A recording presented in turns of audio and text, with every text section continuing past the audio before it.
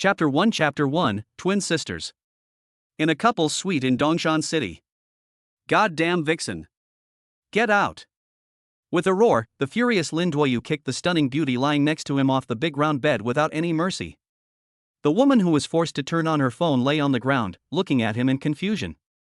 She thought about it and felt that something was wrong. I am the second young lady of the Su family, a favored girl destined to stand at the top of the pyramid. It's okay that he took away my first time by chance, but why is he still angry? Without caring about getting angry, Su Yuro hurriedly put on her clothes. Lin Duoyu shook his head inside. It was too late to regret. Damn it! I can only blame myself for drinking too much. He had been a chaste man for so many years and was about to reach that level, but at this critical moment his pure yang body was broken.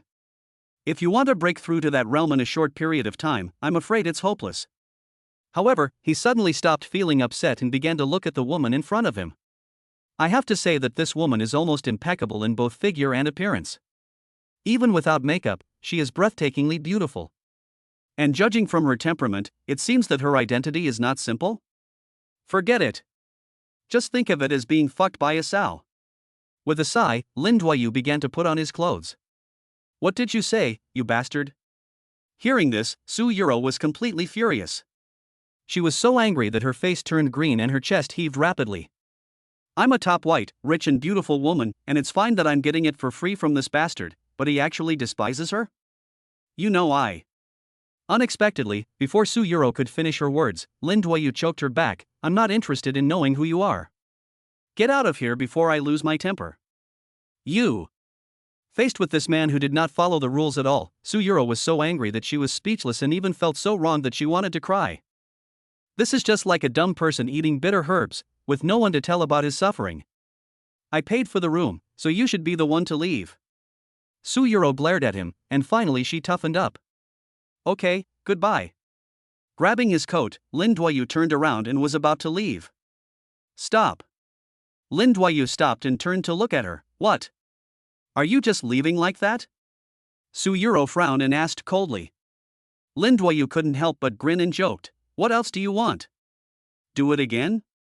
I'm very dissatisfied with your performance last night. Su Yuro curled her lips and shook her head, her face full of sarcasm and mocking smile. She thought her words would make the other party feel ashamed, but Lin Duoyu did not get angry but laughed. Ha, you are not satisfied but you still want it? You are so shameless. Su Yuro's face was full of shame and anger, and she gritted her teeth. Then, she casually pulled out a stack of red banknotes from her brand name bag and threw them at Lin Yuyu's feet, her face as cold as ice. You'd better keep this to yourself and don't tell anyone. Otherwise, you will bear the consequences. This sentence, every word is pronounced clearly, full of threats.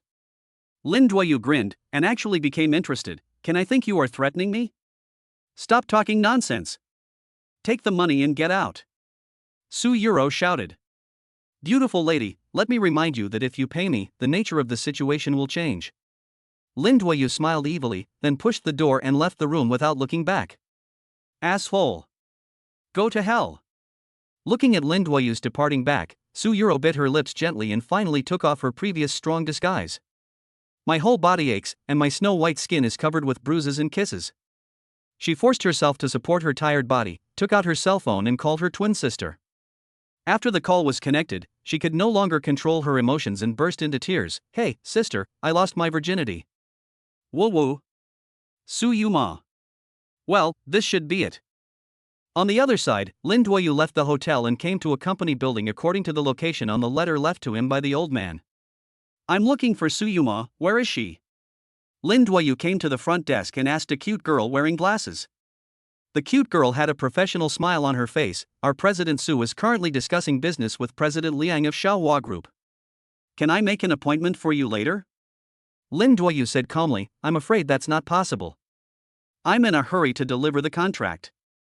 It's a multi-billion-dollar project. This. The cute girl's face turned pale in an instant. It was obvious at first glance that she was the naive girl who had just entered the workplace. Facing a veteran like Lin Duoyu, she was intimidated by just a few words. That. Shall I take you up? Lin Duoyu smiled and said, don't bother, just tell me the location and I can go up by myself. At this moment, in the office on the top floor of the company. Boss Su, I advise you to think it over carefully. For the South Coast project, either we all do it together, or no one can do it.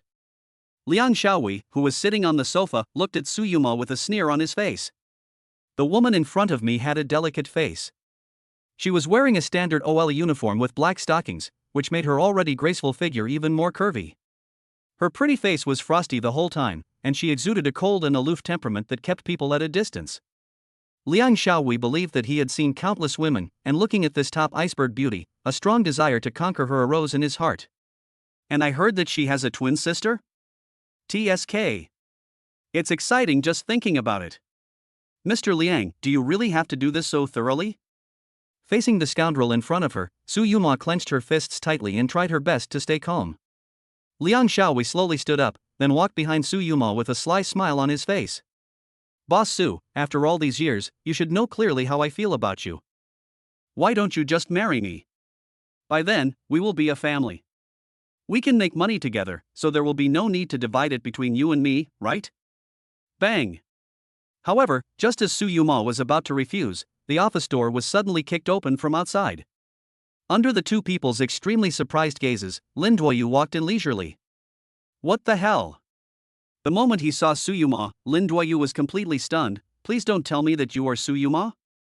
Su Yuma nodded first, and then looked at him with an extremely strange look. Do we know each other? Lin Duoyu shook his head and smiled without saying anything. You know what, he pretends pretty well. Who the hell are you?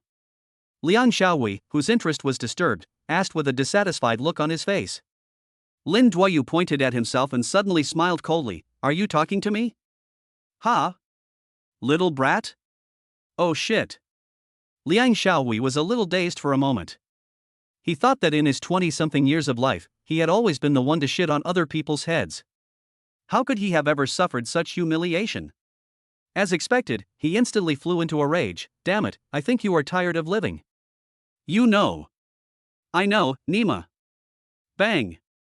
Lin Duoyu raised his hand and slapped him. If you keep making a fuss, I'll scatter your ashes. Roll. Without giving Liang Xiaowei a chance to finish his words, Lin Duoyu grabbed him by the collar and threw him out of the door like a chicken, then closed the door behind him. He was tired of hearing the professional terms used by these people. It's just about who I am and who my dad is. It's so annoying. Seeing Su Yuma's horrified expression, Lin Duoyu regained his smile and said, Okay, beautiful girl, there are only two of us here now. There's no need for you to pretend you don't know me, right? After all, we had an unforgettable and crazy night, didn't we? Su Yuma couldn't help but blush, and said angrily, If you dare to talk nonsense and act like a hooligan in front of me again, I will call the police. Chapter 2 Who did you say you were going to kill?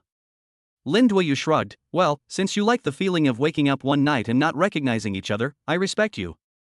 Let's get back to the point and settle the accounts between us. Account? What account? Su Yuma frowned, feeling more and more that the man in front of her was a little bit inexplicable. She stared at him as if he was mentally retarded. What are you talking about? And who are you anyway? My name is Lin Duoyu, Mo Xuani is my master. Mo Xuani? Su Yuma thought about it carefully and shook his head indifferently. Sorry, I don't know this person. Lin Duoyu crossed his legs with a smile, then took out a cigarette from his pocket. After taking a puff with great enjoyment, he said, Now that the creditors have come to my door, it will be meaningless if you continue to play dumb with me. What? You want to be a deadbeat at such a young age? Psycho. Su Yuma, who already hated the smell of cigarettes, showed a trace of disgust in his eyes, and then he was about to call the security guard to drive him away. Bang! Just at this moment, Liang Xiaowei suddenly kicked the door and came in. He glared at Lin Duoyu with a cruel look on his face, and beside him was a burly, middle-aged man with a grim face. This person is intimidating without even getting angry. Just standing there and doing nothing seems to bring an invisible pressure to people. Su Yuma bit her lip and her face turned pale in an instant. The middle-aged man in front of him was named Zhang Beihai. He had been in charge of the Liang family for more than 10 years and was now Liang Xiaowei's personal bodyguard and driver. He is a mid-7th grade expert. Uncle Zhang, it's this bastard, kill him for me. Liang Xiaowei pointed at Lin Yuyo's nose and said cruelly. Although Su Yuma really wanted to speak for Lin Duoyu, she was powerless. Because she knew very well that with Liang Xiaowei's vengeful character, he would never let it go. It's his own fault for provoking the wrong person. Humph. Young people don't know their place. Zhang Beihai took a step forward, his eyes full of contempt and disdain. Lin Duoyu slowly turned around, looked Zhang Beihai up and down, then smiled and looked at Liang Xiaowei next to him. Did you call this Lao Deng? Court death. Bang. As soon as Zhang Beihai finished speaking, Lin Duoyu suddenly stood up at an extremely fast speed, and without giving the other party any chance to react, he slapped him directly in the face with an extremely loud slap. Did I talk to you? Shock. Liang Xiaowei and Su Yuma were both caught off guard and surprised by Ling Yuyue's brazen move. Su Yuma was undoubtedly the most shocked one. The other party is a 7th rank master. Can he just fight me if he says so? This slap stunned Zhang Beihai on the spot. He reached out and touched his red and swollen face, then slowly turned his head and looked at Lin Duoyu in disbelief. You. Bang. This time, Lin Duoyu didn't even give the other party a chance to finish his words and suddenly pulled his leg away again. Ah! With a scream like a pig being slaughtered, Zhang Beihai flew out horizontally, hit the wall and fainted on the spot. Obviously, Liang Xiaowei and Su Yuma were both deeply shocked by this scene. Especially Liang Xiaowei, his face was pale, and he looked at Lin Yuyue as if he had seen a ghost. Lin Duoyu put out the cigarette but under his feet as if nothing had happened and walked towards Liang Xiaowei with a smile. Who did you just say you were going to kill? Every time Lin Duoyu took a step forward, Liang Xiaowei took a step back. Unprecedented fear continued to sweep around him. Okay. I'll remember your face. Just wait. You will die without a burial place. After saying those harsh words, Liang Xiaowei ran away immediately. You, who are you? Su Yuma still seemed a little frightened. Maybe you'll know after reading this. Lin Duoyu was too lazy to talk nonsense and directly handed the debt letter sent to him by the old man to Su Yuma. But when Su Yuma saw the contents of the letter clearly, he once again showed an incredible look. This is indeed a death certificate. And the handwriting was also from her grandfather. Lin Duoyu smiled and said, now you should believe that I am here to collect a debt from you, right? After a moment of silence, Su Yuma nodded and said, yes, this calligraphy is indeed written by my grandfather. But my grandfather has been dead for 2 years. I can't confirm the authenticity of this debt. I have to go back and ask my father first. How about this, you leave me your phone number, and I'll call you back after I confirm with my dad. After thinking it over again and again, Lin Duoyu nodded and agreed, okay. After leaving his phone number, Lin Duoyu was about to turn around and leave, but Su Yuma called out to him. Hey, wait a minute. Lin Duoyu grinned, what? Don't you like pretending not to know me? Why don't you keep pretending? Nerve. This guy has started talking nonsense again. Su Yuma rolled her eyes in annoyance, and then said to him seriously, I advise you to go out of town for the next 2 days and don't come back. Why? Su Yuma explained, the man you just beat up is called Liang Xiaowei, the eldest son of the Liang family. The Liang family has considerable influence in our area. If they really want to deal with you, it will be easy. Lin Duoyu smiled and said, so you are concerned about me? Don't worry, he can't do anything to me. Su Yuma shook his head helplessly, forget it, I have already persuaded you. If you insist on seeking death, there is nothing I can do. Then I'll go back and wait for your news. After saying that, Lin Duoyu left the office without looking back. Not long after Lin Duoyu left the company, Su Yuro also came to the company. Sister, woo-woo. As soon as she entered the office, Su Yuro immediately threw herself into her sister's arms, crying. Su Yuma comforted her and asked softly, what's wrong? What wronged you? Also, when you called me, I was busy negotiating with Liang Xiaowei and didn't listen carefully. What do you think happened to you? After thinking it over again and again, Su Yuro hesitated to speak. She finally chose to conceal it. After all, it was not a glorious thing. Nothing. Su Yuro quickly changed the subject, revealing a look of disgust. Sister, that damn Liang Xiaowei is here again? Yeah. Su Yuma nodded slightly, his face solemn. He came to give me an ultimatum this time. It seems that he has secured the South Coast project. Su Yuma suddenly focused his attention on the debt book on the table, and then turned to Su Yuro and asked, do you know a person named Lin Yuyue? Lin Duoyu? Su Yuro shook her head, I don't know him. Su Yuma gently held his chin with one hand, looking thoughtful. That's strange. Chapter 3, Living Together Right After Meeting? After leaving Su Group, Lin Duoyu immediately opened the second debt letter left to him by the old man. Yi Zhao Zhao. Coincidentally, the location on this debt certificate was also in Dongshan, which saved him a lot of trouble. So Lin Duoyu immediately rushed to the second family according to the location on the debt certificate. This is a relatively high-end villa community. It seems that this family's conditions are not bad. Lin Duoyu pressed the doorbell, and soon a young man in a suit and tie, who was a bit fat, came out. This man is very unruly, and at first glance he is the kind of playboy who is arrogant and domineering in daily life. Who are you? The young man frowned tightly and asked in a bad tone while looking at Lin Duoyu. My name is Lin. Stop. Before Lin Duoyu finished introducing himself, the young man impatiently stretched out his hand to interrupt him. I'm not interested in knowing who you are. Just tell me what you are here for. Hiss. This bitch is actually speaking his own lines. I'm looking for Yi Zhao Zhao. Lin Duoyu went straight to the point. The person you are looking for is not here, get out of here. Impossible. Lin Duoyu looked puzzled, the location on this letter cannot be wrong. The young man said arrogantly, what's impossible? I am the owner of this villa. My last name is Qi. Lin Duoyu responded completely out of instinct. No matter when I met you, it's worth it? You got donkey hair in your ears? The young man was furious. My last name is Qi. The Qi of Pond. Go ask around within 100 miles, who doesn't know about our Qi family? The young man's tone and attitude completely irritated Lin Duoyu, who was already in a bad mood. Try talking to me in that tone again? Lin Duoyu's sharp gaze, like an open ice blade, shot straight at the young man. The young man suddenly felt his whole body turn cold, as if he had fallen into an icy cave. He had never seen such a terrifying look before. It is no exaggeration to say that if looks could kill, he would definitely be a corpse by now. In short, there's no one here that you're looking for. Hurry up and leave. The young man's words obviously lost their previous confidence. He said this and pushed the door open and walked into the house without looking back. How so? Lin Duoyu really couldn't figure it out. Could it be that the location on the letter was wrong? He walked out of the community while thinking. However, the next second, a camouflage jeep with an extremely domineering appearance stopped directly in front of him. Under his gaze, 4 young men in suits, with strong physiques and solemn faces, got out of the car one after another. Judging from their overall temperament alone, these people are definitely not simple. The last person to get out of the car was a curly-haired woman wearing a long black leather coat and leggings. Lin Duoyu felt a sense of oppression from the other person's lazy and dark eyes. She has picturesque features and a graceful figure.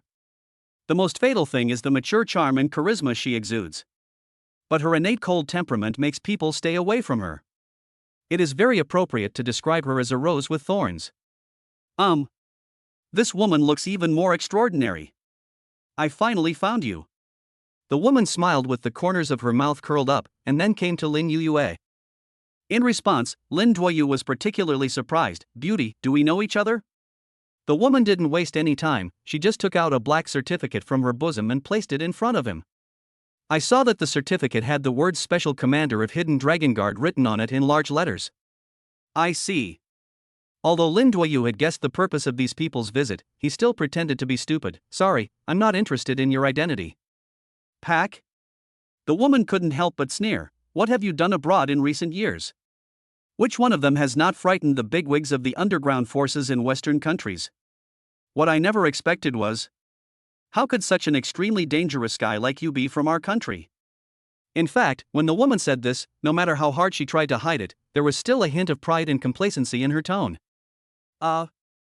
Lin Duoyu scratched his head, feeling deeply melancholy. He originally wanted to return home in a low profile, but these troubles eventually found him.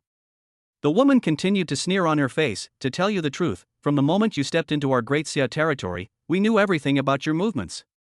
So what? Lin Duoyu shrugged nonchalantly, then smiled and asked back, I don't seem to have done anything that is detrimental to the country, right? And I have to make it clear. I am a very patriotic person. I hope what you said is true. The woman remained calm, but I still want to know, what is your real purpose of returning to China this time? Is that the purpose? The smile on Lin Duoyu's face is both good and evil, and his evil eyes are even more chilling. If you want to ask this, then you should ask Han to talk to me. You are not qualified. At this moment, the atmosphere suddenly became a little heavy. The woman clenched her fists tightly, her face was tense the whole time, and it seemed like she was having difficulty breathing. Because the man named Han mentioned by Lin Duoyu is exactly her boss. The supreme commander of the entire Hidden Dragon Guard. Ha ha ha. However, the depressing atmosphere did not last long, as it was interrupted by Lin Yuyue's laughter. I was just kidding you, don't be so nervous. Hearing this, the woman secretly breathed a sigh of relief, and her clenched fists gradually relaxed. Humph. She snorted coldly, if it weren't for the relationship with Senior Mo, I wouldn't be so polite to you. Oh? Lin Duoyu was surprised, you still know my master? Of course. The woman immediately stood up in awe and said, not only has he been kind to me, he is also the person I admire most in my life. Lin Duoyu was obviously a little impatient. Just tell me directly, why did you come to see me this time? The woman said firmly, during the period when you return to your country, I must know all your whereabouts and movements clearly. What do you mean? Lin Duoyu was a little unhappy. Do you have a place to live now? The woman asked after hesitating for a moment. Don't say that, there really isn't one yet. That's easy. The woman nodded, and then quickly said, in order to facilitate my work, we will help you find a place to live, and I will live with you. This. Lin Duoyu said with embarrassment, Beauty, we have only known each other for less than 10 minutes and you have proposed to live together. I am afraid it is not appropriate, right? Chapter 4 There is no need to pledge yourself to me, right? Hearing this, the woman's pretty face instantly turned red, and she said in shame and anger, Who said I want to live with you? There are only 2 reasons why I offered to live with you. First, it makes it easier for me to monitor you. Secondly, the woman bit her lip and said, it can be considered as repaying a favor. Lin Duoyu didn't know whether to laugh or cry. Even if my master has done you a favor, you don't have to repay him by giving yourself to him, right? I promise you a big head ghost. The woman couldn't help cursing in the end. She glared at Lin Duoyu fiercely and said, I feel sorry for you because you have no place to live. Lin Duoyu shrugged, then it's up to you. Get in the car. 20 minutes later, the woman drove the car into a residential area that looked relatively upscale. It has a standard 2-bedroom and 1 living room layout, with complete home appliances, and you can move in right away. Not bad. Lin Duoyu looked around and nodded with satisfaction. You guys go back first. After sending the 4 young men away, the woman closed the door and sat on the sofa with her legs crossed. Come and talk? Lin Duoyu moved a stool and sat right opposite her. First, let me introduce myself. My name is Lu Xiaoxiao. You must know that China is different from other countries. Since you have chosen to come back, everything you do next must comply with our country's rules and regulations. Do you understand what I mean? I understand this. Lin Duoyu nodded, don't worry, I'm actually very easy to get along with. I won't offend others unless they offend me. Yeah. Lu Xiaoxiao nodded with satisfaction. If you encounter any difficulties or troubles, you can come to me and I will try my best to help you solve them. Lin Duoyu made an okay gesture. And the most important point. Lu Xiaoxiao suddenly became very serious, during the time we lived together. Pooh. Realizing that she had said the wrong thing, Lu Xiaoxiao blushed and quickly changed her words. During the time we lived together, you are not allowed to enter my room without my permission. Lin Duoyu replied with a smile, don't worry, I am very charming abroad. What kind of beauties have I not seen? And they are all as good looking as you. You? Lu Xiaoxiao was so angry that she wanted to curse. This guy is so shameless. Never mind. Be patient and everything will be peaceful. After taking several deep breaths, Lu Xiaoxiao tried her best to stay calm, then stood up and walked towards her room. But before she got close to the room, she couldn't help but stop and said to Lin Duoyu in a threatening tone, remember, I'm watching you all the time, so you'd better behave yourself. Lin Duoyu smiled, revealing a row of big white teeth, don't worry, sister, I promise to be good. Lu Xiaoxiao snorted in annoyance, then slammed the door shut. After sending Lu Xiaoxiao away, Lin Duoyu also walked into his room. He took off his shirt and sat cross-legged on the bed. Close your eyes slightly and keep adjusting your breathing. Until 7 o'clock in the evening, he didn't step out of the room. Call. Finally, Lin Duoyu opened his eyes and exhaled deeply. Is it still not working? Lin Yuyue's face was filled with a bitter smile. He was only 1 step away from breaking through to that realm, but he lost control after drinking and his pure yang body was broken. Now if I want to step into the threshold of breakthrough again, it seems that I have to find another way. Bang! At this moment, Lu Xiaoxiao suddenly pushed the door open without a sound. But when he saw Lin Duoyu sitting on the bed, he couldn't help but stand there in a daze. He has smooth muscle lines, broad shoulders, and a narrow waist, and an upright posture, exuding a temperament that combines strength and beauty. Wow! I really didn't expect that this guy has such a good figure. I can't resist the fact that this guy has such a good-looking face. Angular facial features, sharp jawline. Does it look good? Noticing Lu Xiaoxiao's gaze, Lin Duoyu asked with a smile. Lu Xiaoxiao nodded completely subconsciously, but after coming to her senses, she quickly shook her head again. Sorry. Lu Xiaoxiao's pretty face instantly turned red to her ears. She quickly ran out of the door, leaned against the wall in the corridor, and kept adjusting her breathing. After putting on his shirt, Lin Duoyu pushed the door and walked out. At this moment, Lu Xiaoxiao still felt a little guilty and didn't even dare to look up at Lin Duoyu. You keep saying that you won't let me enter your room casually, but does that mean you can just come in and out of my room as you please? I did something wrong this time. I'll pay attention next time. Do you have something to talk to me about? Fortunately, Lin Duoyu did not dwell on this topic for too long and changed the subject. It's like this. Lu Xiaoxiao said, I have a good friend in Dongshan. Today is her grandfather's 80th birthday. She knew I was back, so she invited me to attend. I want to take you with me. What do you think? Of course, don't get me wrong. Lu Xiaoxiao quickly emphasized, I just thought that you didn't have dinner yet, so I took you out for a meal. Okay. It's good to eat for free. I like to eat for free. Go. At the same time, at the Liang family residence. At this moment, Liang Xiaowei was furious at home. Su Yuma, that bitch. She is so shameless. And that bastard. How dare he lay a hand on me? When Liang Xiaowei thought of the humiliation and grievance he had suffered today, the anger in his heart kept rising. As the eldest son of the Liang family and the future heir to the Liang group, when had he ever suffered such humiliation? Master, I'm back. Just at this moment, Zheng Beihai pushed the door and walked in, covering his chest with his hands and looking embarrassed. You still have the nerve to come back? Liang Xiaowei turned to look at him, his face full of undisguised sarcasm. I'm sorry, young master. I underestimated the enemy today. Zheng Beihai lowered his head, looking ashamed. Zhang Beihai, you are at least a 7th rank master, but your performance today really disappoints me. If this incident today gets out, where will our Liang family's face be? In fact, before this incident happened today, Liang Xiaowei had always treated Zheng Beihai with respect. Zheng Beihai was very unwilling. It's my fault that I was careless for a moment and was accidentally attacked by him. Don't worry, master. After today's lesson, I have learned my lesson. Zheng Beihai raised his head suddenly, murderous intent surging in his eyes. I promise you, if I meet him again next time, I promise to beat him so hard that even his mother won't recognize him. Liang Xiaowei smiled cruelly. Okay, then I'll give you a chance to show off. I can find him tonight. Chapter 5 Shooting Yourself in the Foot. 8 p.m. inside Dongshan Hilton Hotel.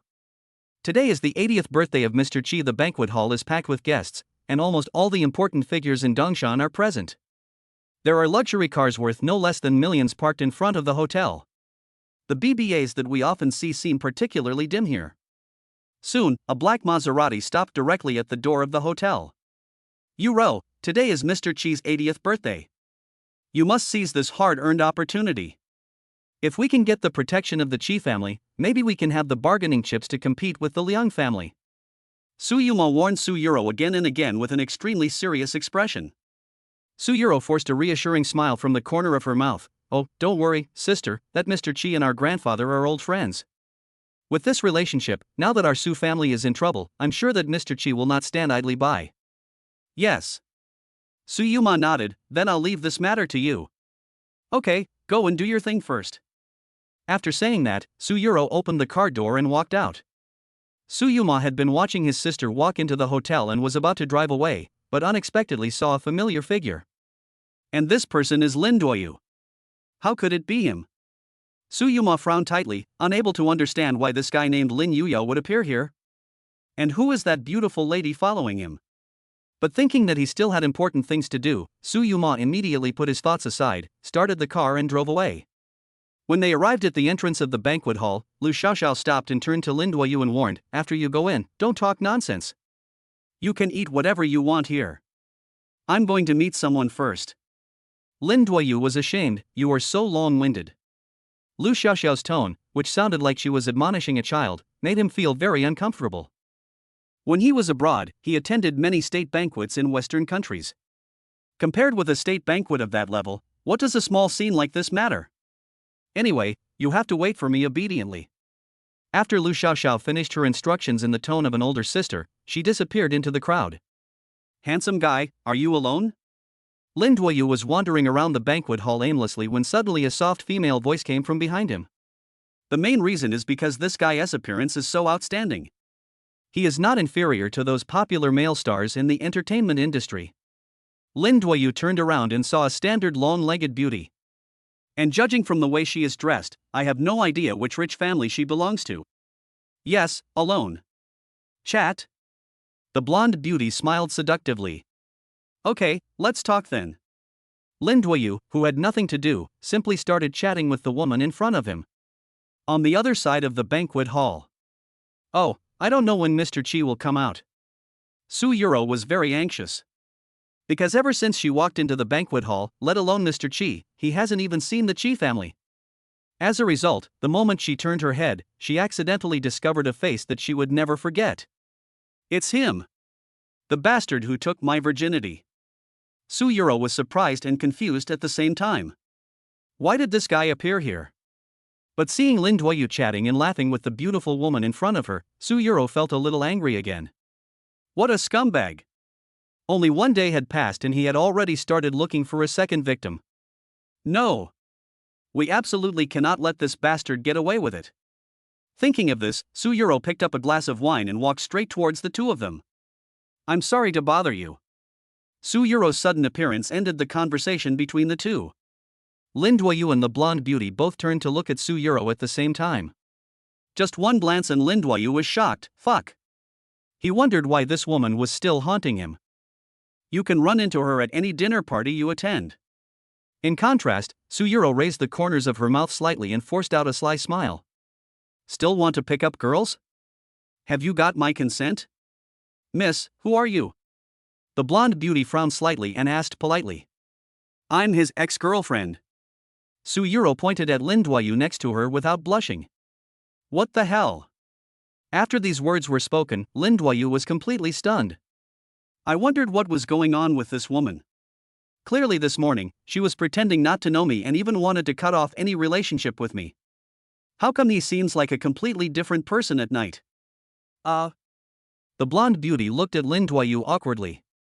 Su Yuro sneered, and then said to the blonde beauty, I just want to remind you, don't be fooled by this man's appearance, he is much more dirty and mean than you think. Lin Duoyu shook his head and smiled without saying anything. I thought, the stupid woman's way of revenge is too low, isn't it?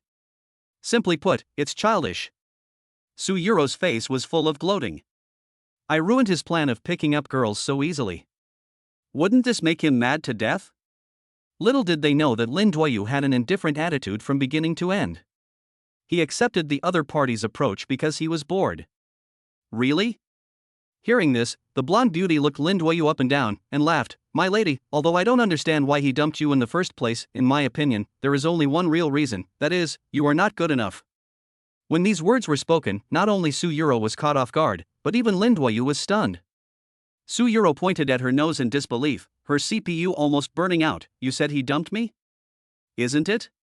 The blonde beauty's smiling question is undoubtedly the most heartbreaking. But before Su Yuro could finish her words, the blonde beauty continued to talk to herself. It's normal for a man as outstanding as him to have many girls chasing after him. You could have competed with me fairly, but you chose to use the most despicable means. Then I can only say that your trick is really too low. The blonde beauty shook her head lightly, her eyes full of contempt and disdain. No, you. Su Yuro was speechless and trembling with anger. It wasn't until today that she truly experienced what it meant to be brainless. The blonde beauty continued to attack. Miss, if you don't have anything else to do, please don't bother us anymore, thank you. Puff. Looking at Su Yuro's expression, which looked uglier than if she had eaten a fly, Lin Duoyu couldn't help but laughed out loud on the spot. This is simply shooting oneself in the foot. Chapter 6. This is so cool. Okay. Su Yuro was so angry that she laughed. Just think of it as me being a jerk. Just like that, Su Yuro, who had been frustrated, turned around and left in great anger. Silly woman, you deserve to be cheated of your money and sex. Along the way, thinking of Lin Duoyu's smug look, Su Yuro's eyes turned red. Hello? At this moment, she suddenly felt someone patting her shoulders from behind. Who is it? Su Yuro turned around unhappily, but what she saw was Lin Duoyu. So she quickly reached out to wipe away her tears and glared at him fiercely. Not really. Lin Duoyu didn't know whether to laugh or cry. Why did you make yourself cry? Who's crying? Su Yuro said angrily, is it okay if there's sand in my eyes? Hiss. Lin Duoyu pinched his chin and looked her up and down with a strange look. I say, do you have a serious split personality? You have a split personality. Your whole family has split personality. Su Yuro cursed. Lin Duoyu asked with a smile, then explain to me why you pretended not to know me at all when I went to see you this morning? Su Yuro was puzzled when she heard this. What nonsense are you talking about? When did we meet this morning? Look. It started again. Oh. Lin Duoyu shook his head helplessly.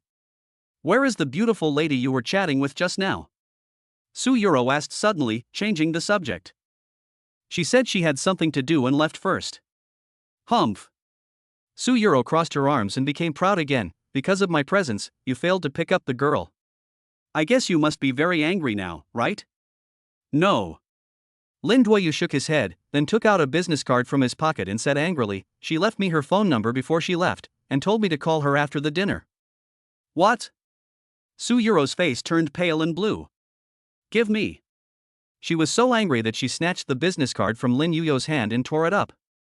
Lin Duoyu shrugged nonchalantly, whatever, she was the one who approached me anyway, and I had no interest in her in the first place. Hearing this, Su Yuro gritted her teeth in anger, and she even wanted to kill him. Listen. This is so CS. The most painful thing in the world is undoubtedly that someone acts smart in front of you, but you can't do anything about him. Just when Su Yuro was about to say something, the protagonist of the dinner, Mr. Chi, who was dressed in a tang suit, suddenly came down from upstairs in high spirits under the gaze of everyone. I'll settle the score with you later. After saying these harsh words, Su Yuro, who was busy with her work, turned around and left. Seeing Mr. Chi appear, everyone rushed forward to congratulate him. This also includes Su Yuro. Grandpa Chi, I wish you good fortune as vast as the East Sea and a long life as great as the southern mountains. Okay. The old man laughed heartily and asked, girl, you look very familiar to me. Whose daughter are you from? Replying to Grandpa Chi, I am from the Su family. Hiss. The Su family. The old man stretched out his hand and stroked his white beard. Suddenly, he seemed to remember something and asked excitedly, are you Su Yuanfan's granddaughter? Su Yuro was overjoyed, you guessed right. Oops. The old man was still excited and said, my daughter, your grandfather and I had a very close relationship back then. Well. But immediately, the old man couldn't help but sigh deeply, it's a pity that since your grandfather passed away, our two families have not had much contact. Grandpa Chi, this is our Su family's gift list. It's a token of our appreciation. Please accept it. The old man smiled and declined, my daughter, we are family and we don't have to talk behind each other's backs. I am already very happy that you can come to see me today. I absolutely cannot accept this gift. Grandpa Chi, I came here today. Su Yuro bit her lip and was about to speak when she saw the old man suddenly spit out a mouthful of black blood. Puff. Then his eyes went dark and he fell to the ground. This sudden change also made the originally noisy banquet hall suddenly silent. Everyone at the scene gathered around. Grandfather. Chi Zhao, the eldest daughter of the Chi family, hurried over upon hearing the news, followed closely by Lu Xiaoxiao. At this moment, Su Yuro was already frightened silly, standing there like a piece of wood, motionless. The last person to run down from upstairs was the eldest son of the Chi family, Chi Junjie. But when he saw this person, Lin Yuyu's expression suddenly changed. Hiss. Isn't this the arrogant fat man he met at the gate of the villa this morning? Master.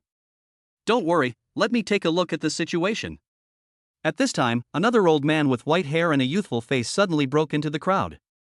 He placed 3 fingers gently on the old man's pulse. The old man is Mr. Chi's personal doctor.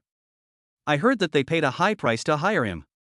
Mr. Li, how is my grandfather? Chi Zhao Zhao asked anxiously. This. The old Chinese doctor slowly opened his eyes, but he was already sweating profusely, with a very complicated expression. This is weird. I've never heard of it. I've studied medicine for so many years, but I've never felt such a strange pulse. Chi Zhao Zhao was obviously frightened by this, and her originally pretty face turned pale in an instant. Mr. Li, what's going on? Don't scare me. Well. The old Chinese doctor shook his head and sighed, looking ashamed. Such symptoms are rare, this old man. I'm afraid there's nothing I can do.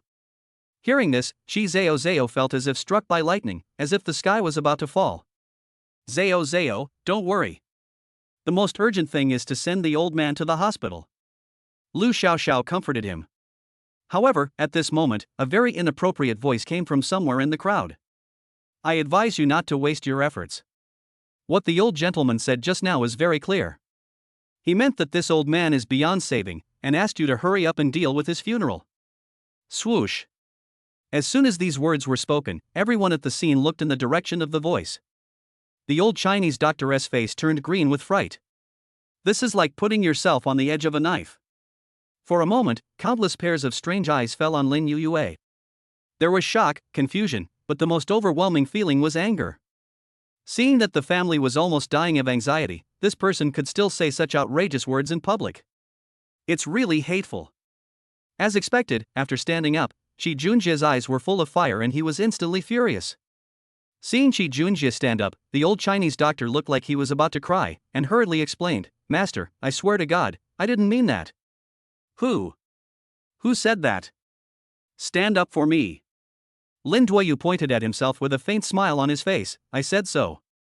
Chapter 7, just believe him for once? It's you? Qi Junjie obviously recognized Lin Duoyu, and his anger instantly soared. A hint of coldness flashed across Chi Zhao Zhao's eyes. It is said that a dragon has a reverse scale, and if you touch it, you will die. And Grandpa is her Achilles heel. She would never allow anyone to disrespect Grandpa. Chi Zhao Zhao suddenly stood up, and without any warning, he suddenly raised his right foot and kicked Lin Yuyu's chest straight up. Early. Lu Xiaoxiao wanted to stop it, but it was too late. She was mainly worried about Chi Zhao Zhao's safety. After all, among all the people present, she was probably the only one who knew how terrifying the man opposite her was. Chi Zhao Zhao's impulsive behavior was undoubtedly like an egg hitting a rock. Once you really anger that man, the consequences will be disastrous. It is no exaggeration to say that even the entire Qi family could be reduced to ashes in the blink of an eye. Lin Duoyu was secretly shocked. Or a martial artist? Quite interesting. Lin Duoyu smiled slightly, then stretched out his hand and grasped Chi Zhao Zhao's ankle with apparent ease. What? Looking at the scene in front of him, Chi Zhao Zhao was suddenly shocked. You know, your speed is already fast enough and very explosive. It is absolutely impossible for an ordinary person to block this kick, but this guy in front of me. Lin Duoyu smiled with interest. I can't believe that a girl has reached the 7th rank at such a young age. She has a bright future. You know, Liang Xiaowui's personal bodyguard Zhang Beihai spent several decades and just barely stepped into the threshold of the middle 7th rank. In comparison, Chi Zhao Zhao is indeed very talented in martial arts. Shock. Hearing this, Chi Zhao Zhao's eyes widened, his heart was already filled with turmoil. Judging from what he said, the other party's cultivation level is obviously above the 7th level. You stop it. After a brief moment of daze, Lu Xiaoxiao rushed to Lin Yuyue. Lin Duoyu didn't know whether to laugh or cry. Please figure it out, it was obviously she who started it first, okay? Xiaoxiao, do you know him? Chi Zhao Zhao looked at Lu Xiaoxiao in disbelief. Zhao, I. Lu Xiaoxiao's face was full of embarrassment and she didn't know how to explain for a moment. Why don't you let me go? Chi Zhao Zhao bit her lips lightly and glared at Lin Duoyu with shame and anger. Lin Duoyu smiled and let go. Sorry. Lu Xiaoxiao breathed a sigh of relief as if a heavy burden had been lifted from her shoulders. In fact, she was always observing the changes in Lin Duoyu's facial expression, fearing that this living devil would suddenly go crazy and kill the Qi family. But it turned out that this guy was emotionally stable and not as crazy as she had imagined. Lu Xiaoxiao gently stroked her forehead and looked at Lin Duoyu speechlessly. I say, do you have any brains at all? Don't you see that the family is almost dying of anxiety? How can you still say such things? Lin Duoyu still shrugged nonchalantly. I'm just telling the truth. Sister, you must not let this bastard off so easily. At this time, Qi Junjie suddenly jumped out. Someone come. At his wave of the hand, the black-clad bodyguards scattered throughout the banquet hall gathered over here. Damn it! Faced with such a situation, Lu Xiaoxiao felt overwhelmed for a moment. It seemed that it was a mistake to bring him to the dinner party. Unexpectedly, before the bodyguards could make any move, Qi Zhao reached out to stop them. Everyone, leave. Because she knew very well that the man in front of her was definitely not simple. She knew very well the quality of her bodyguards. It's okay to scare people, but if a real fight breaks out, it will only be embarrassing. Besides, she is now concerned about her grandfather's safety, so she can only put aside the grudge with this bastard for the time being.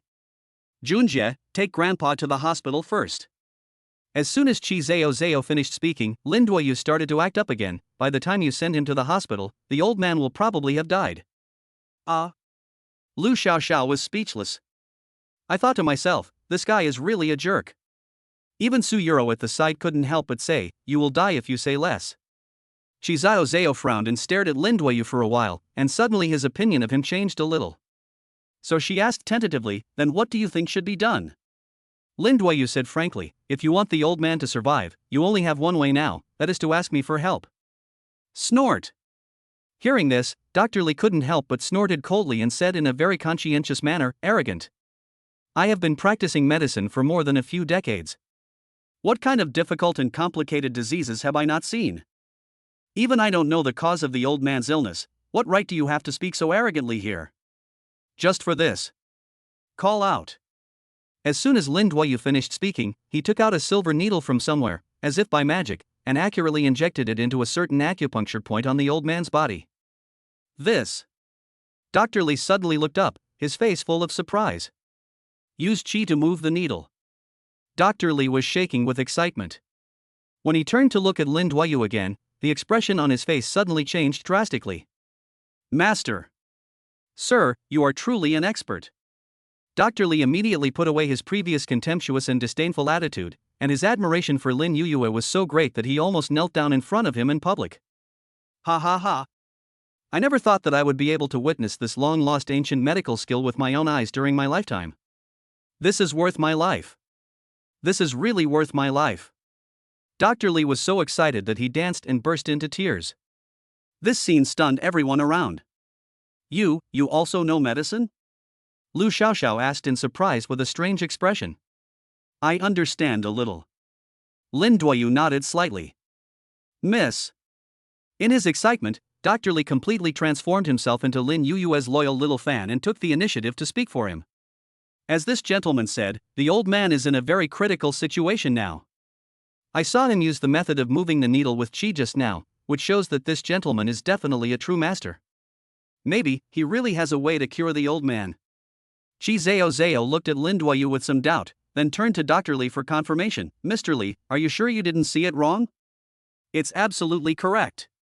Dr. Li nodded vigorously, his tone leaving no room for doubt. Qi Zhao pursed her lips when she heard that, and began to convince herself in her heart. Or just believe him for once? Do you really have a way to cure my grandfather? Qi Zhao asked. Of course there is a way. Lin Duoyu nodded. And you? However, before Qi Zhao could finish his words, Lin Duoyu crossed his arms and sneered, but then again, you and I are not related at all, why should I help you? Chapter 8 Gigu, Emoshwani. Qi Zhao immediately showed displeasure, but you just asked me to ask you for help. Lin Yuyue still had a faint sneer on his face. Yes, I asked you to beg me, but I didn't say I would agree. Besides, you're not begging me now. In fact, when Lin Duoyu saw Mr. Qi for the first time, he felt that the old man had a high, flat, smooth forehead without any wrinkles, and looked like a man who would be rich and live a long life. It was such a pity that he died like this. He wanted to help them, but the condescending attitude of the brother and sister really made him unhappy. We must put an end to this family's arrogance. Especially that arrogant fat man. You. Chi Zhao Zhao was choked and speechless. Sis! Don't listen to him farting here. Chi Jinjie said angrily, I will call the hospital now and ask them to find the best doctor. I don't believe there is anything in this world that money can't do. Lin Duoyu shook his head and sneered, okay, then we'll wait and see. After saying that, Lin Duoyu turned around and was about to leave. This made Dr. Li, who was standing by, very anxious. He quickly ran to Chi Jinjie and said anxiously, Master, you are confused. I just said it, the old man's condition cannot be delayed. Now that the real master is right in front of you, why can't you just trust me for once? Enough. At this moment, Chi Zhao Zhao gritted his teeth and finally made up his mind. She took difficult steps and came to Lin Yuyue. Tell me, how can I beg you to help me? Is this your attitude when you ask for help? Chi Zhao Zhao clenched her fists and gritted her teeth. You'd better not go too far. Lin Duoyu immediately laughed and said, oh, yes, I went too far. I'll just leave now, okay? Stop. Chi Zhao Zhao stepped forward again to block his way. For the sake of her grandfather, she endured the critical looks from the people around her and put her attitude to the lowest level. I sincerely beg you, please save my grandfather. Seeing this, Lin Duoyu finally nodded with satisfaction. That's pretty good. But before that, I have 2 requests. Chi Zhao Zhao said, tell me about it. My first request is that I cannot save you for free. You need to pay me 20 million yuan for the consultation. How much? Chi Junjie was furious, you might as well just go and rob it. When hearing this number, everyone around gasped. 20 million. What concept? Even Su Yuro was stunned by this astronomical figure. 20 million, this guy is really bold to ask for it. Seeing that Chi Zhao Zhao didn't speak for a long time, Lin Duoyu smiled and said, what's the matter? Do you also think that your grandfather's life is not worth these 20 million? Besides, I see your family is quite wealthy. 20 million shouldn't be difficult for you, right? After hesitating for a moment, Chi Zhao Zhao readily nodded and agreed, okay, as long as you can cure my grandfather, it will be 20 million. What's your second request? As for the second request, Lin Duoyu turned to look at Chi Junjie with a half smile. Let him do a pole dance for me. What the hell did you say? Say it to me again if you dare. Faced with Lin Yutong's public humiliation, Chi Junjie completely went berserk. Not willing? Forget it then. Lin Duoyu waved his hand and pretended to leave. Helpless, Chi Zhao Zhao finally chose to compromise. I promise you. No, sister. Hearing this, Chi Jinjie was about to cry. What? Don't you want to save Grandpa? Of course I do. But... Chi Junjie hesitated to speak, then turned around and glared at Lin Duoyu fiercely. Damn it, if you can't save my grandpa later, I will skin you alive. Okay, we can satisfy the 2 requests you made. Now you can save my grandfather, right? Lin Duoyu nodded and said no more nonsense, let's carry the people to the box upstairs first. There are too many people here. Chi Junjie personally carried the old man into the box on the 2nd floor. Sir, is there anything we can do for you? Dr. Li asked. You just need to keep quiet. Coming in front of the old man, Lin Duoyu spread out a package he was carrying, and 12 silver needles shining with cold light appeared in front of everyone. He first inserted the 12 silver needles into the 12 acupuncture points on the old man's body one by one. Then he used a small knife to cut a cut on the tip of the old man's middle finger. The strange thing is, not a drop of blood came out of the cut fingertip. Do you have a silver needle with you? After doing all this, Lin Duoyu turned to look at Dr. Li and said, I don't have enough needles. I'd like to borrow yours. Just one will do. Yes. Dr. Li nodded repeatedly, and quickly took out a silver needle from the box he was carrying, held it in the palm of his hand, and handed it to Lin Yuyue respectfully. After taking the silver needle, Lin Duoyu inserted it into an acupuncture point on the old man's head. A transparent gas lingered around his fingertips. Lin Duoyu held the silver needle in his hand, pulling it and rotating it at the same time. Dr. Li watched the scene intently, not even blinking the entire time. After living for most of his life, he had never seen the medical method demonstrated by Lin Duoyu before. The whole process lasted less than 5 minutes, and Lin Duoyu took the silver needle back. It's bleeding. When he saw drops of black blood flowing out from the old man's fingertips, Dr. Li shouted excitedly. All right. Lin Duoyu stood up and said, the old man is fine now. Let him have a good rest tonight. He should be able to wake up tomorrow. No, is that the end of it?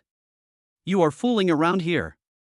After thinking about it, Shi Jinjie felt that his family had been fooled. Shi Zhao immediately gave Dr. Li a look to signal him. Dr. Li naturally understood what he meant, and hurried to the old man's side. With his eyes slightly closed, he began to take his pulse. 2 minutes later, he opened his eyes and became extremely excited. The old man's pulse has really returned to normal. With the confirmation from Dr. Li, the worry in Shi Zhao's heart finally fell. At the same time, she also had a new respect for the man in front of her. It's true that you can't judge a book by its cover. This guy is really capable. I may have said something disrespectful to you just now, I hope you won't take it to heart. Chinese medicine Dr. Li clasped his hands together, bowed deeply to Lin Duoyu in a humble manner, and apologized. No problem. As the saying goes, don't hit a smiling person, so Lin Duoyu naturally wouldn't bother with it. May I ask where your master came from?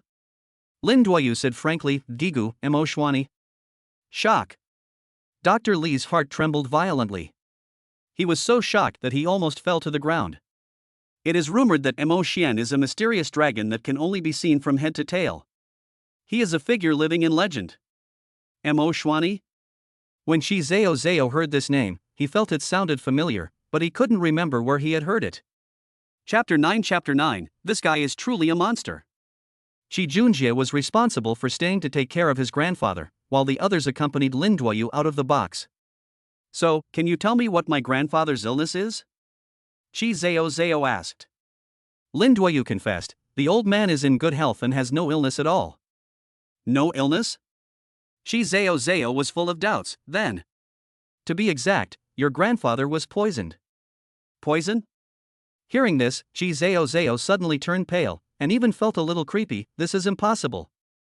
My grandfather has always been friendly with others and has almost no enemies in the local area. I really can't imagine who would be so deliberate and want to kill him. No, you're asking me. Lin Duoyu pointed at his nose, I'm not a detective. If you want to know the truth, check it out yourself. Dr. Li at the side quickly raised another question. Can you tell me what kind of poison the old man was poisoned by? Illusionary Yin powder.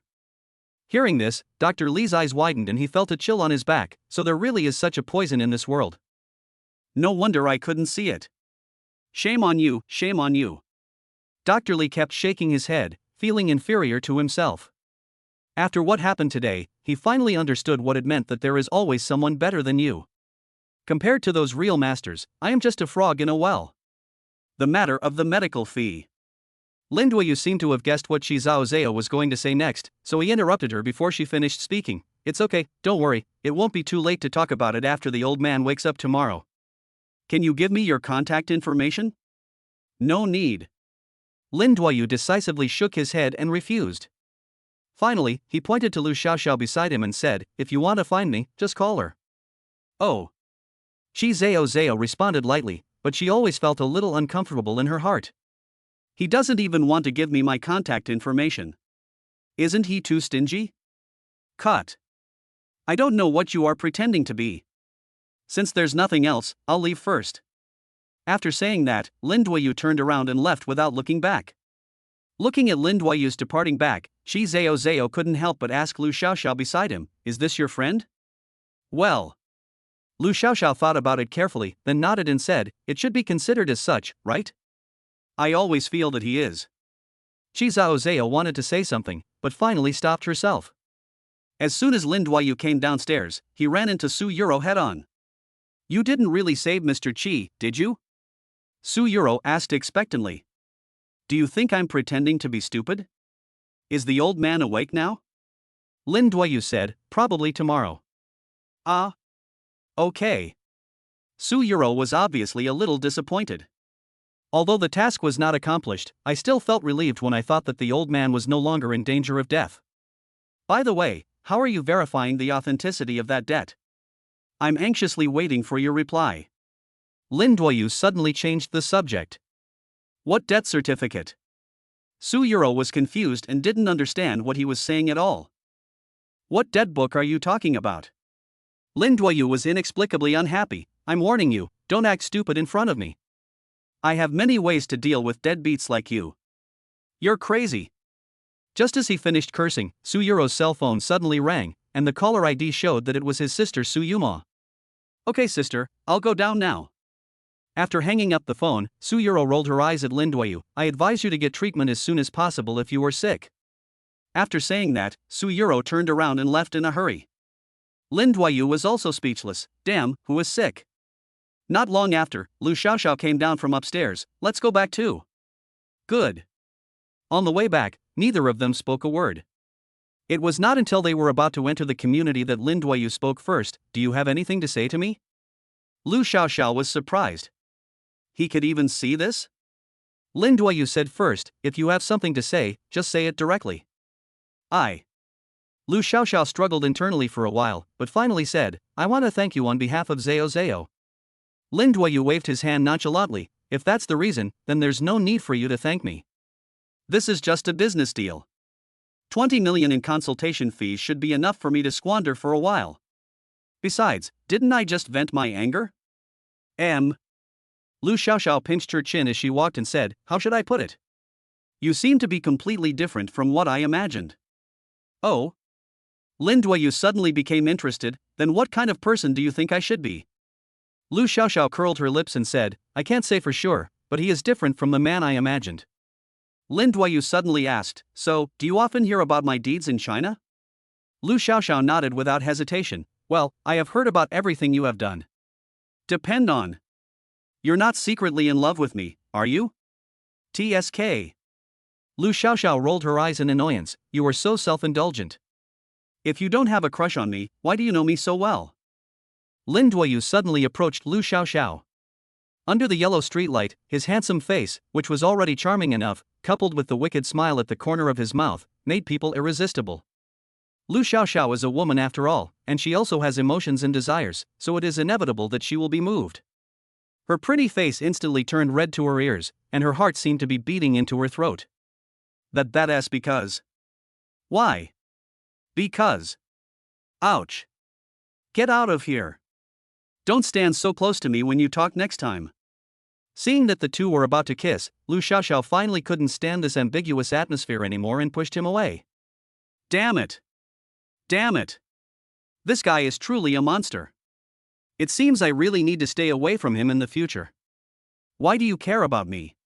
Lin Duoyu shook his head in boredom.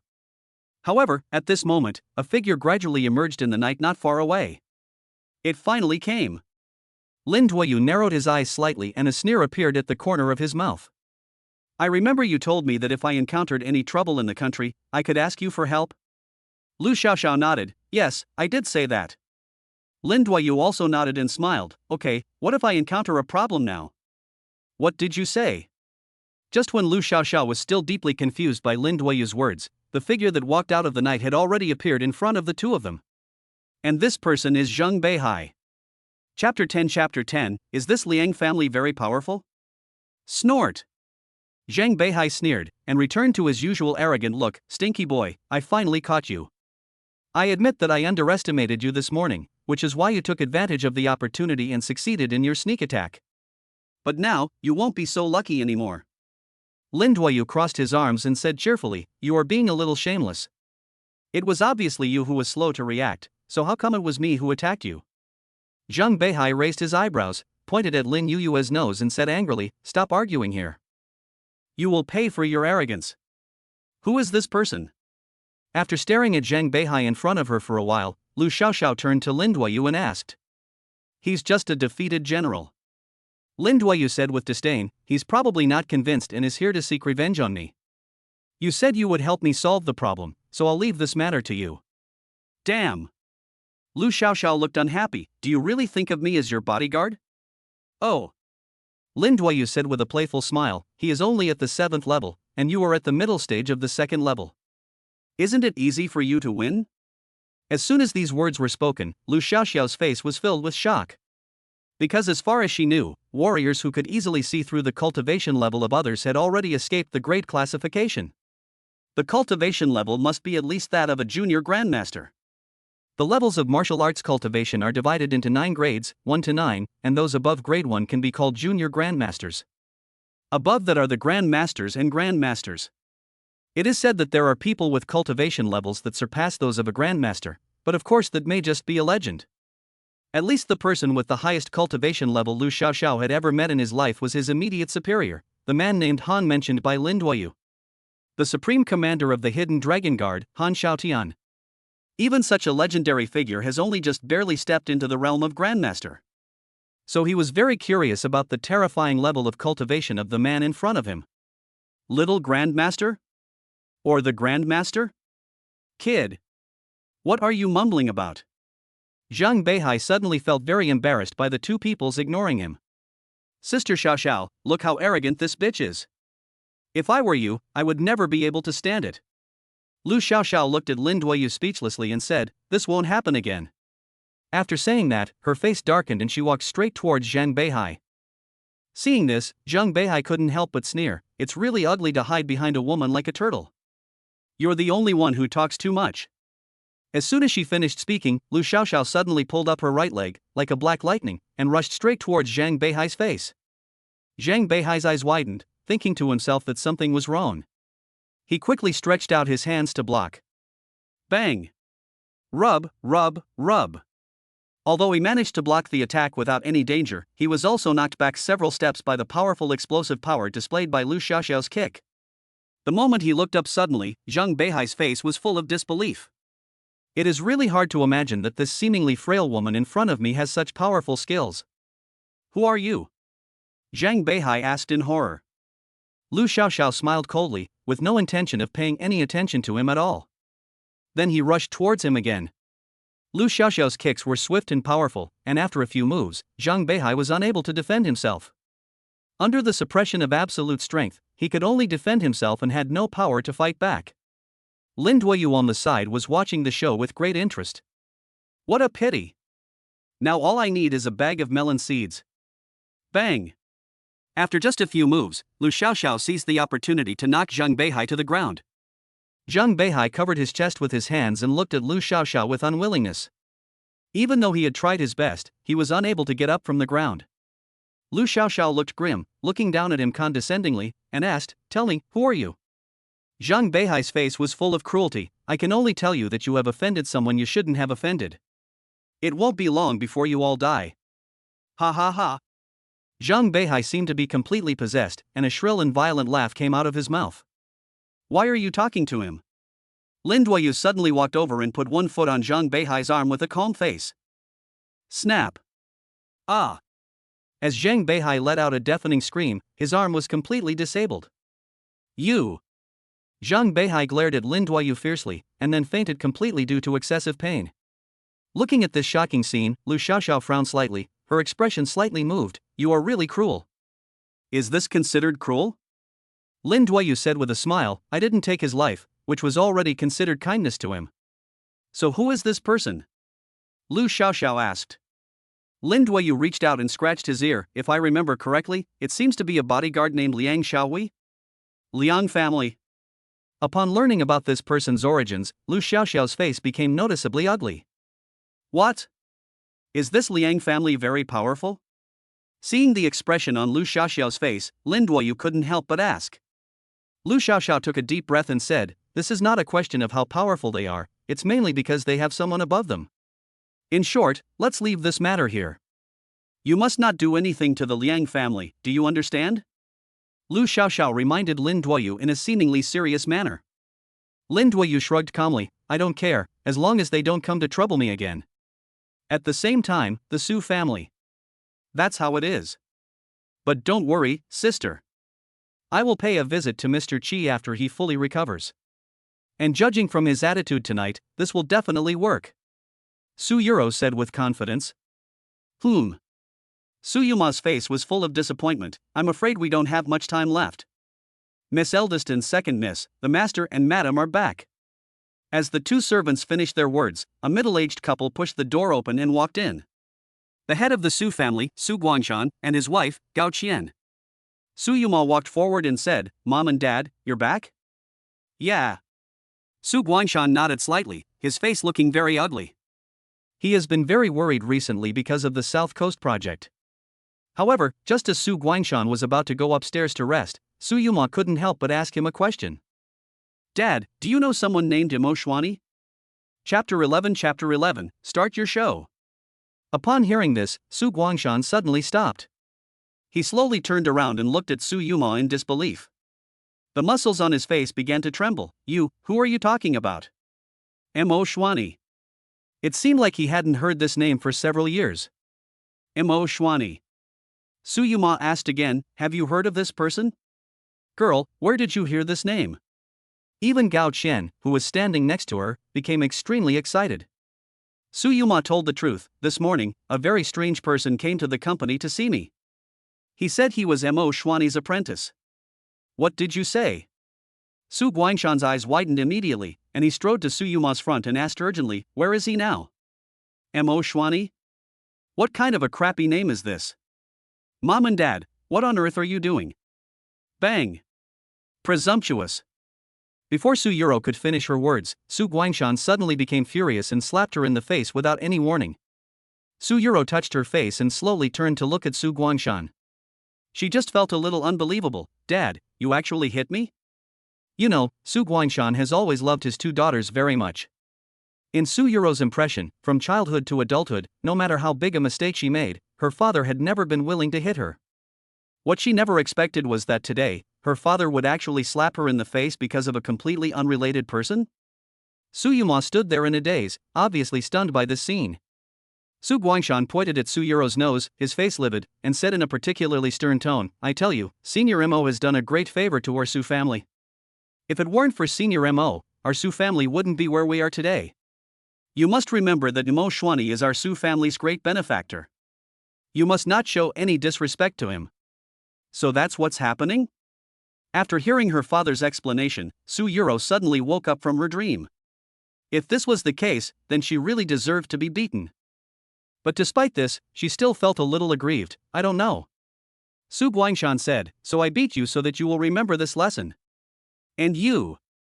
You have to remember this too. Su Guangshan turned his cold gaze to Su Yuma. Su Yuma nodded vigorously, too frightened to even breathe. I'm asking you a question, where is he now? Su Guangshan asked again. Perhaps because he was afraid that his next words would make his father angry again, Su Yuma's tone became particularly cautious. I thought he was a liar, so I let him go. What did you say? As soon as Su Guangshan glared, Su Yuma quickly added, but I left his contact information. After hearing this, Su Guangshan gradually retracted his momentum. Su Yuma also breathed a sigh of relief. By the way, Dad, he also gave me this thing. As she spoke, Su Yuro handed the death certificate to Su Guangshan. Good. Very good. Looking at the death certificate in his hand, Su Guangshan was so excited that he couldn't be more excited, and his face finally showed joy that he had not seen for a long time. There's help. Our Su family is saved. Carefully putting the death certificate into his arms, Su Guangshan turned around and instructed Su Yuma, call him now. Su Yuma smiled bitterly, Dad, it's already this late, I guess they've already gone to bed, why don't we wait until tomorrow? Okay, then tomorrow. Ha ha ha. Make 1,000 paper cranes. Tie a red ribbon. Su Guangshan suddenly seemed like a different person. He was in a very good mood. He hummed a song that was out of tune when he ran to his grandma's house, and went upstairs to bed happily. The next day. Bang bang bang. Don't sleep anymore, wake up. At 9:30 in the morning, Lin Duoyu, who was sleeping soundly, was awakened by a rapid knock on the door. What are you doing? Lu Xiaoxiao's tone sounded a little excited as she said, Mr. Qi has woken up. Let me take you to see him. Got it. Lin Yuyue's reply was very calm, because this was within his expectations. After putting on his coat and simply going to the bathroom to wash his face, Lin Duoyu pushed the door and walked out. You are worthy of being Senior Mo's disciple. I didn't expect you to be so capable. Lu Xiaoxiao had a smile on her lips.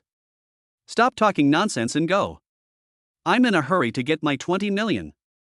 20 minutes later, Lu Xiaoxiao drove Lin Duoyu to the Qi family residence. The feeling of revisiting an old place made Lin Duoyu inadvertently think of the second debt letter. The main thing is that he can't be contacted with that damn old guy now. This made him very worried. After ringing the doorbell, Mr. Qi and his family members went out to greet us personally. This also includes the brother and sister Chi Zhaozhao and Chi Junjie. The middle-aged man with a square face and a suit standing on the far left is their father Chi Dahai. The old man seemed to have recovered well, his face was rosy and he looked full of energy, without any sign of illness. As for Chi Junjie, ever since he first saw Lin Yuyue, his hateful gaze had almost never left him. Dr. Li took the initiative to step forward and bowed to Lin Duoyu. "Master, we meet again." Lin Duoyu nodded symbolically. "My benefactor, please accept my respect." It was obvious that Mr. Chi was also a man of temperament, and he was about to kneel down and salute Lin Duoyu.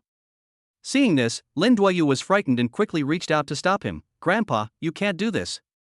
"Damn it. I still want to live a few more years." "Little doctor, we have prepared some delicious food and wine at home, please come and join us." Old Master Chi held Lin Yuyue's hand tightly and welcomed him into his home with great enthusiasm. After the group sat down, Mr. Chi turned around and winked at Chi Junjie. "Junjie, why are you still standing there? Hurry up and pour the wine for the gentleman." Old Master Chi shook his head helplessly. This brat really has no tact at all. "What? Let me pour him a glass of wine?" Chi Junjie thought he had misheard. "What else?" Old Master Chi glared. "Okay, Grandpa, don't be angry, I will." Although Chi Junjie seemed unlearned in the eyes of outsiders, he always obeyed Grandpa Chi's orders and dared not disobey him at all. "No rush." Unexpectedly, when Chi Junjie was about to come over to pour him some wine, Lin Duoyu reached out to stop him. Then, Lin Duoyu looked up at him with a sneer on his face. "Before we eat and drink, please ask Master Chi to dance for us." "Come on, start your show." Chapter 12 Turns out they are twins? Upon hearing this, Chi Junjie's face darkened. Even Chi Dahai, the backbone of the Chi family, had a slightly changed expression on his face. No matter how bad Chi Junjie is, he is still his biological son, not to mention that this matter concerns the reputation of their entire Chi family. "If this gets out, won't people laugh at you?" "Hello?" Lu Xiaoxiao, who was Chi Zhaozhao's best friend, quickly stepped forward, put her mouth close to Lin Yuyue's ear, and whispered to him, "I've given you enough face today, that's enough." "What? Didn't you eat? If you have something to say, why don't you speak loudly?" "I didn't hear you clearly, why don't you say it again?" "You." Lu Xiaoxiao's pretty face immediately turned red. Looking at the smile on his face, he definitely did it on purpose. "Ahem. That." Chi Dahai coughed twice and was about to speak, but was choked back by Lin Duoyu on the spot. "If you are also planning to plead for your son, please don't say a word." Lin Yuyu's tone was unquestionable, and he looked like he would not change his mind and no one could persuade him. Chi Dahai was so angry that his face turned green. He never expected that this guy wouldn't even give him face. "Let me say a few words."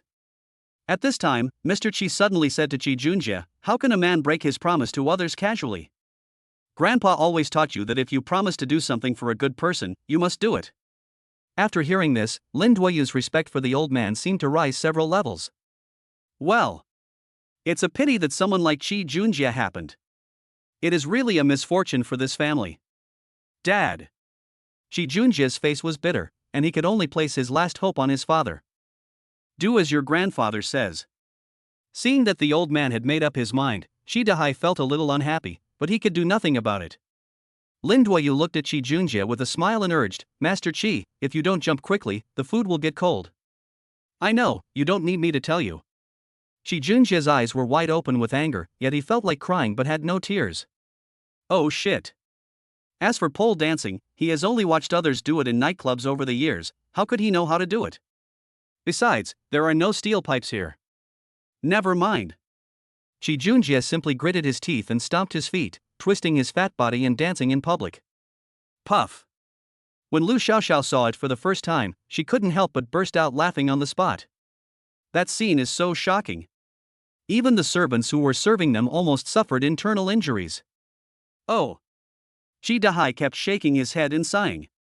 "It is really a disgrace to our family and how shameful." Lin Duoyu, who liked to watch the fun, even found a piece of music on his mobile phone and started playing it.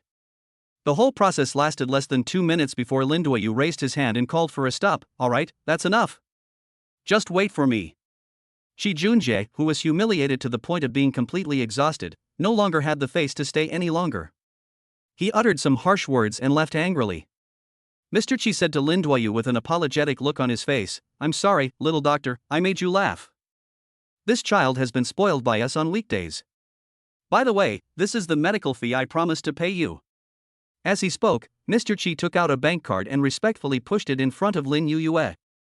Thank you. Lin Duoyu accepted it without hesitation. After 3 rounds of wine, the dishes have 5 flavors. After eating and drinking his fill, Lin Duoyu simply said goodbye to Old Man Chi and left the Chi family with Lu Xiaoxiao. After leaving the community, Lu Xiaoxiao suddenly stopped the car on the side of the road. Get out. Ha! This sudden sentence confused Lin Duoyu on the spot. I have an important meeting to attend later, you can go back by yourself. Lin Duoyu didn't say any more words. He just nodded, opened the car door and walked out. However, just as Lu Xiaoxiao left, another white Ferrari stopped directly in front of him. As the car window rolled down, a beautiful face appeared in Lin Yuyu's field of vision. It's Su Yuro. Why are you here? Su Yuro slowly took off her sunglasses, looking surprised. Lin Duoyu told the truth, I'm here to collect the consultation fee. TSK. Su Yuro rolled her eyes in annoyance, it's really a blind cat that caught a dead mouse.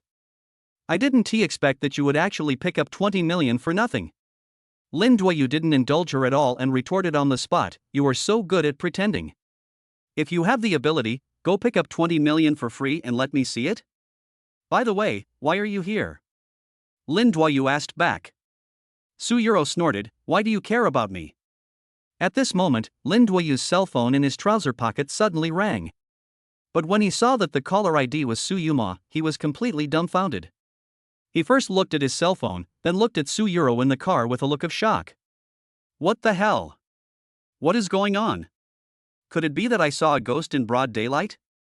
The phone is ringing, but you can't hear it. Su Yuro reminded kindly. Lin Duoyu swallowed subconsciously, staring at Su Yuro while answering the phone. Then a voice exactly the same as Su Yuro's came from the phone. Where are you? Lin Yu's pupils first contracted, and then instantly dilated. He was confused. He was completely confused. If the person calling was Su Yuma, then who was this person sitting in the car? Lin Duoyu frowned and asked, no, who are you? Su Yuma on the phone was also stunned, why are you so weird?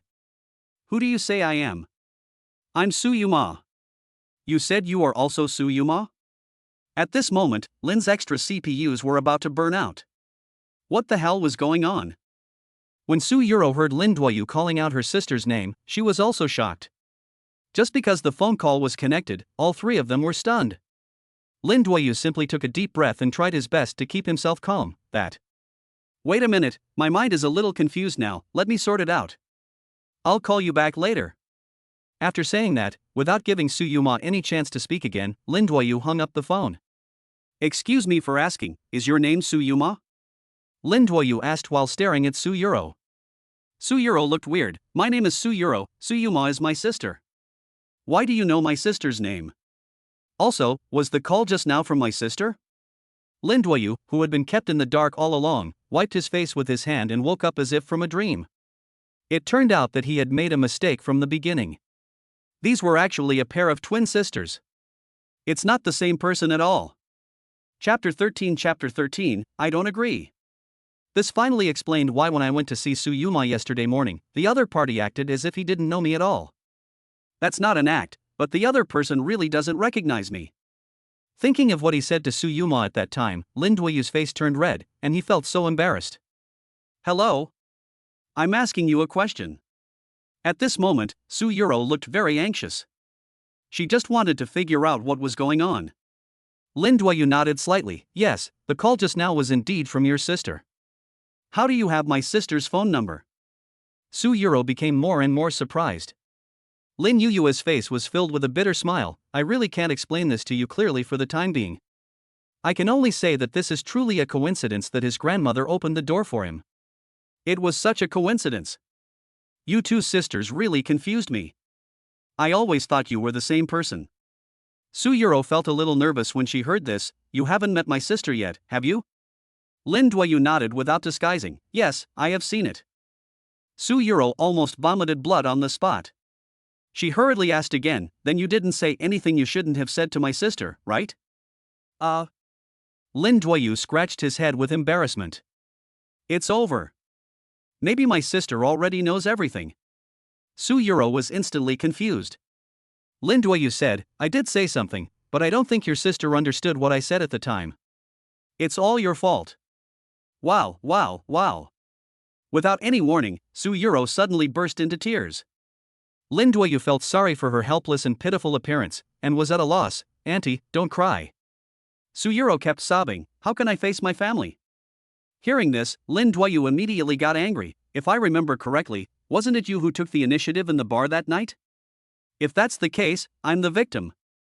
I have been keeping my chastity for so many years, just to reach that state as soon as possible, but it was ruined in an instant because of you. Oh. Forget it. Lin Duoyu shook his head helplessly. It was too late to regret no matter how much he said. No, are you feeling wronged? Su Yuro had just said half of her words when Lin Yuyu's phone rang again. The caller ID showed it was still Su Yuma. Lin Duoyu made a hushing gesture to Su Yuro and immediately answered the phone. What's going on with you? Nothing. Lin Duoyu touched his nose. Just finish what you just said. My dad wants to see you. I'll send you the location later. Can you come over? Su Yuma said straight to the point. Lin Duoyu first looked at Su Yuro, then nodded without hesitation and agreed, okay. Well, that's it for now. This time, it was Su Yuma who took the initiative to hang up the phone. What did my sister say? Su Yuro stopped crying and asked impatiently. Lin Duoyu told the truth. Your sister asked me to come over, saying that your father wanted to see me. What? Upon hearing this, Su Yuro turned pale as if struck by lightning. It's over. I didn't expect that even my father knew about this. It's just right that you take me to your home. Lin Duoyu didn't consider himself an outsider at all. He opened the car door and sat in the passenger seat very familiarly. Su Yuro stared at him in disbelief. You dare to follow me home? Aren't you afraid that my dad will kill you? Lin Duoyu smiled faintly. What do I have to be afraid of? Just drive. It was less than 20 minutes drive before Su Yuro drove Lin Duoyu to the Su family. Before getting off the car, Su Yuro couldn't help but ask him, are you really going to follow me to see my dad? Nonsense. Lin Duoyu rolled his eyes speechlessly. Why else would I come here? Su Yuro said seriously, I'm not kidding you, my dad has a bad temper, he will really kill you. Lin Duoyu said confidently, don't worry, it won't happen. So what are you going to say when you meet my dad for the first time? Su Yuro asked curiously. Of course, I'll ask him for money first. You want money? Su Yuro frowned, looking confused. It is only natural to pay back your debts. After saying that, Lin Duoyu immediately opened the car door and walked towards the entrance of the villa in a swagger. Su Yuro in the car was dumbfounded. She has lived for more than 20 years and has never seen such a crazy person. With an extremely nervous mood, Su Yuro also got out of the car. Ding dong. As Lin Duoyu pressed the doorbell, Su Guangshan and Gao Qian, a couple, came out of the house with smiles on their faces, amid Su Yuro's extremely nervous and uneasy expression. Following closely behind her was her sister Su Yuma. Oh my god. They are twins indeed. They are simply carved from the same mold. Lin Duoyu stared at the two sisters for a long time. He finally figured it out. Although the two sisters look the same, their overall temperament and demeanor are completely different. The elder sister has the mature, steady and cool style, while the younger sister is the type of willful young lady. Su Guangshan was the first to ask with a smile, little brother, are you really senior-most disciple? Lin Duoyu nodded, my name is Lin Duoyu. What? Hearing this, Su Yuro could no longer remain calm, and hurriedly walked up to Su Guangshan and asked, Dad, is this guy the one you mentioned last night? You Ro, don't be rude. Gao Qian scolded. At this moment, Su Yuro felt mixed emotions. Is there really such a coincidence in this world? Fortunately, it seems that the family members don't know about what happened between him and Lin Yu. This is a blessing in disguise. Honey, look at him. He is really very imposing and handsome. Yeah. Su Guangshan and Gao Qian, a couple, looked at Lin Yu carefully from head to toe with scrutinizing eyes, and both seemed very satisfied. Noticing the gazes of the two people, Lin Duoyu felt very uncomfortable. Mainly because the couple's gaze made him involuntarily think of the scene when his father-in-law and mother-in-law were examining their future son-in-law. In short, it's very strange. By the way, wife, the master should have calculated the date this morning, right? Su Guangshan suddenly turned his head and asked. Gao Qian smiled and replied, it's calculated, the end of this month is an auspicious day. Su Yuro was a little puzzled, Mom and Dad, why are you calculating the date for no reason? Su Guangshan smiled happily, of course it's to hold a wedding for your sister and your future brother-in-law. What? Su Yuro felt as if she was struck by lightning. In desperation, she quickly blurted out 4 words. I don't agree. Chapter 14, because I like him. After these words were spoken, Lin Duoyu and Su Yuma looked at each other tacitly, both of them were obviously caught off guard. Nonsense. Su Guangshan glared at Su Yuro fiercely and said sternly, it's not your turn to make the decision on this matter. Su Yuro was so anxious that she was about to cry. I don't care. I just don't agree. Hey! You kid! Just as Su Guangshan was about to continue scolding Su Yuro, Su Yuma quickly stood up and said, yes, Dad, what are you talking about? She even started to wonder if her father had something wrong with him. She was actually going to marry her to a man she had only met once. Lin Duoyu also smiled bitterly and interrupted, Uncle, to be honest, I don't quite understand what you mean. It's all right. Su Guangshan smiled and waved his hand, the food is ready, let's go inside and talk. In the restaurant, after the group sat down, Su Guangshan actually took the initiative to stand up and pour wine for Lin Duoyu. Gao Qian also showed an unusually enthusiastic attitude and kept putting food into Lin Yuyu's bowl, fearing that she would neglect him. On the other hand, Su Yuro looked uneasy throughout the whole process, and her mind was always in a tense state. How is Senior Mo these days? Lin Duoyu said truthfully, in fact, I haven't seen him since I returned to China. He comes and goes without a trace all day long. It's harder than climbing to the sky to see him. Su Guangshan laughed loudly, like a dragon, you can only see its head but not its tail. Those true masters are often like this. Lin Duoyu suddenly asked curiously, how do you know my master? Hearing this, Su Guangshan picked up the wine glass and drank it all, his face seemed to be full of emotion. Speaking of this matter, I'm afraid it has to be traced back to decades ago. When I first met your master, I seemed to be about your age. In short, Senior Mo once saved my life and my father's life, and even provided us with a lot of help. Over the years, our whole family has been waiting for you to appear. Fortunately, you are finally here. Our Su family can finally repay this favor as we wished. Su Guangshan let out a long sigh, a happy smile on his face. Although he didn't want to spoil the fun, Lin Duoyu couldn't help but ask, then do you know what the purpose of my trip is? Of course I know. Aren't you here just to collect a debt? Back then, our Su family owed your master a big favor. It is only natural for you to collect the debt for your master. Su Guangshan smiled, as if everything was within his expectations. Hiss. The expression on Lin Duoyu's face was very strange. Knowing that he was here to collect a debt, why was he so happy?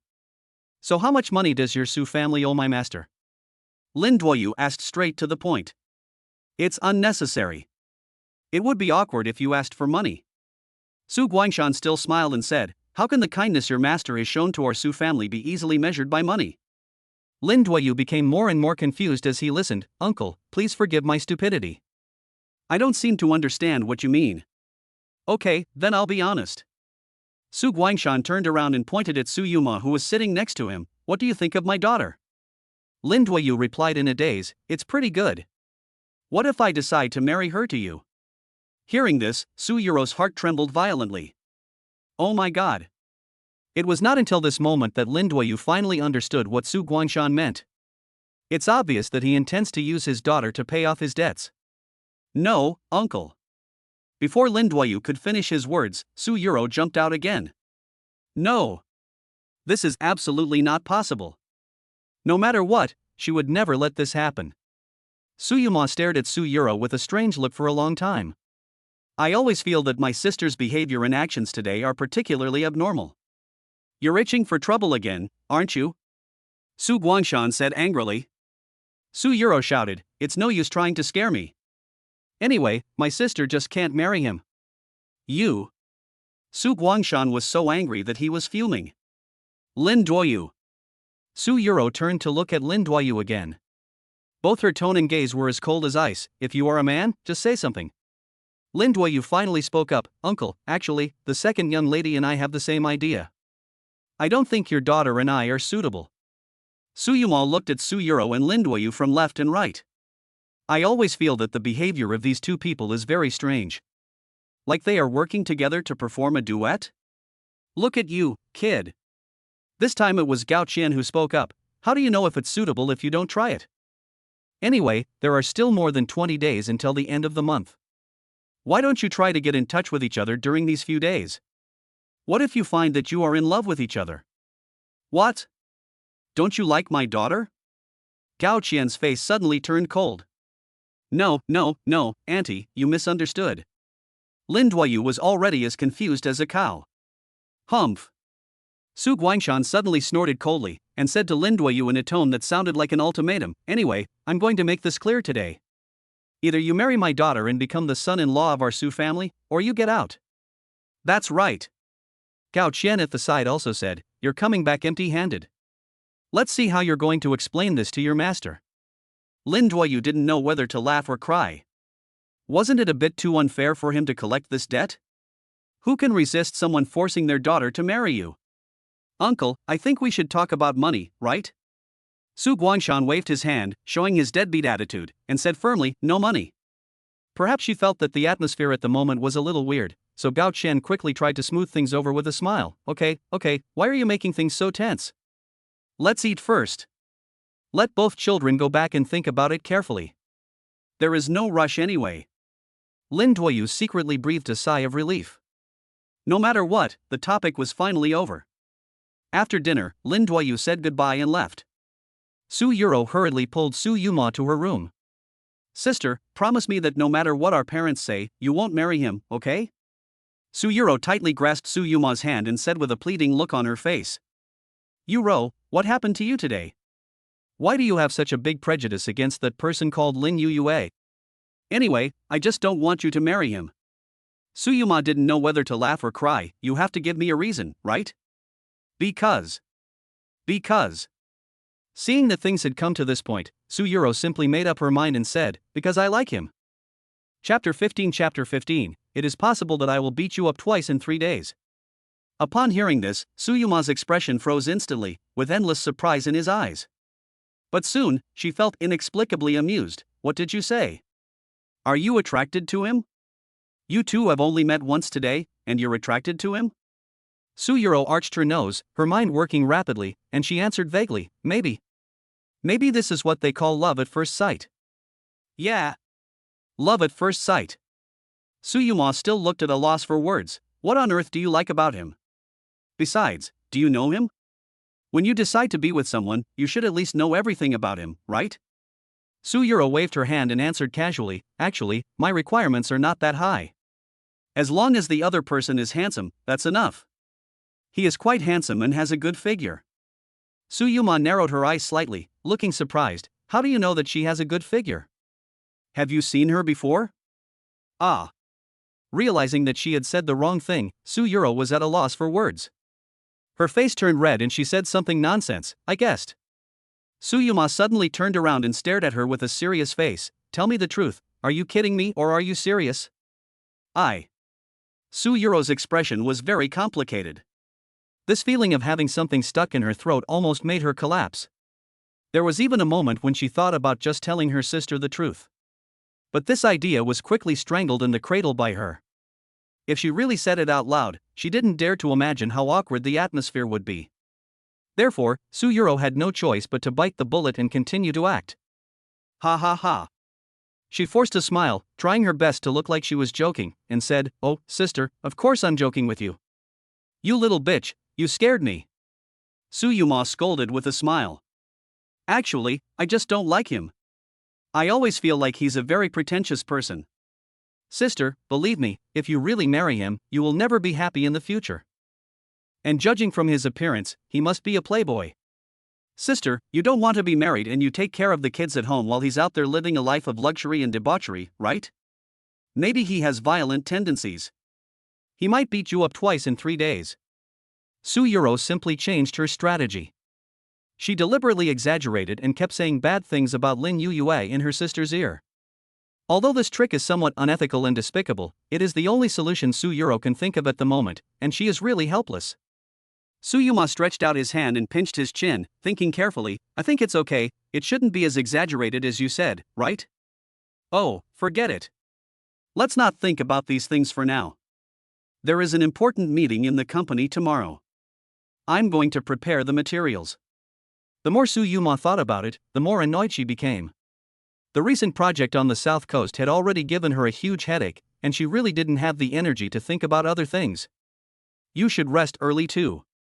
After saying that, Su Yuma pushed the door and left. Looking at her sisters departing back, Su Yuro swore secretly in her heart. No matter what, she must stop this marriage. If her parents really push her hard, and she has no other choice, she would rather get married herself than let her sister get married. At the same time, Su Guangshan and Gao Qian and his wife were having a conversation in the study. When Lin Duoyu was here just now, why didn't you tell him about the predicament we are facing now? Su Guangshan walked to the French window with his hands behind his back, sighed deeply, and said in a serious tone, Do you think I don't want to? But today is the first time we meet, and I have to ask for help. I really can't afford to lose face. Besides, I heard Yuma tell me that she has been trying to contact the Qi family recently.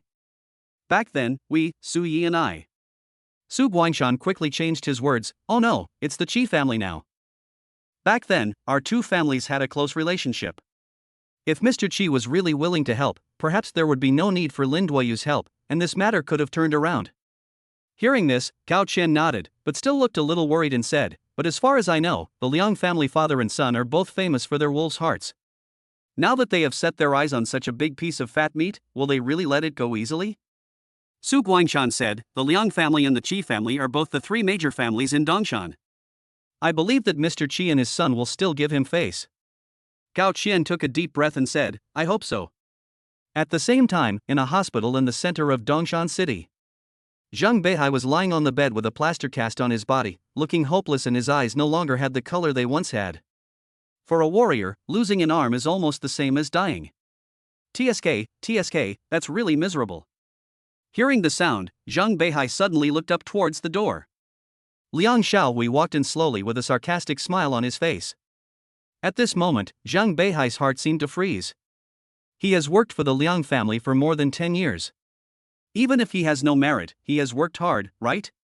But even though he was in a depressed mood, Zhang Beihai's first action was to bow his head and admit his mistake. I'm sorry, master, it's my incompetence. During the time I am in the hospital, you can let my disciples stay with you. But before Zhang Beihai could finish his words, Liang Xiaohui interrupted him with a sneer on his face. It doesn't matter, since you are injured, just stay in the hospital. Hearing this, Zhang Beihai was extremely moved. Thank you, young master. However, Liang Xiaohui's next words were like a steel knife stabbing into his heart. Don't thank me yet.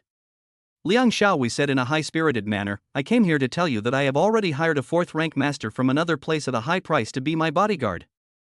In short, I don't need you anymore, understand? To Liang Xiaohui, people who are no longer of any use are no different from garbage and can be discarded at will.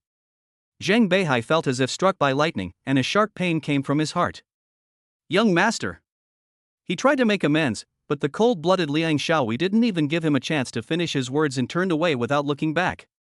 Puff. Perhaps because he had suffered too many blows recently, Zhang Beihai suddenly spat out a mouthful of blood and died on the spot. Liang Xiaohui walked out of the ward, took out his mobile phone and dialed a number. The call was connected quickly.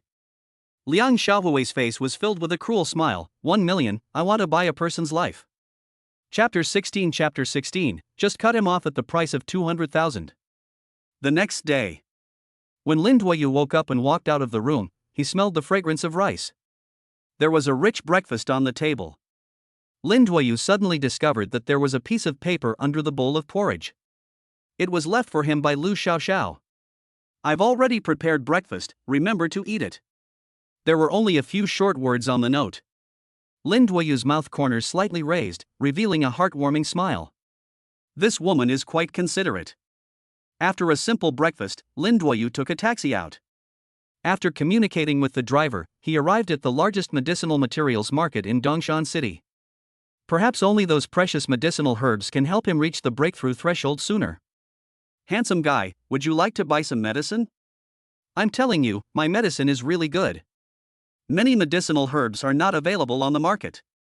Since you are so handsome, how about I give you a 15% discount? In front of a shop, a charming proprietress was selling food to Lin Duoyu while cracking melon seeds in her hand. At this moment, coupled with the charming smile of the proprietress, Lin Duoyu couldn't help but start to doubt whether this pharmacy was legitimate or not. Madam Boss, are you selling medicine here seriously? The lady boss was obviously stunned when she heard this, and then she didn't know whether to laugh or cry. Little handsome boy, look at what you said. What else can I sell if I don't sell medicine in my pharmacy? Okay, then I'll go in and take a look. The proprietress immediately smiled and greeted us warmly. I have to say, this store does have a very complete range of medicinal materials. Lin Duoyu immediately handed her a prescription. Prescribe medicine for me according to this list, I need it urgently. After looking at the list in her hand for a long time, the lady boss was completely confused. Little brother, are you here to buy goods from me? The main reason is that Lin Duoyu wants too many medicinal herbs, and they are all rare and precious on the market. It is simply impossible to equip him with all the necessary equipment in a short period of time. And even if it is fully equipped, it is still very expensive. Lin Duoyu didn't know whether to laugh or cry. So is there or not? Yes. But maybe the price is a bit high and it takes time. Lin Duoyu asked, how long will it take? The lady boss thought for a moment and said, it'll probably take at least a week. Lin Duoyu nodded, okay, 1 week is enough, hurry up and find the right one for me. Also, help me calculate how much these will cost? Okay. The proprietress was grinning from ear to ear. She didn't expect that she would meet a big client just by going out to solicit business. After some typing on the calculator, the lady boss gave a price quote. The total is 1.75 million. I'll round it off for you. How about 1.7 million? Okay, swipe the card. Lin Duoyu nodded readily and agreed, then took out the bank card that the old man of the Chi family had given him before. Oh my god. You are so handsome. I didn't make a mistake in choosing you. After settling the bill, the proprietress personally escorted Lin Duoyu out the door, almost worshipping him like an ancestor. However, what Lin Duoyu didn't know was that he had been targeted since he walked out of the pharmacy.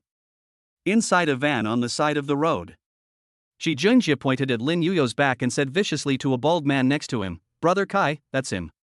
The bald man is named Shin Kai, and he is considered a well-known local gangster. Shin Kai nodded first, then rubbed 3 fingers together, as if asking for money, this fee. Shi Junjie thought about it, and said with a very rich and powerful look, just cut him for me at the price of 200,000. Shin Kai was overjoyed and couldn't stop smiling. Okay. Master Qi is really straightforward.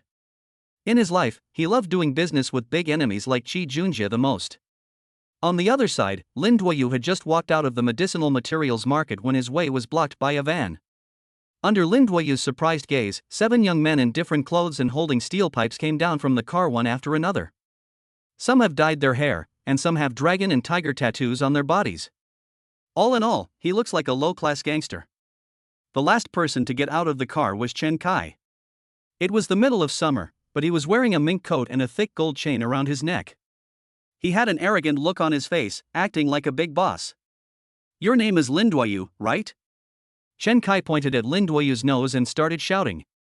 Lin Duoyu nodded first, then asked again, what are you here for? Don't be crazy, kid. Before Chen Kai could say anything, a younger brother standing next to him shouted with a red face and thick neck, go ask around in this area, who doesn't know my big brother Chen Kai? Is there something? Lin Duoyu had obviously guessed the purpose of this group of people's visit, but he still asked with a playful look. Chen Kai said arrogantly, boy, I took money from others and helped them get rid of disasters, so don't blame me. Someone paid us to give you a long memory. Brothers, serve me well. Chen Kai didn't say much. He waved his hand and the 8 younger brothers behind him surrounded Lin Duoyu one after another. Lin Duoyu stretched slowly. It's not easy to come across such an opportunity, so I might as well use it to stretch my muscles. Without waiting for the opponents to get close, Lin Duoyu chose to strike first. Whoosh! Lin Duoyu's figure flashed and appeared in front of one of them in the blink of an eye. Oh shit! The man's eyes widened and his face turned pale instantly. Faced with Lin Duoyu's amazing speed, others were stunned and stopped subconsciously. Are you seeing a ghost in broad daylight? Lin Duoyu smiled coldly and was about to slap him. Bang! The seemingly ordinary slap sent the man flying 2 or 3 meters away on the spot. Bang bang bang.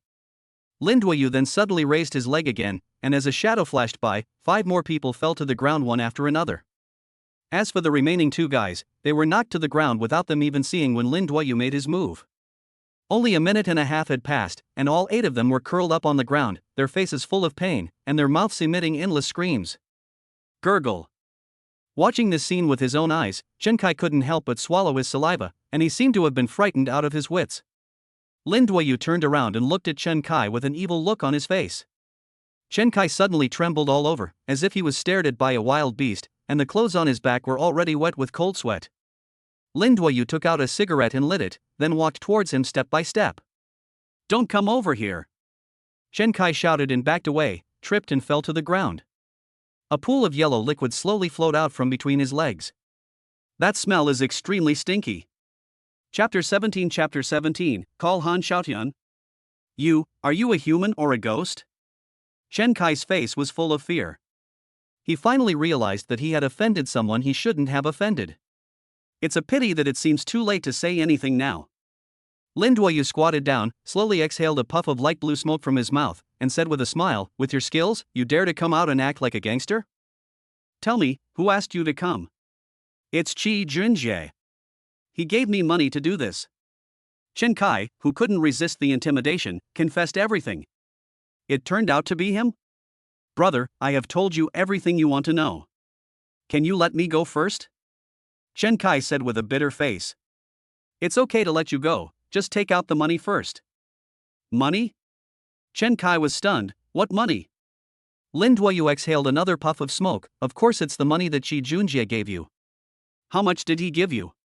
200,000. Lin Duoyu nodded and said, "Well, give it to me." "What? You don't want to give it to me?" Seeing that he didn't move for a long time, Lin Yuyu's face became obviously colder. Give. In order to avoid physical pain, Chen Kai had to take out the bank card given to him by Qi Junjie and hand it to Lin Yuyu with a look of heartache on his face. The more Chen Kai thought about it, the more aggrieved he felt. He hadn't even had time to warm his hands on the 200,000 before it ended up being transferred into someone else's pocket in such an unclear way. Lin Duoyu put the bank card into his pocket contentedly, and then said, "Okay, now let's talk about compensation." Compensation? When Chen Kai heard the word compensation, he already had a bad feeling in his heart. Lin Duoyu smiled and said, "Yes, you still need to compensate me for my mental damages." What the hell? Hearing this, Chen Kai was stunned. How can such a thing be possible in this world? If you really think about it, I am obviously the victim. Chen Kai looked like he was about to cry. "Brother, is this considered blackmail?" Bullshit. Lin Duoyu was a little unhappy. "This is what I deserve. Are you going to give it to me or not?" Lin Duoyu raised his hand and pretended to hit me. No. Don't hit me. I'll give it to you. Chen Kai was so desperate that he had no choice but to hand over all the cash in his pocket and the gold chain around his neck to Lin Yuyu. Holding the gold chain in his hand and weighing it, Lin Duoyu nodded with satisfaction. At this moment, Chen Kai was extremely heartbroken. Damn it! I really didn't check the almanac before going out. I actually ran into such a plague god. Dingwu. At this moment, a police car with its lights on slowly approached from a distance. Chen Kai looked up suddenly, and instantly it was as if he had grabbed a life-saving straw. As the police car stopped, 4 police officers from the local Longan Bureau got out of the car one after another. The last person to get out of the car was a tall and straight female police officer. She has a pretty face and delicate features. Her brows reveal determination and courage, and her eyes are sharp and deep. Under the high nose bridge is a pair of tightly pursed lips, revealing her rigorous and serious attitude. Lin Duoyu looked the other person up and down. I have to say that the overall temperament of this beautiful policewoman, no matter how you look at it, is comparable to Lu Xiaoxiao. Save me! Help! Chen Kai came back to life and crawled to the feet of the beautiful policewoman. Can you tell me what's going on first? Chen Kai turned around and pointed at Lin Duoyu, recounting his crimes. He beat and threatened me. Oh, that's right. He's blackmailing me. The beautiful police officer couldn't help but frown when she heard this. She first looked down at Chen Kai, then looked at Lin Duoyu opposite her. After thinking about it, I felt something was wrong. Because no matter how you look at it, the bald guy in front of him is more like the villain he described. Captain Sheen, I think this matter is a bit unusual. What do you think? A young male police officer standing next to Sheen Ruwatong couldn't help but speak.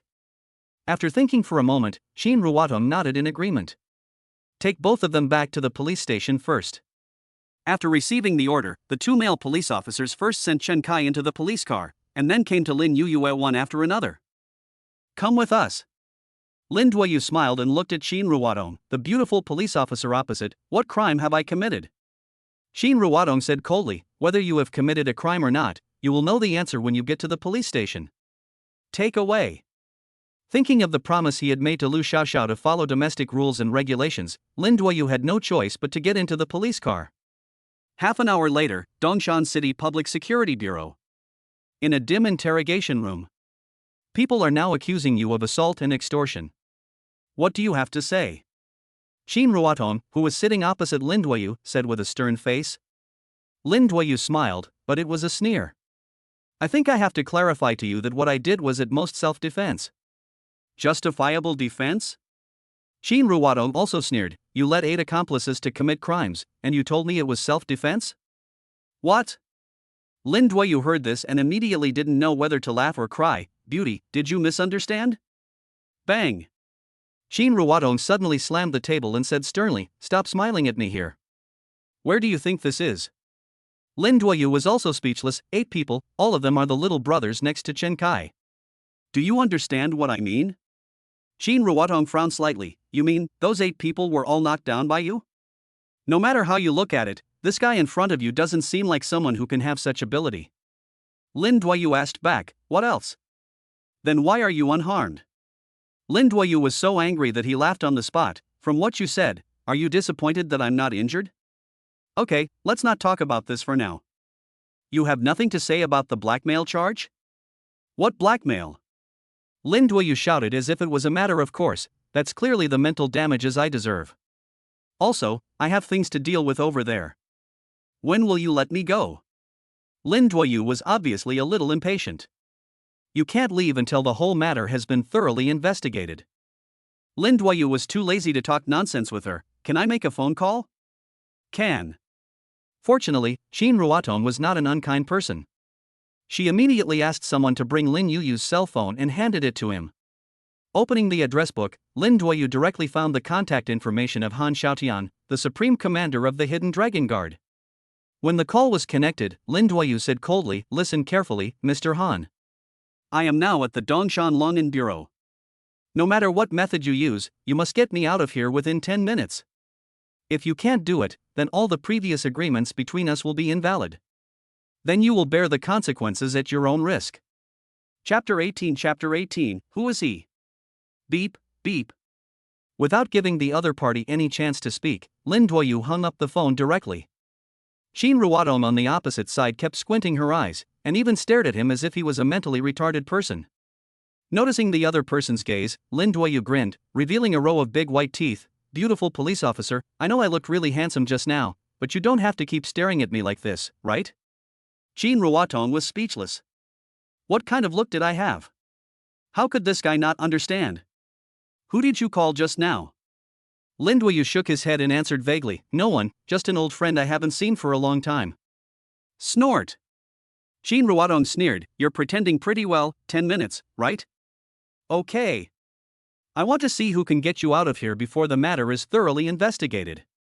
Sheen Ruwatong suddenly became majestic, as if she was determined to fight Lin Duoyu to the end. Since I started working in this field, I have never seen anyone as arrogant as him. Lin Duoyu seemed happy to make this bet with her, and said with a calm smile, okay, then we'll wait and see. Probably less than 7 minutes had passed when someone suddenly knocked on the door of the interrogation room. Bang bang bang. Come in. A young male police officer came in a hurry. Captain Sheen, someone is looking for you outside. Sheen Ruwatong said without even turning her head, let her wait a moment. Can't you see that I'm interrogating the prisoner now? I'm afraid not. The male police officer had a wry smile on his face. The ones who came are from the Hidden Dragon Guard. What? Hearing this, Sheen Ruwatong stood up suddenly, her facial features almost twisted together, her face full of disbelief. As far as she knew, the Hidden Dragon Guard was a mysterious organization that worked specifically for the government. Why did he suddenly appear in this small Dongshan city? Could it really be this guy? Shin Ruotong subconsciously cast a rather horrified look on Lin Yuyu. Lin Duoyu still had a playful and even provocative look on his face. Beautiful police officer, only 7 minutes have passed. Shin Ruotong obviously didn't want to pay attention to him. She turned around and asked the male police officer, "Is the other party's identity true?" The male police officer nodded vigorously, "Absolutely true. Take me to see it." Taking a deep breath, Shin Ruotong followed the male police officer and left the interrogation room without stopping. As soon as she entered the corridor, Shin Ruotong saw a tall woman wearing a black leather coat and with a stern face standing not far away. But the closer she got, the more Shin Ruotong felt that the other person looked familiar. Of course, the woman opposite seemed to feel the same way. Shin Ruotong? Lu Xiaoxiao? The two women said almost in unison. "Oh my god, I didn't expect to meet you here after so long since I graduated from college." After a brief shock, Lu Xiaoxiao's face was filled with indescribable surprise.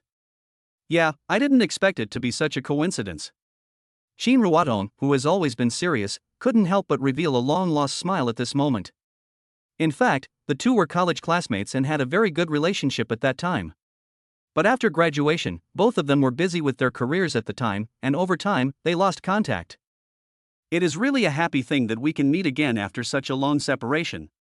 Shin Ruotong looked up and down at Lu Xiaoxiao's clothes, and admired her from the bottom of her heart. "I didn't expect that you have already joined the Hidden Dragon Guard at such a young age.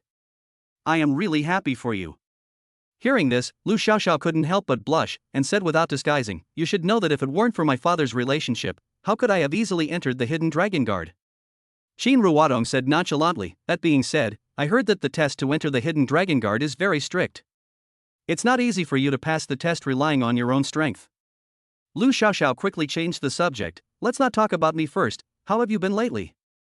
"I was transferred back to Dongshan not long ago. After all, my home is here. My parents will be relieved if I come back to work." Lu Xiaoxiao couldn't help but sigh. "I remember that your dream at that time was to be able to successfully enter the Longan Bureau after graduation, so now you can be considered to have achieved your wish?" Shin Ruotong, "Yes." As the two were chatting, Lu Xiaoxiao finally remembered that she still had some important things to do. "Broken. I was so busy chatting with you that I almost forgot about the important matter." Shin Ruotong asked tentatively, "Are you here to pick up that person called Lin Yuyue?" "Yes, how did you know?" Shin Ruotong said frankly, "Because I was the one who interrogated him just now."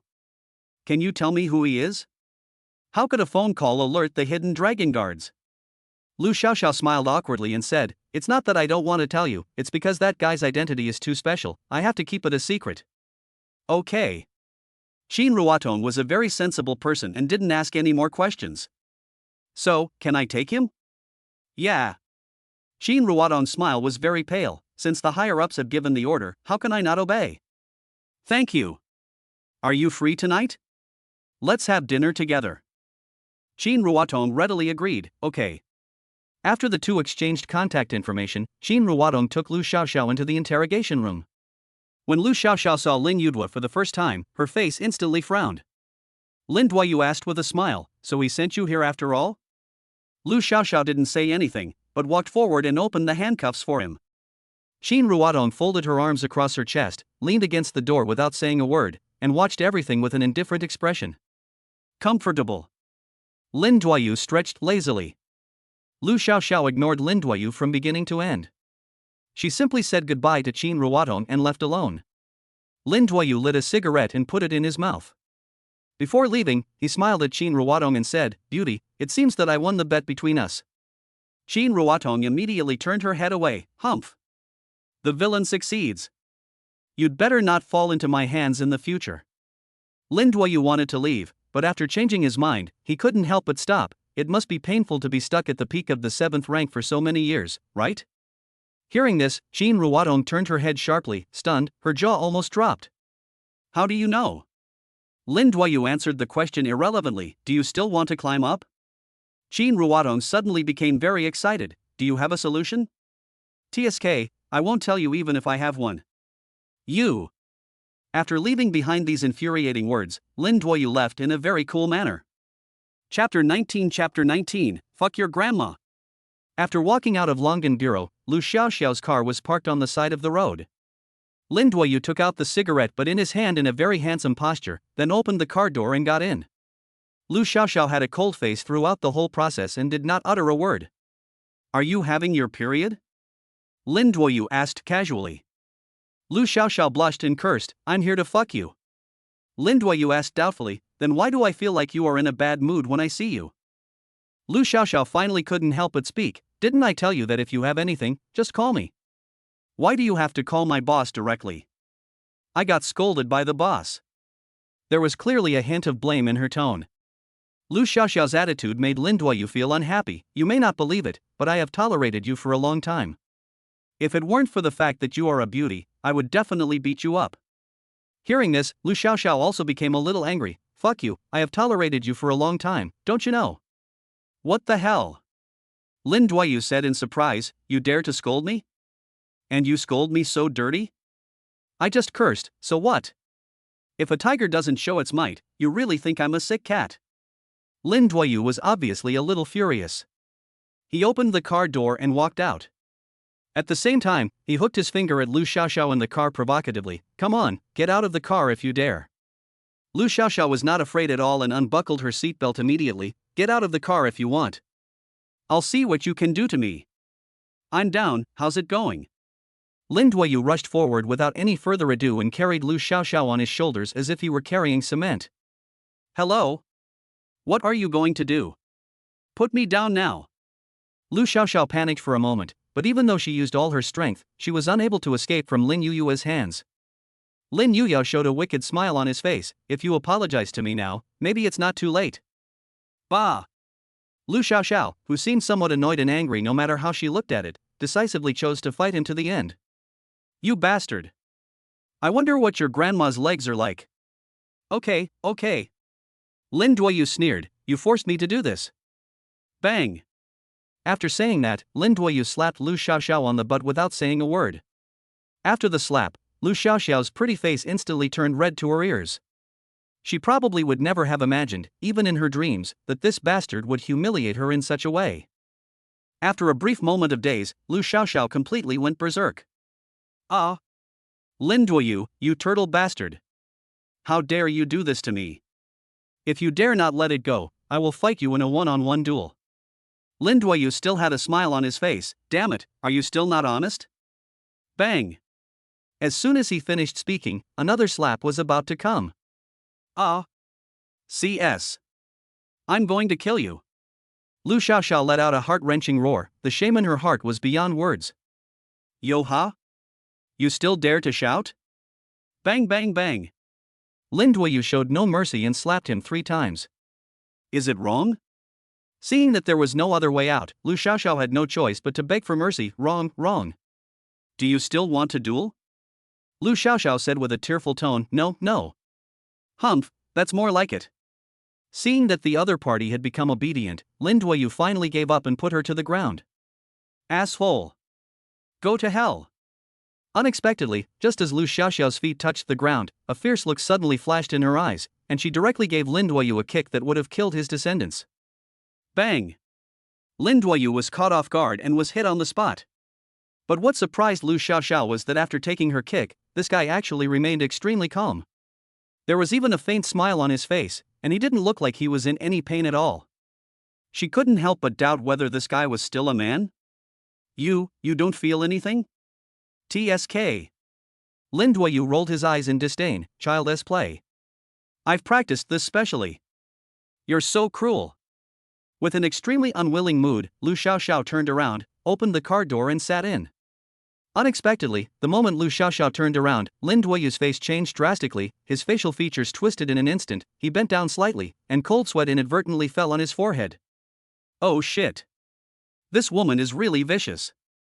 It almost cost me my life. Ha? What are you doing? After getting in the car, Lu Xiaoxiao frowned and asked when she noticed Lin Duoyu's strange behavior. Ah. It's okay. I dropped my lighter. Lin Duoyu pretended to be calm, wiped the cold sweat from his forehead with his hand, then hesitantly opened the car door and got in. Can you do me another favor? Lu Xiaoxiao nodded. Tell me about it. Help me check where a guy named Qi Junjie is now. Lu Xiaoxiao asked in confusion. Why are you looking for this person?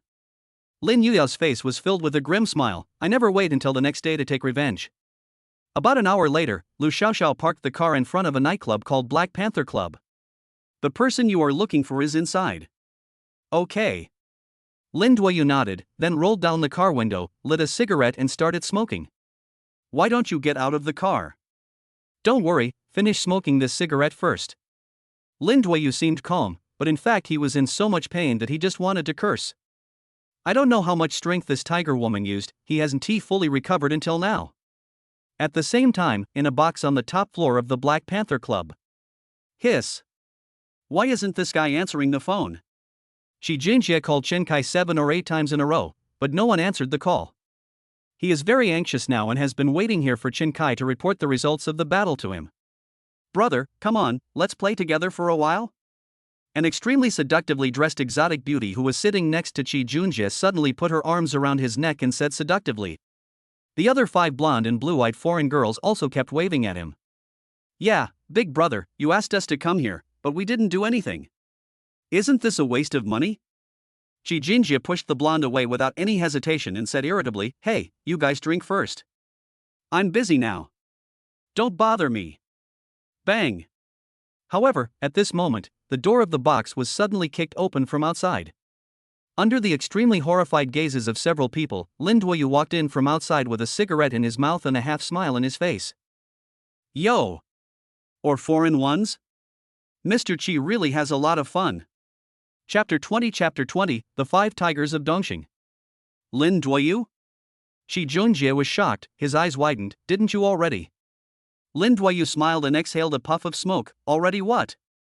At this moment, Qi Junjie seemed to have a vague sense of foreboding in his heart. That good-for-nothing Chen Kai 1T fail, right?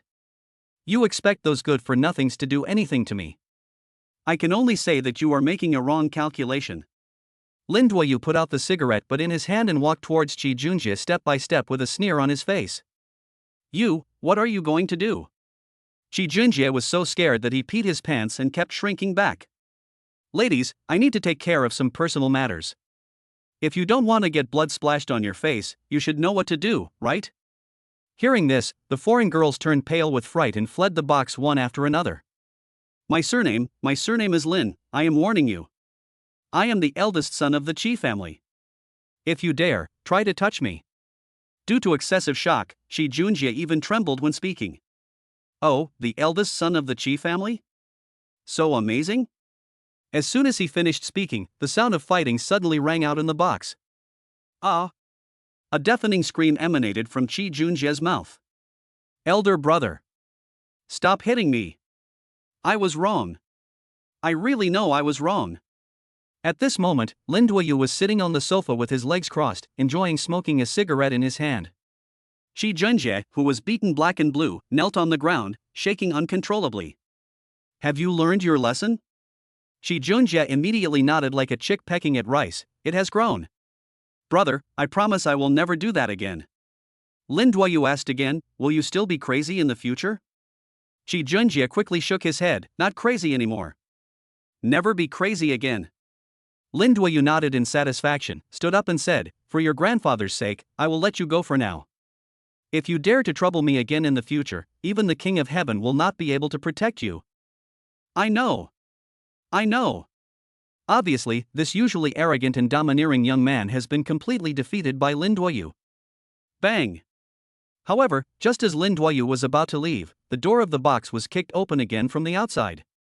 This time, the person who walked in from outside was a young man in a suit and tie with a slicked back hair. Behind him followed 5 thugs dressed in tight clothes, with fleshy faces and muscular bodies. The young man in the suit is named Yuan Tai, but everyone generally likes to call him the Smiling Tiger. He is nominally the general manager of this nightclub, but in fact he is a member of Dongxing Society, the largest underground force in Dongshan. Known as one of the 5 Tigers of Dongxing.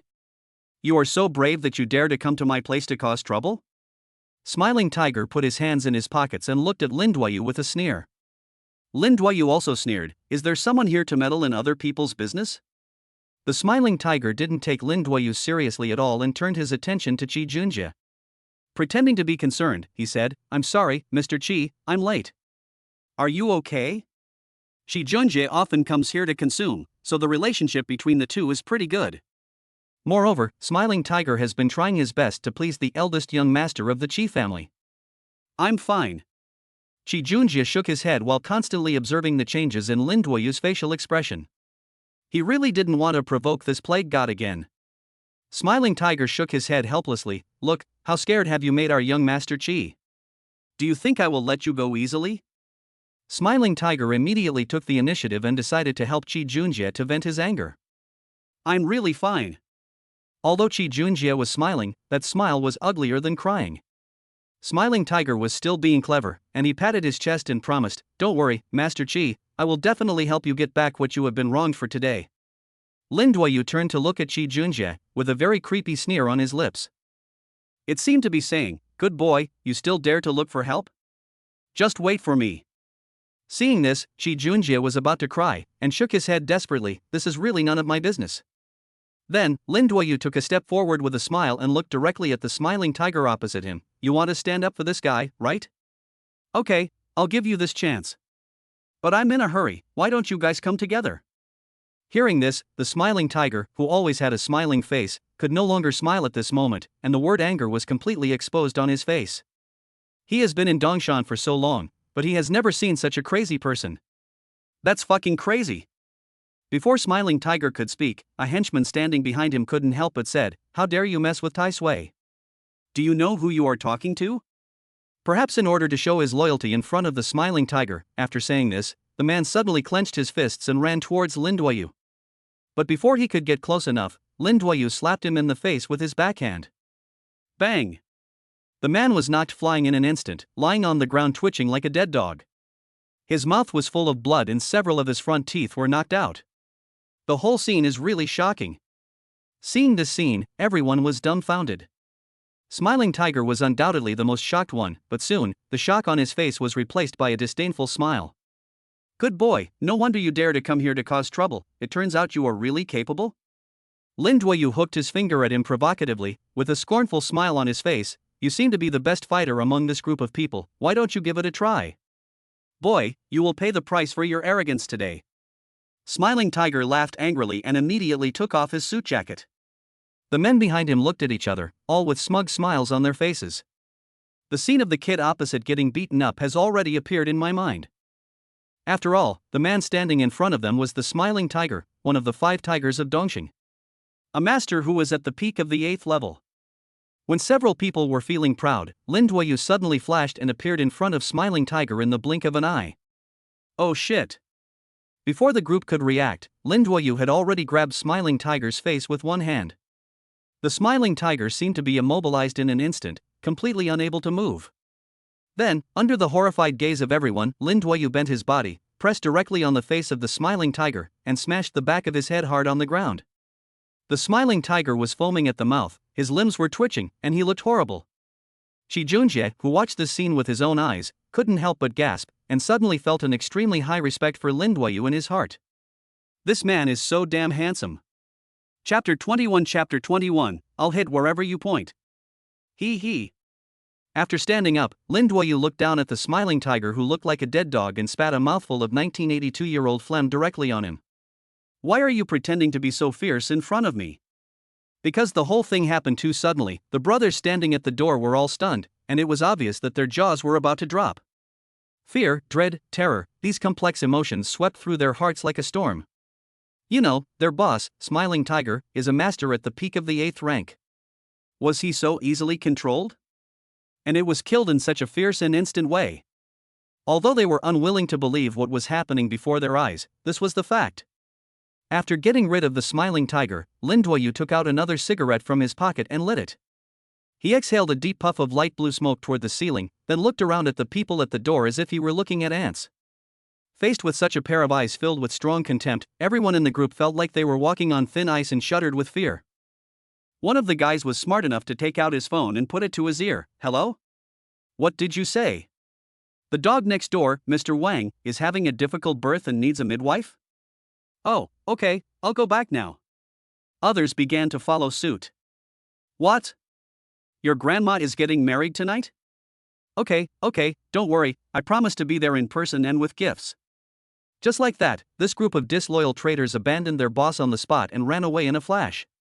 Damn, I almost forgot about you. Lin Duoyu turned around and looked at Qi Junjie with a smile. Looking at Lin Duoyu's devilish smile, Qi Junjie couldn't help but tremble all over, and his face turned pale as paper. Elder brother. Unfair. I'm not familiar with this group of people at all. Qi Junjie knelt on the ground, crying bitterly. Lin Duoyu asked back, how can I help you if I don't know you well? Then I can't do anything if they insist on meddling in my business. Qi Junjie clasped his hands together and kept begging for mercy. Brother, I really know I was wrong. If you let me go today, you will be my big brother in the future. From now on, I will listen to you. I promise I'll hit you wherever you point. You can ask me to do anything except murder and arson. Qi Junjie swore to the sky on the spot, and his attitude seemed very sincere. Lin Duoyu glanced at him with disdain and said, forget it. Since you have a good attitude in admitting your mistakes, let's leave it at that for today.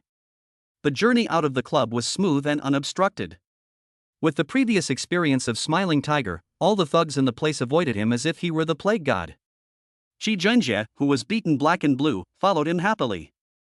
Lin Duoyu had already noticed this, so after walking a short distance, he suddenly stopped and asked, how dare you follow me again? Lin Duoyu walked forward and pretended to fight. No. Qi Junjie shrank his head, bent his body and took several steps back. Why do you keep following me like this?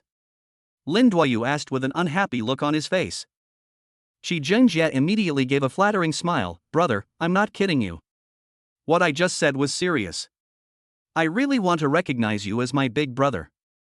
After wiping his nosebleed with his hand, Qi Junjie suddenly looked very emotional. To be honest, I have never admired anyone so much in my life. Brother Lin, you may not believe this, but I am really conquered by your charisma.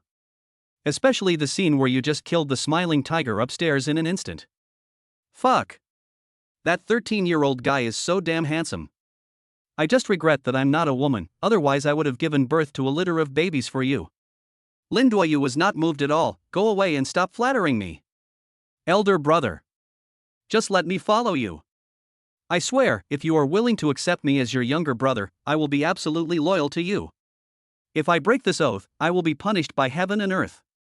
In order to demonstrate his determination, Qi Junjie stood up straight with a serious face and raised his fist to the sky. But because he was too fat, the moment he stood up, the buttons under his shirt instantly burst open, revealing his fat belly. Puff. Lin Duoyu really couldn't hold it in and was instantly amused by this scene. Ahem. Qi Junjie's face turned red, and in order to hide his embarrassment, he quickly reached out and pulled down his shirt. You know what, this little fat guy is really interesting. Lin Duoyu asked with a playful smile, I just beat you up like that, don't you hate me at all? Hurry. Qi Junjie smiled awkwardly and said nonchalantly, brother, look at what you said. If you hit me, it must be because I deserve it. Besides, how can that be considered beating? At most, you were educating me. Hee, I haven't even had enough time to thank you, how could I possibly hate you? Qi Junjie smiled in a nasty way. He has mastered the business of being a bootlicker very well. Lin Duoyu nodded with satisfaction. Good boy, you are quite capable, not bad, I like it. Qi Junjie's eyes suddenly lit up, so, you agree to take me as your younger brother? Lin Duoyu pinched his nose and said, it remains to be seen. The details will depend on your future performance. I understand. Hearing this, Qi Junjie was instantly overjoyed. He happily took out a good cigarette from his arms and put it into Lin Yuyo's mouth.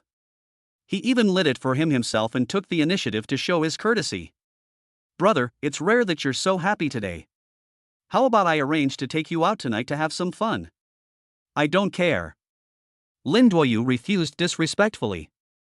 But before leaving, he suddenly reached out and pressed several acupoints on Qi Junjie.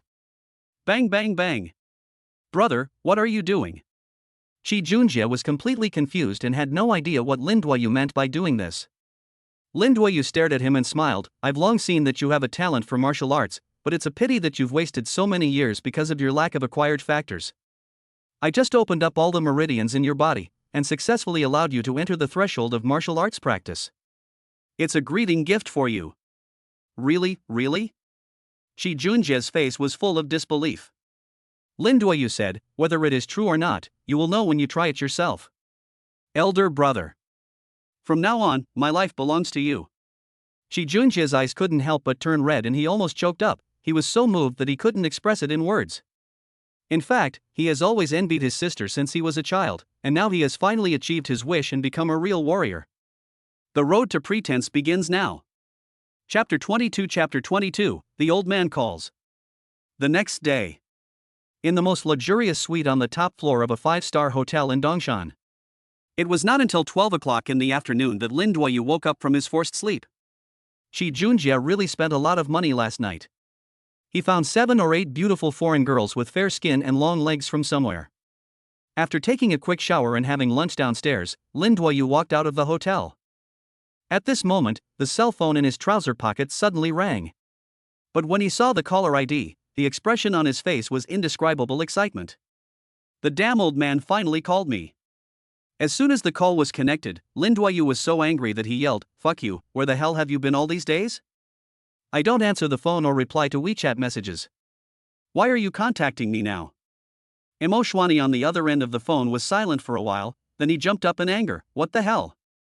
You're really cocky now, you dare to talk to me like that. Come on, send me the location if you dare. If I don't kick the shit out of you, you'll be considered the one who did it cleanly." Hearing this, Lin Duoyu decisively admitted his mistake and said with a smile, "Don't worry, I'm just joking with you, don't be impatient." Because he knew very well that if the old man dared to say so, he would definitely dare to do so. "How's the task I assigned you going?" Emo Shwani finally got back to the point and asked. "Not so good." Lin Duoyu suppressed his smile and curled his lips, especially the Su family, in order to pay off the debt. They even threatened to marry their daughter to me. Who the hell can stand this? Emo Shwani asked excitedly, "What the hell? Is their daughter pretty? Does she have a good figure?" Lin Duoyu answered truthfully, "She looks okay, and has a good figure." Emo Shwani smiled evilly, "Then you are lucky." "Fuck you." Lin Duoyu rolled his eyes in annoyance, "I've never thought about getting married. In my opinion, we should not ask for repayment of this debt. Besides, do you need this little money? You little brat, don't you want to know your origins?" Hearing this, Lin Yuyu's expression suddenly changed. "What does this have to do with my background?" Emo Shwani explained, "The 8 debts I gave you represent 8 tokens. You need to collect all 8 tokens, and perhaps you can solve the mystery of your life." Lin Duoyu was puzzled, but when I went to the Su family, they didn't mention any tokens to me. "Don't you have a fucking mouth? Why don't you ask?" Taking a deep breath, Lin Duoyu nodded slightly. "Okay, it seems I have to go to the Su family again." "Oh, right." Lin Duoyu suddenly remembered something and asked again, "The address on the second debt note you gave me is wrong." "I don't know about that. Figure it out yourself." "Okay, that's it for now. Don't call me in the near future. I'll contact you if there's anything." Beep, beep. Without giving Lin Duoyu any chance to speak, Emo Shwani hung up the phone. Lin Duoyu was so angry that he just wanted to curse. This old man is so irresponsible. After putting away his phone, Lin Duoyu was about to take a taxi to Su's house when he saw a white Ferrari suddenly and violently ramming into him. Fuck. Fortunately, Lin Duoyu dodged in time. He was instantly furious and yelled at the driver, "You have no eyes, do you know how to drive?" But as the car door opened, the person who stepped out was Chi family's eldest daughter, Chi Zhaozhao. She seemed to be dressed differently today than usual. Wearing black leather pants and a high ponytail. The half-open black leather jacket perfectly shows off her proud breasts. But her face didn't seem to look very good, and there seemed to be a layer of frost on her pretty face, as if she was coming with bad intentions. Looking away, Lin Duoyu still looked unhappy. "What, do you want to kill me?" Unexpectedly, Shi Zhaozhao nodded and admitted without any disguising, "Yes, I am going to hit you to death. You are such an ungrateful bastard." Lin Duoyu laughed in anger, "Your grandfather's life was saved by me after all, so I am considered your Chi family's benefactor, right? Is this how you treat your benefactor? We, the Chi family, have already repaid your kindness. Don't bring this up," Shi Zhaozhao said in a cold tone. "So what do you want to do?" Lin Duoyu asked unhappily. Shi Zhaozhao pointed his finger at his nose and asked, "Did you cause the injury on my brother's face?" Lin Duoyu nodded generously and admitted, "Yes. Okay. You dare to admit it. Do you really think there is no one left in our Chi family? Chi Zhao suddenly became angry and his voice was as loud as a bell. As soon as she finished her words, she clenched her fist and hit Lin Yuyu in the face. Lin Yuyu forced a playful smile at the corner of his mouth. Instead of dodging, he looked very easy to hold Chi Zhao's pink fist in his palm. At this moment, Chi Zhao's fist seemed to be tightly clamped by a 1,000-pound pair of pliers. Although she used all her strength, she was unable to break free at all. She glared at Lin Duoyu fiercely, feeling unwilling. She was gifted since childhood. At the age of 18, she had already reached the 7th level and was hailed as a genius in the martial arts world. But when she faced this man twice, she didn't even have the chance to fight back. Lin Duoyu glanced at Chi Zhao's half-open collar and smiled faintly. Sure enough, this woman with big breasts is not smart. If you want to seek justice for your brother, you should at least have the strength to do it, right? You know you are no match for me, but you still have to come to me and show off. What's wrong? Do you have a masochistic tendency? Hearing this, Chi Zhao quickly tightened his clothes with his other hand and gritted his teeth, shameless. At this moment, a black Bentley stopped in front of the two of them. They both turned around at the same time and saw Chi Junjie running out of the car in a hurry. The bruises on his face had not yet completely disappeared. Sister! I told you not to cause trouble for my eldest brother, why didn't you listen? Chi Junjie said anxiously. Chi Zhao was stunned for a moment. What did you call him just now? Chi Junjie seemed very proud and said, Oh, I forgot to tell you, from now on, Lin Duoyu is my big brother. I was willing to take the beating yesterday. What did you say? Hearing this, Chi Zhao almost died of anger on the spot. The eldest son of the Chi family has fallen to the point of willingly working as a lackey for such a bastard. How ironic is this? If this gets out, won't people laugh at you? Lin Duoyu shrugged. Look, he said that himself, I didn't force him. Chapter 23, 29 years old. Brother, are you going to keep holding my sister's hand like this? Chi Junjie stared at the two people's behavior at the moment with a smile on his face, a meaningful smile on his face. Hearing this, the two of them pulled their hands back almost at the same time. You bastard, wait and see how I'll deal with you when I get back. Chi Zhao glared at Chi Junjie fiercely, then walked towards her car. Unexpectedly, Chi Junjie turned a deaf ear to him and said to Lin Duoyu with an apologetic look, I'm really sorry, big brother, my sister has had this temper since she was a child. Staring at Chi Zhao's back, Lin Duoyu asked curiously, How old is your sister this year? I am 29 years old. What the hell? Lin Duoyu was a little bit unbelievable. I didn't realize that this woman is 5 years older than me. No wonder Lin Duoyu always felt that this woman was very charming and feminine when he saw her for the first time. Is love a half-mature little woman? Yeah. Lin Duoyu nodded and said, I finally understand why your sister is still unmarried at the age of 29. Who would dare to marry a tigress like her? Turning his head to look at his sister's back, Chi Junjie's smile was very bitter, and he seemed to feel very guilty as he said, Actually, my sister has had a hard time. She is responsible for everything at home, from big to small. My father is getting older day by day. He almost retired behind the scenes 2 years ago, and all the affairs of the group were entrusted to her. I should have been the mainstay of the family, but I threw all the responsibilities to my sister and lived a life of luxury and extravagance in the background. Brother, do you think I'm an asshole? Chi Junjie looked at Lin Duoyu with self-mockery on his face. Yes. Lin Duoyu nodded without disguising, after listening to what you said, I really want to slap you twice. Chi Junjie smiled bitterly, but this really can't be blamed on me. I was born with the innate ability to only eat, drink and have fun. I know nothing about the family business. In fact, it's not that I haven't tried hard, but the problem is that I really can't learn it. Brother understands. Lin Duoyu gently placed a hand on Chi Junjie's shoulder, his eyes seemed full of love for mentally retarded children. Hiss. Chi Junjie frowned slightly, as if he saw something from Lin Yuyue's eyes. Brother, you don't really think I'm mentally retarded? What are you still doing there? Hurry up and get in the car. Chi Zhao turned his head and shouted harshly. Chi Junjie waved his hand with a smile on his face. Sister, you go back first, I want to stay with my brother for a while. You. Chi Zhao was so angry that he was shaking all over, but there was nothing he could do. He could only drive away angrily alone. Brother, where are you going? Chi Junjie was very considerate. As soon as Lin Duoyu put the cigarette in his mouth, he immediately came forward and lit it for him. His who? After taking a puff of cigarette, Lin Duoyu said, "Let's go to the Su family." "Okay, I'll take you there." Lin Duoyu did not refuse. He nodded, opened the car door and got in. On the way to Su's house, Shi Jinjie seemed to suddenly remember something. "By the way, brother, there is something I forgot to tell you last night." "What is it?" Shi Jinjie's face became very solemn. "The guy you beat up yesterday was called Smiling Tiger. He is not only the general manager of that nightclub, but also one of the 5 tigers under Zhao Tianlong." Zhao Tianlong? Lin Duoyu smiled and said, "What a cool name." "Yes." Shi Junjie nodded, his face still solemn. The Dongxing Society, the largest underground force in Dongshan, was founded by him. This man has always been ruthless and merciless, and he has a large number of desperate criminals working for him.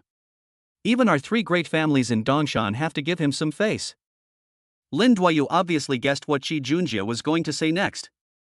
"You told me so much, didn't you, to remind me that the guy named Zhao Tianlong might come to trouble me in the near future?"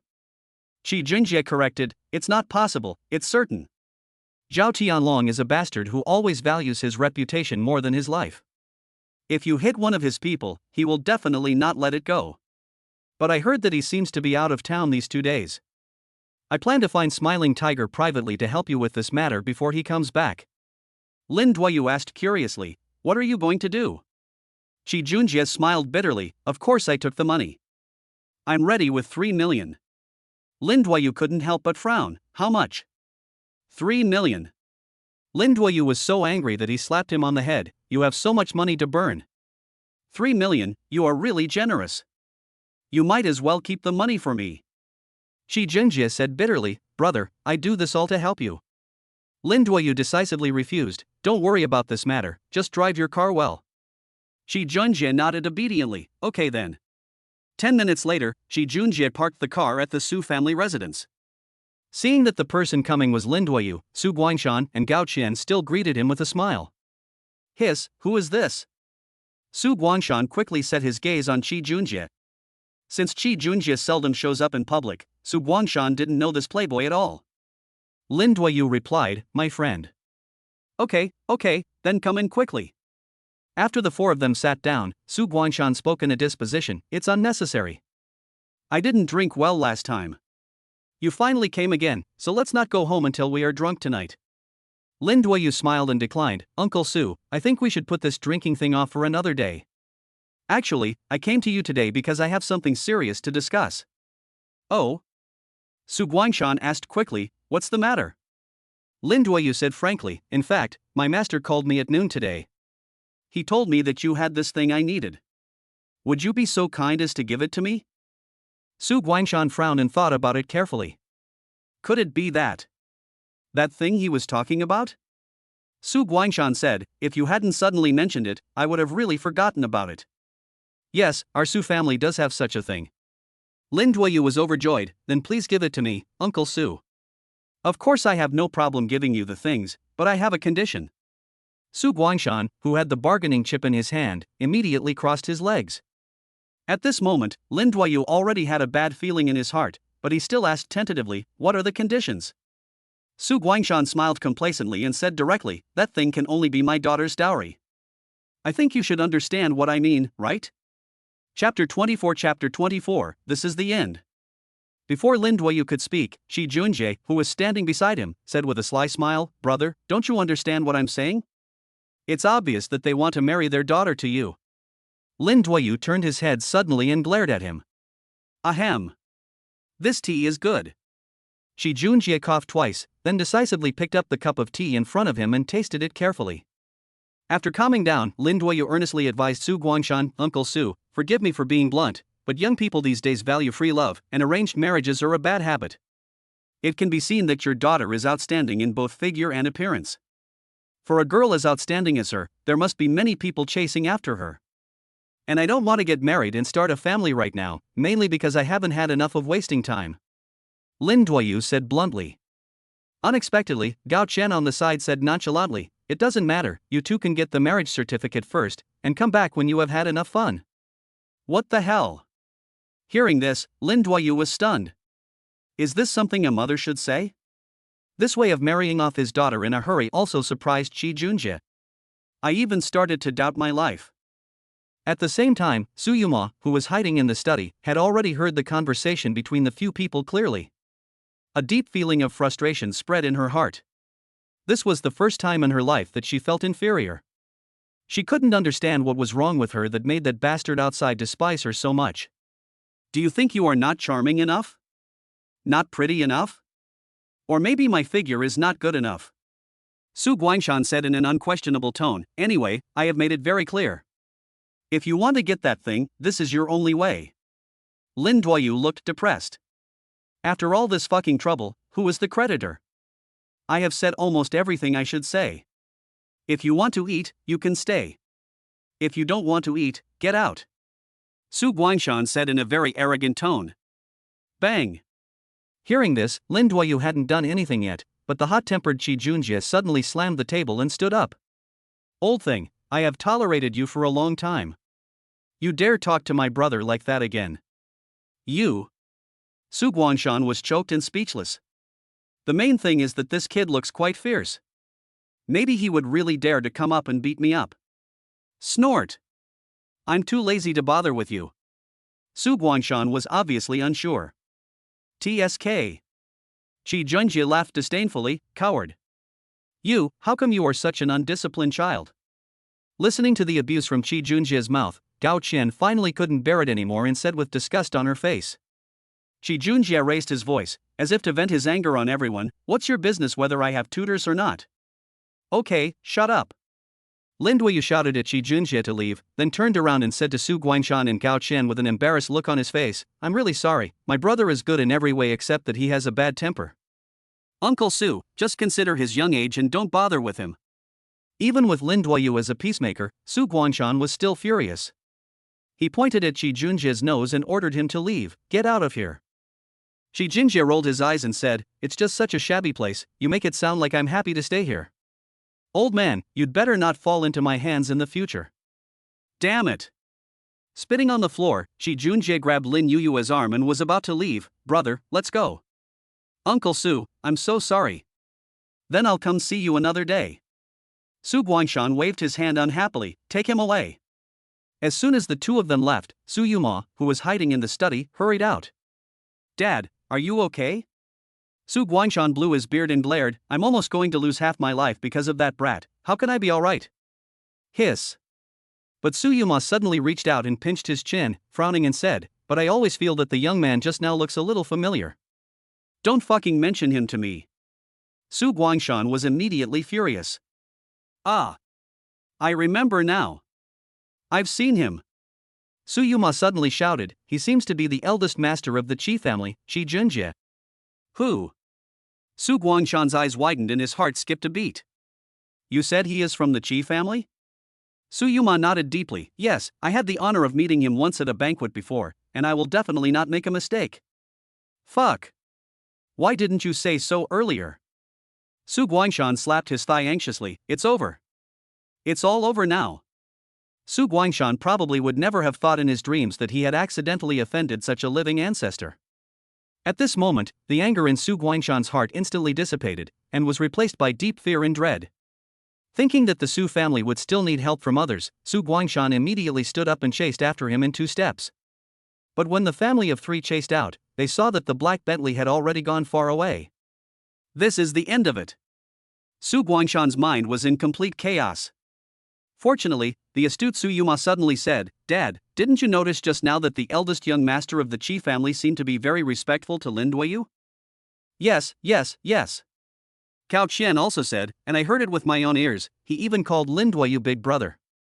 Hearing this, Su Guangshan narrowed his eyes slightly. Yuma, do you mean? Su Yuma smiled and nodded. Yes, I think we can put more effort into Lin Yuyu, so that we can get the support of the Chi family naturally. She even volunteered, Dad, leave this to me. On the other side, inside the car. Brother, was what I did just now a bit too extreme? Does it make you lose face? Seeing that Lin Duoyu didn't speak for a long time, Chi Junjie asked with some guilt. It's okay actually. In fact, Lin Duoyu also couldn't stand Su Guangshan's arrogant attitude. But for the sake of the two families' face, he could only endure it.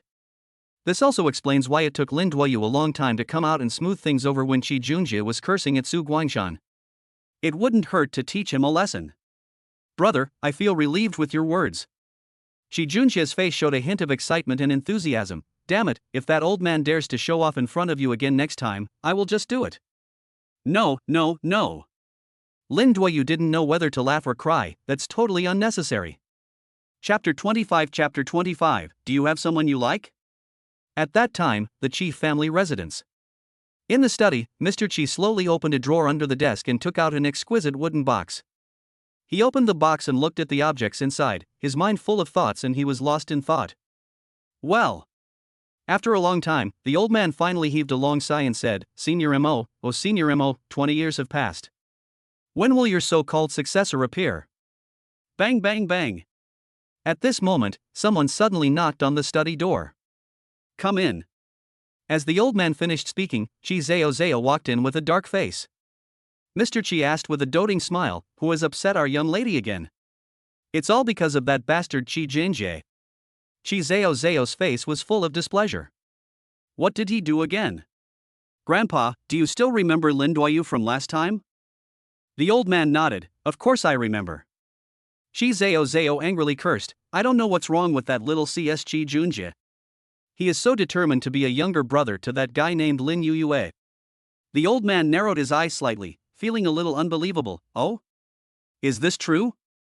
Because in his impression, although his grandson was not very ambitious, he always had high aspirations and never took anyone seriously. Not to mention being someone else's younger brother. In the past, he wouldn't even dare to think about it. Qi Zhao was so angry that he gritted his teeth. Yeah. No matter how I try to persuade you, it's useless. I'm really pissed off.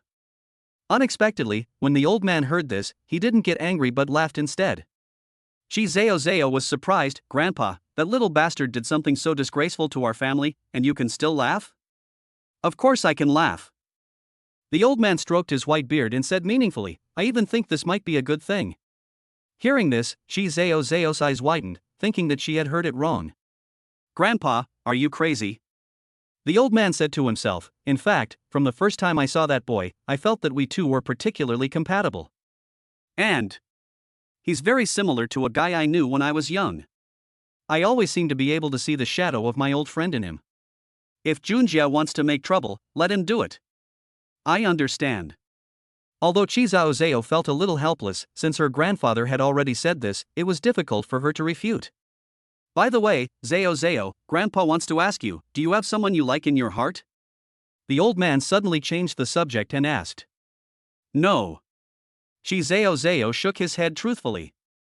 Since graduating from college, the burden on her has become heavier day by day, and she has no time to think about other things. The old man smiled meaningfully. Well, then Grandpa is relieved. You can go out first. I want to be alone for a while. Although he didn't quite understand what his grandfather meant, after a moment's pause, Qi Zhao nodded, then turned around and left with light steps. At the same time, in a Chinese restaurant in the city center. At the door, Lu Xiaoxiao changed her usual dressing habits and wore a blue V-neck tight skirt. A pair of slender and long legs are wrapped in black stockings, and a pair of white high heels are on the feet. She made an appointment with Qin Ruotong to have dinner here today. Miss, can you add me on WeChat? Perhaps because her appearance was so outstanding, she soon attracted a very handsome boy who took the initiative to talk to her. Lu Xiaoxiao first glanced at him with disdain, and then suddenly punched the wall next to her. Bang! Under the young man's extremely horrified gaze, a deep hole appeared on the wall. Lu Xiaoxiao sneered, More? Sorry for disturbing you. The young man's face turned pale and he left angrily. At this moment, Qin Ruotong's voice suddenly came from behind. I'm sorry, Xiaoxiao, I kept you waiting for a long time. Qin Ruotong was also dressed very beautifully today, in a white long skirt, with her long hair like a waterfall, draped naturally over her shoulders. No. That person just now. Lu Xiaoxiao waved her hand nonchalantly. Oh, a self-righteous idiot, it's okay, ignore him. The two walked into the restaurant together. While waiting for the food to be served, the two began to chat casually. Xiaoxiao, actually I came here today because I want you to help me with something. Qin Ruotong suddenly said with a red face. Ruotong, you're being too polite. We're just friends. Lu Xiaoxiao immediately patted her chest and said, "Just tell me what you want. As long as I can do it, I will definitely do it." After hearing what Lu Xiaoxiao said, Xin Ruoton felt more at ease. She mustered up her courage, pursed her lips, and said with difficulty, "Can you help me ask that guy named Lin Yuyu out? I want to treat him to a meal." "What?" Lu Xiaoxiao's face was full of disbelief. She even wondered if she had heard it wrong. "Xiao Xiao, you must help me with this." Xin Ruoton suddenly grabbed Lu Xiaoxiao's hand and looked at her eagerly. About an hour later, Shi Junjie drove Lin Duoyu back to his residence. "Brother, you live here?" Looking through the car window at the community in front of him, Shi Junjie asked with a complicated expression. "Right. Brother, actually I have a villa in the suburbs. It's luxuriously decorated and fully equipped with home appliances. If you don't mind, why don't you just move in with me?" Shi Jinjie said very generously. Lin Duoyu waved his hand and refused. "Forget it, I don't think there's anything wrong with living here." "All right." Shi Jinjie no longer insisted, and then handed the car keys to Lin Yuyu. "By the way, brother, I see that you have never had a means of transportation, so this car is for you." "Oh shit." Lin Duoyu was truly shocked by this sentence. This guy wanted to give me a luxury car worth millions without even blinking an eye? So damn righteous. Although he was somewhat touched, Lin Duoyu still decisively refused. "This car is too conspicuous. You should keep it for yourself." "Okay." Shi Junjie took back the key, and then said with great wealth, "I still have more than a dozen cars parked in the garage. Come with me and pick the one you like best. We'll talk later. Contact by phone." After saying that, Lin Duoyu opened the car door and walked out. As soon as Shi Junjie left, Lu Xiaoxiao's car stopped at the gate of the community. Seeing Lu Xiaoxiao getting out of the car, Lin Duoyu was stunned and couldn't help but joked, "Oh, you are dressed up so beautifully today, even wearing black stockings. Who are you going on a date with?" Lu Xiaoxiao blushed and bit her lip. "Who do you care who I'm with? As long as it's not you, that's enough." "You're back just in time. I have something to tell you." Chapter 26. How about we look around first? Lin Duoyu reached out and scratched his ears, not following the usual practice, "But I don't want to listen." "What do you say I should do?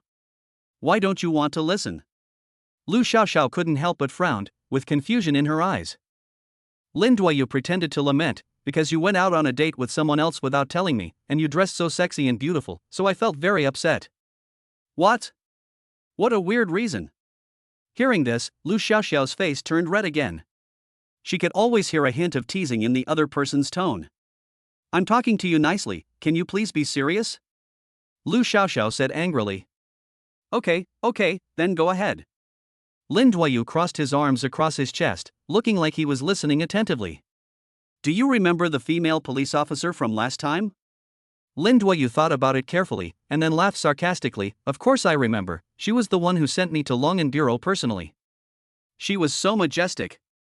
She is my college classmate." Lin Duoyu was slightly surprised. What a coincidence. Lu Xiaoxiao nodded slightly, and then continued, "Actually, I went out to dinner with her today to catch up with the past." Hearing this, Lin Duoyu smiled. "I was just joking with you. You don't have to explain to me. I don't care who you go out with. You've made it seem like I'm really interested in you."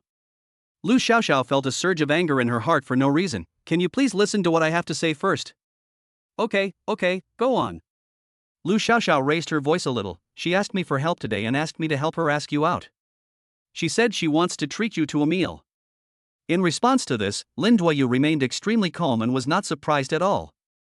It's easy to imagine that the woman must have decided to do this because of what I said to her at the Longan Bureau. Lin Duoyu raised his lips slightly and replied calmly, "Then please tell me that I am busy." After saying that, Lin Duoyu didn't give Lu Xiaoxiao any chance to speak. He turned around and walked into the community without looking back. Lu Xiaoxiao stood there, stunned for a long time before she came to her senses, feeling confused. Faced with an active invitation from a beauty like Xin Ruoton, this guy actually refused without even thinking? To be honest, she was becoming more and more curious about this man. You say he is serious, but his daily words, actions and behavior are all nonchalant, like a little hooligan. You're saying he's not serious. Sometimes he is really serious. So weird. Putting her thoughts aside, Lu Xiaoxiao immediately took out her cell phone and called Xin Ruoton. After the call was connected, Lu Xiaoxiao said with some difficulty, Ruodong, there is good news and bad news. Which one do you want to hear first? Bad news. Lu Xiaoxiao bit her lip and said, the bad news is that the guy refused your offer to treat him to a meal. Qin Ruodong on the phone was silent for a while, then immediately asked, what about the good news? The good news is that you can save the money to treat him to a meal. Qin Ruodong was embarrassed. The next day. Yeah, it's old, but it's useless. Turn the camera around. Forget it, brother, go down and calm down first, then come back. Yeah, okay, let's do this for now. Come, let us invite the next treasure appraiser. Quite interesting. Lin Duoyu was lying on the sofa, staring at the live broadcast on his mobile phone with great interest. Ding dong. I was watching intently when the doorbell suddenly rang. Hiss. Who could it be? With some doubts, Lin Duoyu got off the sofa and went to open the door. But when he saw who was coming, he couldn't help but be dumbfounded. Standard OL uniform, dignified posture, and cool temperament. It should be that Su Yuma didn't he run away. But in order to prevent himself from making a mistake again, Lin Duoyu couldn't help but ask, Su Yuma? Su Yuma nodded slightly. How do you know I live here? Lin Yuyue looked very surprised. Su Yuma smiled gently, don't underestimate me, I still have this ability. Come in. Although he didn't know why the other party came to see him, Lin Duoyu still welcomed her in warmly. After sitting down, Su Yuma put the bag she was carrying beside her and looked around the room. The environment is not bad. Unexpectedly, as soon as Su Yuma finished speaking, Lu Xiaoxiao suddenly walked out of the bathroom. After seeing Lu Xiaoxiao, Su Yuma stood up from the sofa completely instinctively. He was shocked and at a loss. Lu Xiaoxiao glanced at Su Yuma with some disdain, and then said to Lin Duoyu with a serious face, it seems that I still need to add one more condition on the original basis. Don't bring strange women back home casually. Strange woman? Hearing these words that made her uncomfortable, Su Yuma instantly became angry. What nonsense are you talking about? Lu Xiaoxiao, however, turned a deaf ear to her, as if she had no intention of paying any attention to her at all, and slammed the door and left. No. Who is this woman? It's really inexplicable. Su Yuma was still furious, his chest heaving rapidly. She? Lin Duoyu scratched his head and thought for a moment, then made up a story, she is my roommate. Roommate? Su Yuma frowned and stared at Lin Duoyu with an extremely strange look. Female? A man and a woman alone in a room. The gun might go off accidentally at any time. Could it be that my sister can really read faces? Is this guy really a scumbag? Seeing her like this, Lin Duoyu seemed to see what she was thinking, and quickly explained, don't get me wrong, the relationship between us is still very pure. Su Yuma sneered and rolled his eyes in response. Lin Duoyu shook his head helplessly and was too lazy to continue explaining. Why are you in such a hurry to come and see me? Is there something wrong? Lin Duoyu asked straight to the point. Su Yuma answered the question irrelevantly, do you have a good relationship with the eldest young master of the Qi family? Lin Duoyu nodded, yes, it's not bad. Su Yuma asked impatiently, if you ask him for help, will he agree? Lin Duoyu thought for a moment and said, I think so. Upon hearing this, Su Yuma showed joy on the surface. Very good. Looks like this is going to work. From Su Yuma's words and the expression on her face, Lin Duoyu had obviously guessed something. But he did not expose the other party on the spot, but asked with a smile, it seems that Miss Su came to see me today, is there something behind her words? Why don't you just say it? Su Yuma blushed and said with some difficulty, as the saying goes, it is hard to disobey the father's orders, and I think you seem to be a good person, so how about we try it out for 2 days? Chapter 27, there are 3,000 rivers, how can we drink from just one? Hearing this, Lin Duoyu frowned for a moment, then smiled again, let me guess why you suddenly made such a decision. Your Su family is having trouble with business, right? A hint of surprise clearly flashed across Su Yuma's face. Lin Duoyu continued, and the only solution you can think of now is to ask the Qi family for help. And it just so happened that when I went to your house that day, I brought Qi Junjie with me, and your family also saw that Qi Junjie and I had a close relationship. So, you want to ask me to intercede with the Qi family on behalf of your Su family, so as to get their help to solve your business problems. Is that the case? Su Yuma lowered her head slightly and was immediately speechless. Lin Duoyu lit a cigarette and put it in his mouth. After taking a deep puff, a sneer gradually appeared on his face. I have to say, you two are really smart, and you have a good plan. It's a pity that you seem to have overlooked a very important point. The honey trap doesn't work well for me. Because there is no shortage of women around me, especially beautiful ones. Lin Duoyu slowly crossed his legs and said angrily. Seeing that he couldn't hide it anymore, Su Yuma simply nodded and admitted bluntly, yes, I did think about using you, but there is one thing I must clarify, this is just my personal opinion. In fact, I can totally see that my father still sincerely wants you to be the son-in-law of our Su family. Then, Su Yuma said with a determined look, Su Group was built by my grandfather with all his hard work when he was young. Then as the future heir of the Su Group, I will never watch it destroyed in my hands. The future of the Su family is more important than my life. Su Yuma's words were passionate and eloquent. Even Lin Duoyu couldn't help but feel a bit of respect for him. Oh? Lin Duoyu narrowed his eyes and raised a deep smile. Is it more important than your life? Su Yuma nodded without hesitation, yes. Oh well. Lin Duoyu also nodded and put out his cigarette in the ashtray. I can help you with this. Are you telling the truth? You really agreed? Su Yuma stared for a moment, and a smile of excitement and joy gradually appeared on his face. I agree, but don't be too happy. Lin Duoyu smiled evilly, because I have an additional condition. Su Yuma immediately said anxiously, then tell me, as long as I can do it, I will agree to any condition you give me. Lin Duoyu smiled even more, don't worry, you can do it. Looking at the malicious smile on Lin Duoyu's face, Su Yuma suddenly felt a little wary. The condition I proposed is very simple. I want you to accompany me for one night. Lin Duoyu blurted out. What did you say? Su Yu stood up silently and stared at him in disbelief. She probably would never have imagined in her dreams that the other party would make such a shameless request. It seems that what my sister said is right. This guy is clearly a stinky hooligan with a beastly heart. He is birds of a feather and that guy Liang Xiaohui. Lin Duoyu said, do you need me to repeat it a second time? You are shameless. Su Yuma was so angry that he suddenly raised his hand and was about to slap someone. However, Lin Duoyu easily grabbed her wrist in his hand. With a villain's face, I advise you to not forget that you are the one asking me for help now. Is this your attitude when asking for help? Su Yuma's pretty face flushed, and she bit her teeth tightly. I never thought you would be this kind of person. Lin Duoyu nodded without any shame, and even shrugged his shoulders as if he didn't care. That's right, I am that kind of person. So do you agree or not to this condition I proposed? Su Yuma was determined and said firmly, don't even think about it.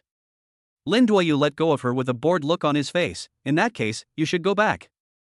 I have no reason to help you. Su Yuma snorted coldly, don't think that without you, our Su family will be helpless.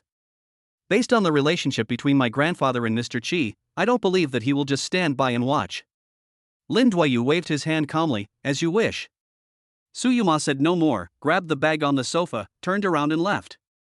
However, just as she put her hand on the door handle, she hesitated. At this moment, the life and death of the Su Group seemed to depend on her thoughts. After all, she was unsure whether Mr. Qi would lend a helping hand to the Su family because of their past friendship. If the bet goes wrong, the Su family will be doomed. After careful consideration, Su Yuma took a deep breath, looking as if he had made a great decision. She turned to look at Lin Duoyu, her eyes red as she asked, as long as I give myself to you, will you fulfill your promise? Lin Duoyu nodded slightly, of course, I always keep my word. Good. If you dare to go back on your word, I won't let you go even if I become a ghost. After saying this viciously, Su Yuma suppressed his inner shame and took off his coat. Just as she was about to unbutton her shirt, Lin Duoyu suddenly reached out to stop her. Enough.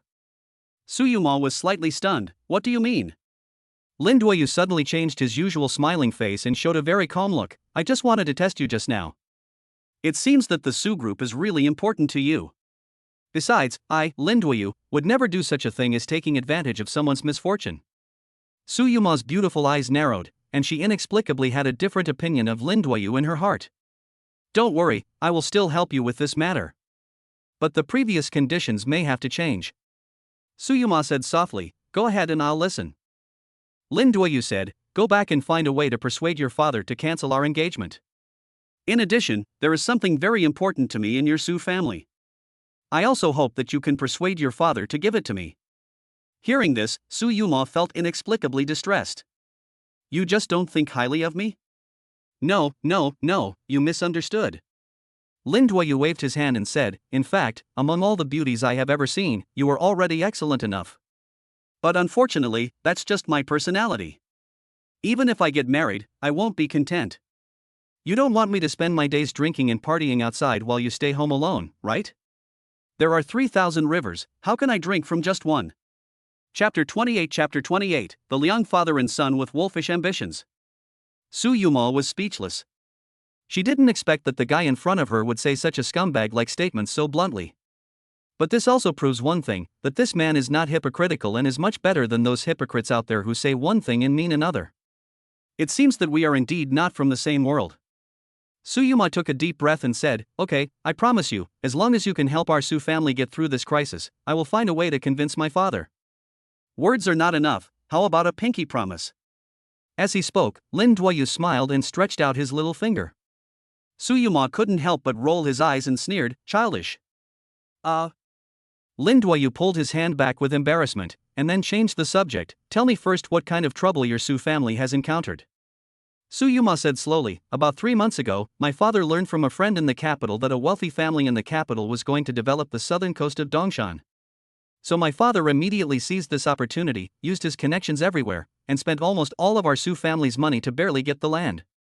But the Liang family father and son got wind of this from somewhere and also set their sights on the South Coast project.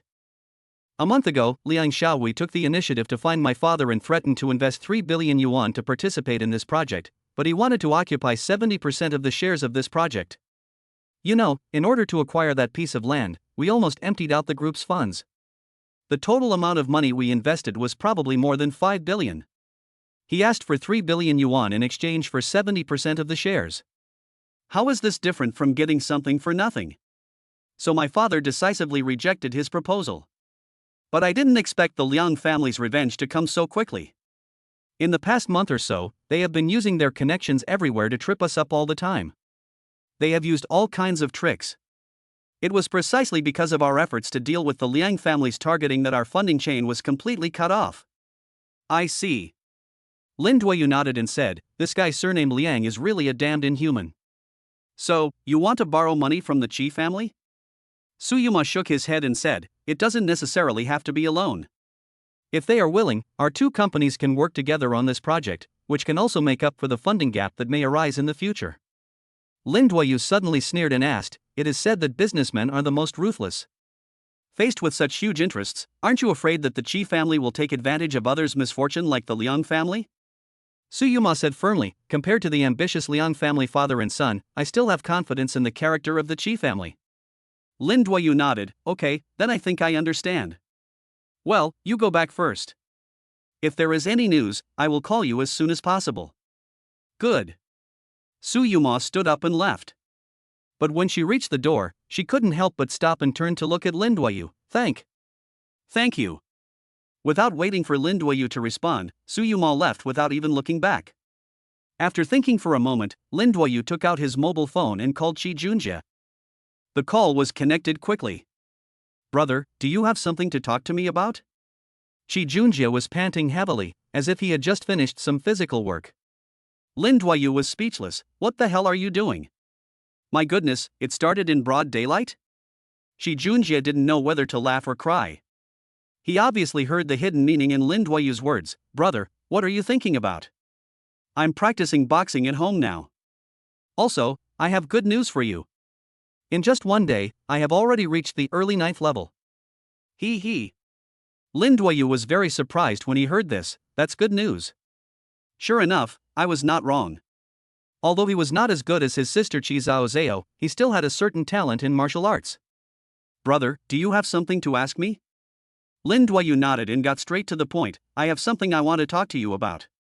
Come pick me up. Okay. I promise I'll be there in half an hour.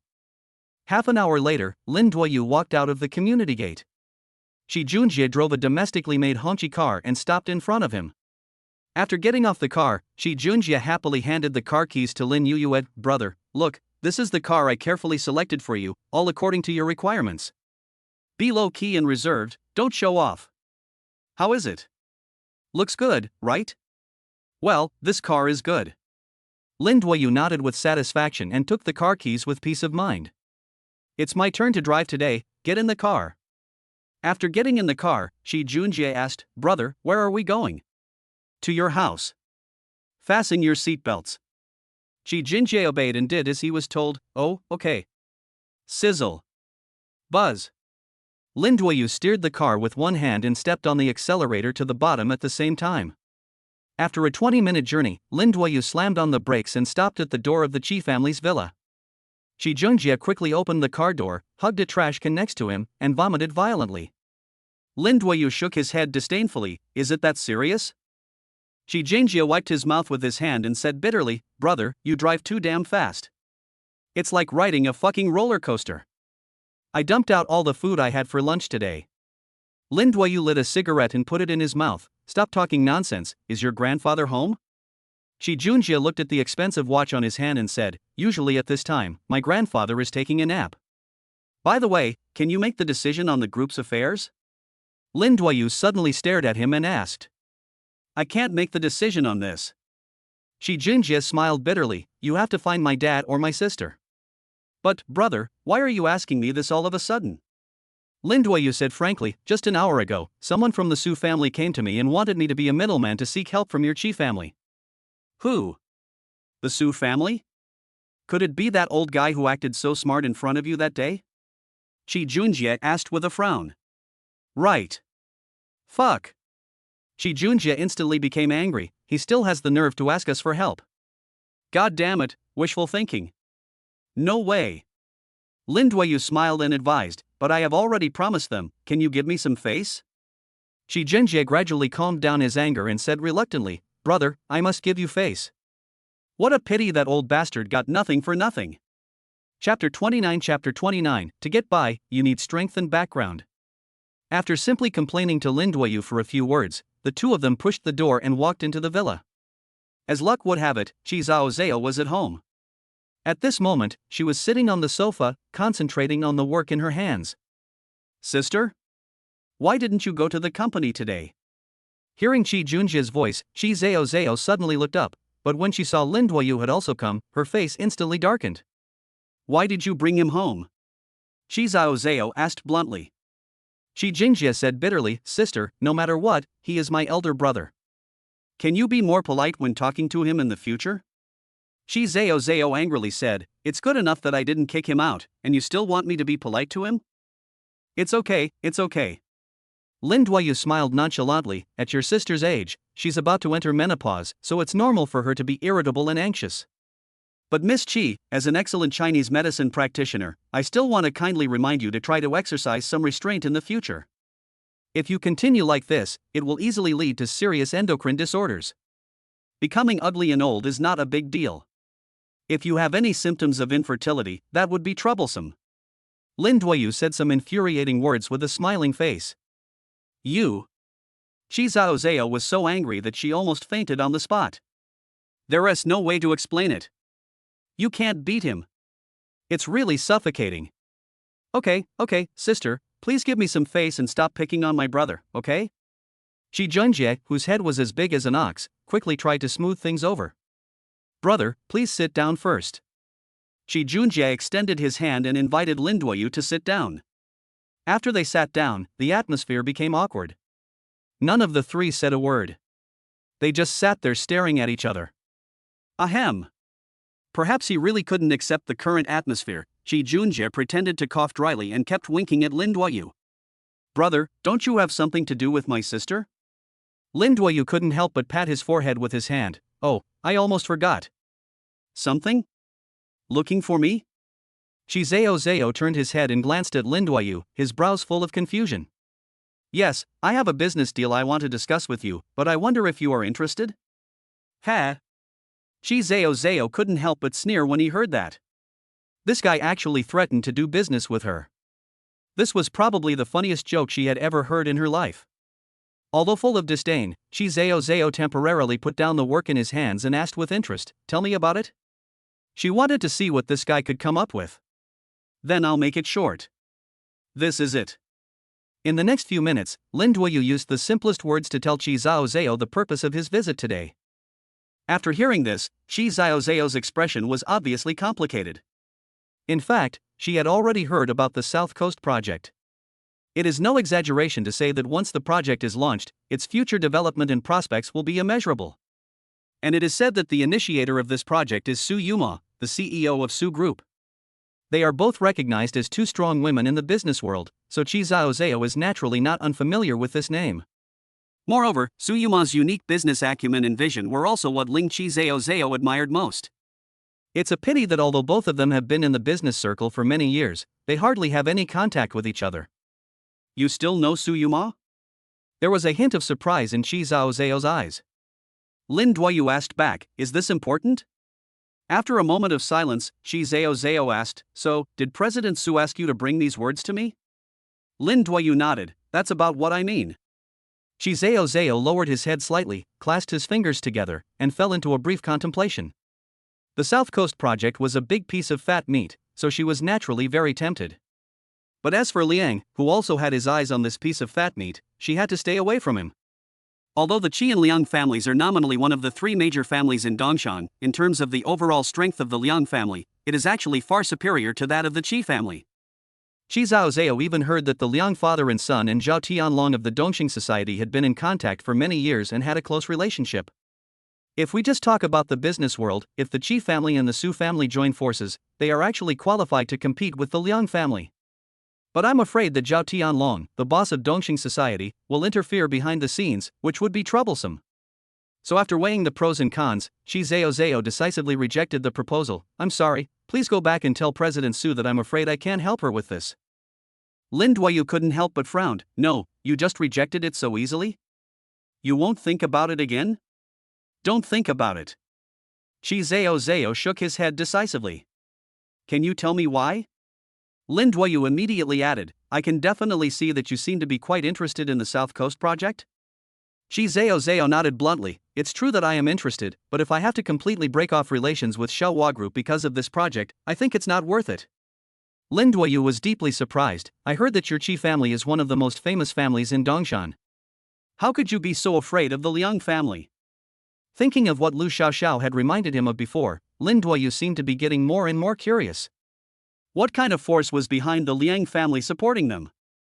Have you heard of the Dongxing Society? Lin Duoyu nodded, I think I heard your brother mention it. Shi Xiaozao also nodded and said indirectly, as far as I know, over the years, the private relationship between Xiaohua Group and Dongxing Association has been very unusual. Do you understand what I mean? I understand. Lin Duoyu couldn't help but smile, so, in the final analysis, what really scares you is the Dongxing Society. Shi Xiaozao didn't say anything, which was considered as his agreement. Snap. Hiss ha. After lighting a cigarette and taking a deep puff, Lin Duoyu slowly said, if I decide to personally come to help you deal with the Dongxing Society, I wonder if Miss Qi can reconsider it? As soon as these words were spoken, Shi Xiaozao was stunned. Even Shi Junjie, who was standing by, was stunned. He. Of course, the look of shock only lasted for a moment, and the expression on Shi Xiaozao's face was soon replaced by a disdainful smile. TSK, you're not afraid of biting your tongue when you brag. You are an outsider, you have no idea what a terrifying existence the Dongxing Society is. I admit that you are a good fighter, but in today's society, your fighting skills are useless. To get by, you need strength and background. But these are exactly what you lack the most. Shi Xiaozao poured a basin of cold water directly on Lin Duoyu's head. Oh? Really? Lin Duoyu's smile was very meaningful. Do you dare to bet? Chapter 30, can you listen to this for free? Bet? Shi Xiaozao was stunned. What bet? Lin Duoyu said provocatively, let's bet on whether I can handle the Dongxing Society. How about that? Do you dare to bet? Facing Lin Yuyue's provocation, Shi Xiaozao could no longer bear it and immediately accepted the bet. Let's bet. If you can really do it, I will do whatever you ask me to do. She made a bold statement early on. Oh? Lin Duoyu grinned and looked her up and down unscrupulously. Can you really do anything? Noticing Lin Duoyu's evil gaze, Shi Xiaozao laughed for the first time in her life instead of getting angry. Yes, anything is fine. Listening to the conversation between the two, Shi Junjie on the side was stunned. Oh shit. Can you just listen to this for free? Shi Zhaozhao seemed to be certain in her heart that Lin Duoyu simply didn't have that ability. Because she knew very well that there were many masters in Dongxing society, especially the 5 tigers of Dongxing under Zhao Tianlong, any one of them was a top master. And according to rumors, Zhao Tianlong himself is also a top warrior in the middle stage of the 4th rank. He is a genuine 4th rank master. Looking at the entire Dongshan, it is extremely rare. Think about the master she once worshipped. He was 85 years old and had worked hard all his life, but he could only barely reach the peak of the 5th level of cultivation. In comparison, it is enough to see what a terrifying guy Zhao Tianlong is. Lin Duoyu smiled and extinguished the cigarette in his hand. Okay, remember your promise today. Even so, I still can't help you with this. Lin Duoyu suddenly felt unhappy. Are you fucking kidding me? Shi Zhaozhao seemed to be very happy to see Lin Duoyu's frustrated look, and said with a smile, I'm just teasing you, what can you do to me? Grass. Lin Duoyu stood up suddenly, unable to bear it any longer. Do you really think that I have no other options without your Qi family? Shi Zhaozhao slowly folded his hands across his chest and said with a sarcastic smile, I heard that Su Yuma is a famous beauty far and wide. You are so eager to help others solve their business problems, isn't it just to make a beautiful woman smile? TSK, TSK, TSK. Alas! A dog licker is a dog licker. There was obviously a hint of sarcasm in Shi Zhaozhao's words. You fucking. No, no, no. Brother. Give me some face. Lin Duoyu was about to explode, but Shi Jingjie stood up and stopped him. Seeing Lin Duoyu's deflated look, Shi Zhaozhao was almost overjoyed. After suffering so many losses at the hands of this guy, I finally got my revenge. Just one word, awesome. What are you talking about? At this moment, a voice suddenly came from upstairs. The 3 of them turned their heads towards the stairs almost at the same time, and saw Mr. Qi walking down from upstairs with a cane. Grandpa? Why did you wake up? Shi Jingjie hurried forward and personally helped the old man over. The old man looked at Lin Duoyu with a smile on his face. Little brother, I didn't expect that we would meet again so soon. Lin Duoyu also responded with a smile. Yes, old man, did I disturb your lunch break? Oh. It's okay. The old man waved his hand nonchalantly, and then asked, I wonder if the little doctor came here today for something? Lin Duoyu did not hide anything and repeated to the old man what he had said to Shi Zhaozhao before. Oh, so that's what happened. After a brief hesitation, the old man turned his head and looked at Shi Zhaozhao next to him. Zhaozhao, you have to take care of the Su family's affairs.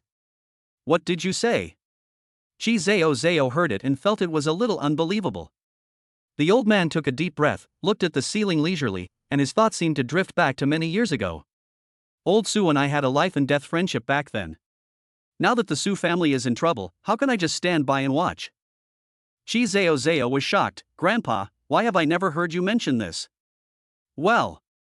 The old man sighed deeply, his face full of regret. It was only because Brother Su and I had a small conflict back then, and neither of us was willing to give in, so that in the next 20 years or so, our 2 families have never had any contact with each other. It was not until 2 years ago that I heard the news that Brother Su had passed away. I didn't even see him for the last time. As he spoke, the old man's eyes were already filled with tears. He was heartbroken, beating his chest and stamping his feet. If I had known this would happen, I would not have done it in the first place. Hearing this, the Qi siblings felt a little emotional. It turns out that the Su and Qi families have such an unknown past? So Zhaozhao, no matter what, you must help the Su family. The old man said in an unquestionable tone. But. The old man seemed to have guessed her concerns, so before she could say anything, he said, I know you are worried that doing this will offend the Liang family. But you must have witnessed everything the Liang family has done over the years, right? Over the years, the Liang family's power has been expanding, constantly seizing the market, and repeatedly riding on our heads and shitting on us. We keep giving in, but what do we get in return? What we got in return was the Liang family father and son's further demands. It's sooner rather than later. Even though they don't dare to do anything to us now, if we continue to be so cowardly, the knife that the Liang family father and son have hidden for so many years will sooner or later hang around our necks. The old man said in an excited and earnest tone. Lin Duoyu nodded and kept praising the old man in his heart. Look. This is the demeanor that a head of the family should have. These words seemed to wake Shi Zhaozhao from his dream. The Qi family has been timid for so many years under the leadership of their father. It is time to make a change. After a brief thought, Zhao nodded, as if he had made a great decision. I understand, Grandpa. Then, Zhao turned to look at Lin Duoyu. Please go back and tell President Su that I'm a little busy these 2 days. I will take the initiative to contact her after a while. I've been waiting for you to say this. Seeing that this matter had been completed, Lin Duoyu stood up and was about to leave. Okay, in this case, I will take my leave first. Old man, take care of yourself. I'll come back to see you. The old man clasped his fists and bowed. Goodbye, sir. Brother, let me take you there. Shi Junjie followed behind happily. By the way, this is for you. The 2 men walked out of the door one after another. Lin Duoyu suddenly stopped, took out a prescription from his pocket and handed it to Shi Junjie. Shi Junjie asked in confusion, Brother, what is this? Lin Duoyu smiled mysteriously. Follow the medicine on the prescription and take a medicinal bath every day. Maybe in a few days, you will come to thank me. Good. Shi Junjie carefully put the prescription into his arms, as if he had found a treasure. Chapter 31, Kill him, so what? When Lin Duoyu returned to Jinsho Garden, it was already around 7 o'clock in the evening. After arriving home, Lin Duoyu no longer had that relaxed look on his face, instead he looked extremely ugly. He hurriedly took off his shirt and sat cross-legged on the sofa. The disordered breath in his body made his brows frown and veins bulged on his forehead. Beads of sweat the size of beans kept rolling down my cheeks. Every time the breath circulates, it is like creating a storm in the meridians. Lin Duoyu clenched his teeth and let out low groans from his throat from time to time. The body felt as if it was in a furnace, yet also as if it was frozen by ice. This kind of torture made him miserable. It looks like a breakthrough is coming. However, the batch of medicinal materials he ordered has not arrived yet. If he forces a breakthrough, the consequences will be disastrous. Lin Duoyu endured the pain and kept breathing in and out. It took him a whole hour before he was able to barely suppress the restless breath. Call. After letting out a long breath, Lin Duoyu reached out and wiped the cold sweat from his forehead. However, at this moment, the doorbell rang suddenly. Take out. Take out? Lin Duoyu couldn't help but be stunned. He didn't order any takeout. Could it be Lu Xiaoxiao? That's thoughtful. Lin Duoyu smiled touchily and walked over to open the door. And just as he opened the door, a dagger flashing with a cold light stabbed straight at his throat. Fortunately, Lin Duoyu reacted in time, dodged to the side, grabbed the opponent's wrist, and kicked him hard. Bang! After taking Lin Duoyu's kick, the man in black wearing a skull mask on the opposite side couldn't control his body and took a few steps back. When he raised his head again, he felt like he was facing a formidable enemy. Lin Duoyu had a disdainful smile on his face. Who told you to do this? As long as you tell me honestly, I will keep you safe. In fact, after just one encounter, the killer on the opposite side seemed to have realized that the man in front of him was no ordinary person. Moreover, killers generally have a routine, that is, after the first failure, they will quickly hide themselves and wait in the dark for the next opportunity. The man in black is no exception. He turned around and rushed to the window beside the corridor. Without hesitation, he jumped out of the window like a black shadow. Fortunately, the floor is not high, only the 3rd floor. How could Lin Duoyu let him go so easily? He quickly stood up, chased to the window in a few steps, and jumped down. There was a bush of flowers below. The man in black rolled over after landing on the ground, and ran towards the entrance of the community under the cover of the flowers. Lin Duoyu followed closely behind, his eyes following the other person's back. After running out of the community gate, the man in black jumped onto a motorcycle and began to flee at lightning speed. Lin Duoyu immediately got on his Hongqi car and suddenly stepped on the accelerator to the bottom. There was always a playful smile on his face. On the city streets shrouded in darkness, the roar of the engine seemed to tear apart the silence of the night. Looking back at Lin Duoyu, who was chasing him relentlessly, the man in black was about to cry. In all his years of work, he had never encountered such a difficult target. Not only is he hard to kill, but he's also damn hard to deal with. Now he even regrets taking this tough job. He is not a human being at all. The man in black decided not to sit there and wait for death, so he pulled out a silver pistol from his waist, turned around and shot. Bang bang bang. Bullets whizzed past the car body. Lin Duoyu swerved and dodged left and right. The tires rubbed against the ground, producing pungent green smoke. At this moment, there was no fear on Lin Duoyu's face. Instead, he became more excited and fanatical.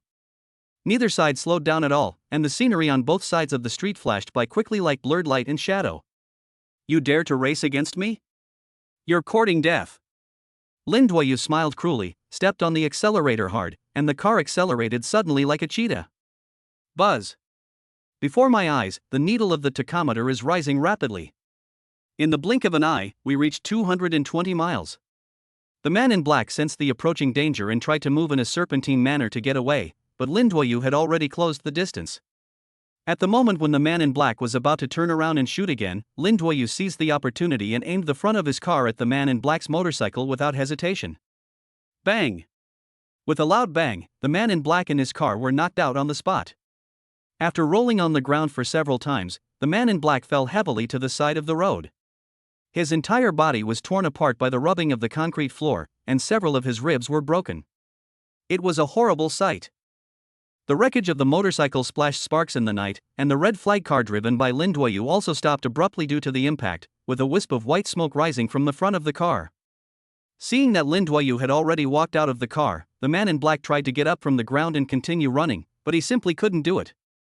Lin Duoyu lit a cigarette and walked to the man in black. He looked down at him with a disdainful smile on his face. You are the first person who dares to race with me in all these years. Are you going to behave yourself this time? At this moment, the man in black looked at Lin Duoyu with fear. The madness of the man in front of him made him feel an unprecedented fear in his heart. Lin Duoyu did not rush to attack him. Instead, he immediately took out his cell phone and called Lu Xiaoxiao and told her everything. In less than 20 minutes, Lu Xiaoxiao arrived with a group of his men and took Lin Duoyu and the killer to a special government office in the city center. In a dim interrogation room, a man in black with his mask taken off, with a bruised face and nose, sat directly opposite Lin Duoyu and Lu Xiaoxiao. The man in black snorted coldly, with a look of desperation. I've been defeated by you, I accept it. You can kill me or chop me up, it's all up to you. Lin Duoyu asked curiously, don't you really want to live? Live? The man in black shook his head and laughed at himself. If I fall into your hands, will I still be alive? Lin Duoyu said, what I said to you before still counts. As long as you are willing to tell me who is behind this, I will keep you safe. Are you serious? Seeing that Lin Duoyu didn't look like he was joking at all, the man in black instantly revived. I told you, I'll keep you safe. Taking a deep breath, the man in black confessed, in fact, people in our line of work don't even know who our employer is. We just do the work for money. So which organization do you work for? The man in black said truthfully, Black Widow. Lin Duoyu smiled coldly and finally managed to trick important information out of the other party. Lin Duoyu stood up and walked in front of the other person, smiling, thank you for your cooperation. Don't trust others so easily in your next life. Snap. Without giving the other party a chance to speak, Lin Duoyu moved extremely quickly and broke his neck on the spot. Lu Xiaoxiao's heartstrings trembled violently. She stood up hastily and said angrily, you killed him so blatantly in front of me?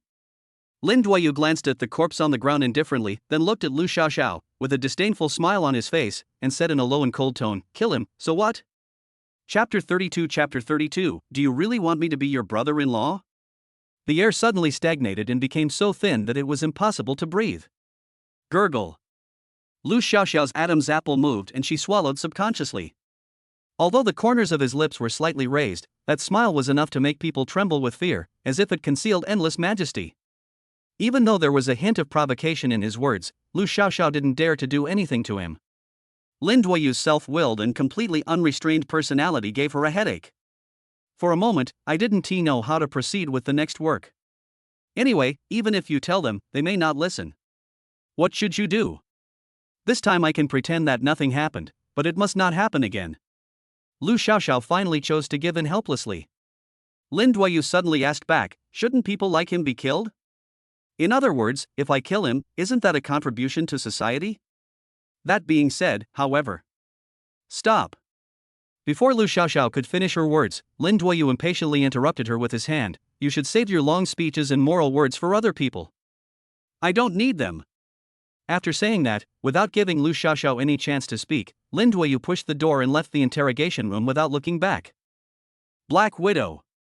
Knowing that one must root out the problem, Lin Duoyu immediately took out his cell phone after walking out of that special government office, looked through his address book, and called a person with the note 11. The call was connected quickly. 11. Help me investigate a killer organization called Black Widow. Find the leader of this organization and bring him to me within 7 days. After a moment of silence, the other party said, 5 days is enough. Beep, beep. Then the other party hung up the phone. The next day at noon. Lin Duoyu was sleeping soundly, but the cell phone beside his pillow kept ringing. Last night, I couldn't resist Ji Junji's temptation again. The two of them went to a club and played all night long, and didn't go home until 4 or 5 in the morning. He quickly hung up the phone and fell asleep again. But in less than a few seconds, the cell phone rang again. Damn it, it's over in just a few rounds. Lin Duoyu answered the phone angrily. Who is it? Sir, would you like to buy an excavator? Lin Duoyu was so angry that he wanted to laugh. I didn't expect it was a sales call. He is still selling excavators. I'll buy it. If you dare to call me again, I'll go through the internet cable and kill you. After cursing, Lin Duoyu hung up the phone, covered himself with the quilt and continued to sleep. Grandpa, that grandson called again. As the cell phone rang again, Lin Duoyu's anger surged and he thought about killing his opponent offline. He picked up the phone and said coldly, I want to buy it. Come on, tell me where you are now, and let's meet to trade. After hearing this, the person on the other end of the phone fell silent for some reason. Speak. Lin Duoyu raised his voice a little. You've taken a bullet in the middle of the day? However, this time the voice that came on the phone was a familiar voice. Who are you? Lin Duoyu asked with a frown. The other party confessed, Su Euro. Lin Duoyu's original anger instantly subsided a lot. What do you want to talk to me about? I'll send you a location later, and you can come find me. Beep, beep. Without giving Lin Duoyu a chance to speak, Su Euro hung up the phone. What can she do with me? While he was thinking about it, Su Euro sent him the location of a restaurant via text message. After getting dressed and taking a quick wash, Lin Duoyu drove a brand new Hongqi car downstairs and rushed to the restaurant. He soon spotted the other person sitting by the window in the hall. After sitting down, Lin Duoyu said sarcastically, the sun is rising from the west, are you going to treat me to a meal? Su Euro rolled her eyes in annoyance. Don't be so self-indulgent, it's because I just happened to not have had lunch. I have already ordered the food, just wait and eat. Lin Duoyu took a sip of the glass of water in front of him and asked directly, tell me, what do you want to talk to me about? Su Euro asked bluntly, do you have a good relationship with the eldest young master of the Qi family? Lin Duoyu was also speechless. Ah, you two are sisters indeed. You both came to see me for the same purpose. Su Euro was a little surprised. You mean, my sister has already looked for you? Yes.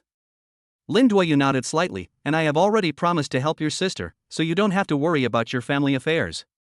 Su Euro said lightly, and soon changed the subject. What do you think about your marriage to my sister? What do you think? Lin Duoyu smiled and couldn't help but teasing, do you really want me to be your brother-in-law? Of course I don't. Otherwise I wouldn't have come to see you today. Su Euro stared at Lin Duoyu with a pair of resentful eyes. But soon, she sighed helplessly, but I have seen my father's attitude these 2 days. He seems to be determined to marry my sister to you. I am speechless.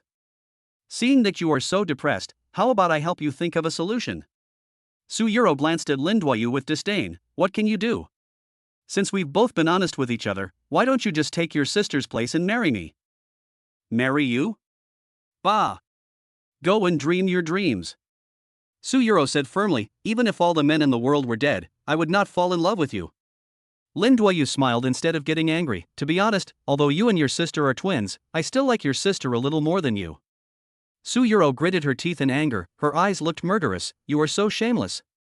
Su Euro? Oh my god. It's really you. As the two were arguing, a voice suddenly came from the side. Su Yuma turned her head subconsciously, but when she saw the other person clearly, her face darkened significantly. Chao Yuding, my mortal enemy during college. Although Chao Yuding is not bad-looking, there is still a big gap between her and Su Euro. Beside her were two close friends. Oh, is this your new boyfriend? He's quite handsome. Chao Yuding said with a sneer on her face.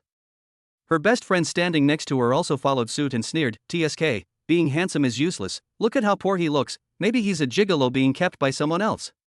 The other best friend reached out and played with her hair, then approached Lin Yuyue with a charming look on her face. "Little handsome boy, why don't you just follow me? My sister is not only a well-known model in the local area, but she is also very rich." Lin Duoyu sneered, not wanting to even look at her. "If you have money, you might as well get plastic surgery first. It's really eye-opening that you can be a model with all these 13 features." Chapter 33. I would like to call you the most despicable one. But upon hearing this, Suyuro couldn't hold back and laughed out loud on the spot, feeling very happy.